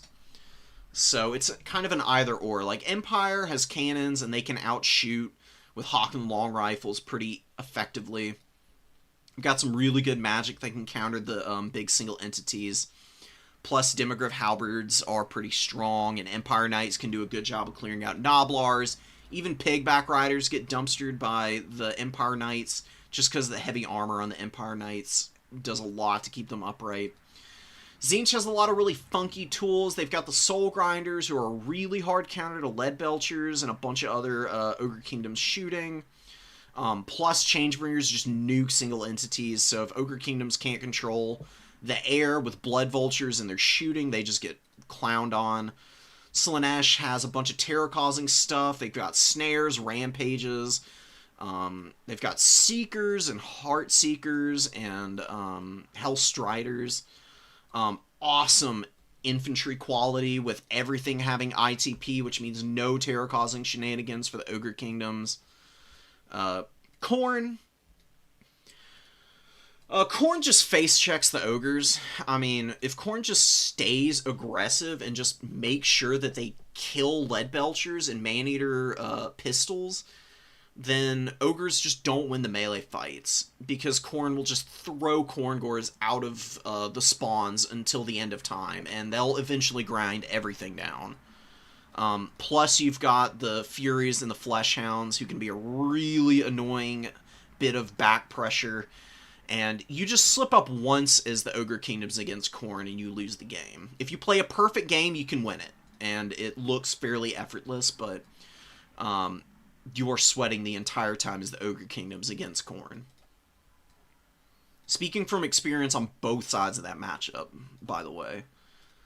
Lizardmen have a lot of tools that can shut down the Ogre Kingdoms, but that same token, Ogre Kingdoms do also have some very good tools against Lizardmen. This one, I think, just comes down to Lizardmen executing their initial dive properly. If they do that, then they will win this matchup probably 7 out of 10 times. Tomb Kings, we just watched why they're good against Ogre Kingdoms. They just scare all the Noblars away. It's really hard for the Ogre Kingdoms to be aggressive and dive the Tomb King's backline with their units, because it's hard for them to get support. It's a big problem for them because of their unit model sizes. They just get surrounded by skeletons and just poked into oblivion. They can't terror out anything either. So Ogre Kingdoms just lose out on all of the typical fronts in which they dominate. Kislev is just too hardy. Little Grom counters the entire Ogre Kingdoms roster. I'm not even kidding. If you want to beat Ogre Kingdoms, then you go double Little Grom and Druzhina. Stick some Kislevite warriors and armored Kossars around it all, and just laugh as you blast the entire Ogre Kingdom's army into oblivion. And Vampire Counts are too durable. It's too much healing. Blood Knights are a nightmare. Fellbats are an annoying swamp unit that can just fly in, land on Lead Belchers. Vargeist come in behind them, and then they just beat the living crap out of those very lightly armored missile pieces. And the Ogre Kingdoms don't really have any super stalwart units that can go toe-to-toe with the Vampire Counts, who have a lot of terror and will just scare all the Noblars away. So That's like my really quick breakdown for Ogre Kingdom's matchups. That's like kind of the shakeout for them.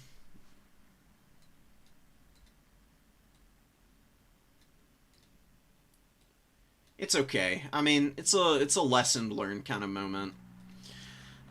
Just next time you're playing in Ogre Kingdoms, person, go with the cultist build that I suggested. You know, get some horsemen in there in reserve. One skull cannon is plenty. It's just a little bit of poke that might force your opponent out of position or make them panic or something. The Bloodthirster is really good against Ogre Kingdoms because Deathbringer is just so freaking strong. He will absolutely rip a Slaughtermaster apart. Like, it's not even a close fight. If the Exalted Bloodthirster ever gets a 1v1 against the Slaughtermaster, it's GG, and you're going to win that game, because Ogres fall apart without their Lord. Even worse than Khorne does. And yeah, you've got all these nice aggressive units. You just gotta build up and strike together, and you should be able to overwhelm them. Whoo-wee. Okay. So, hope you appreciated that last little breakdown there. It's kind of fun to talk about the matchups and just a nice rapid-fire little process. I'm going to leave it off here, guys. I hope you enjoyed the stream today. And catch y'all as soon as I can. Hopefully sooner than later. So, till then, thank you, guys. And y'all take care. And look out for the other people around you, you know. Be good.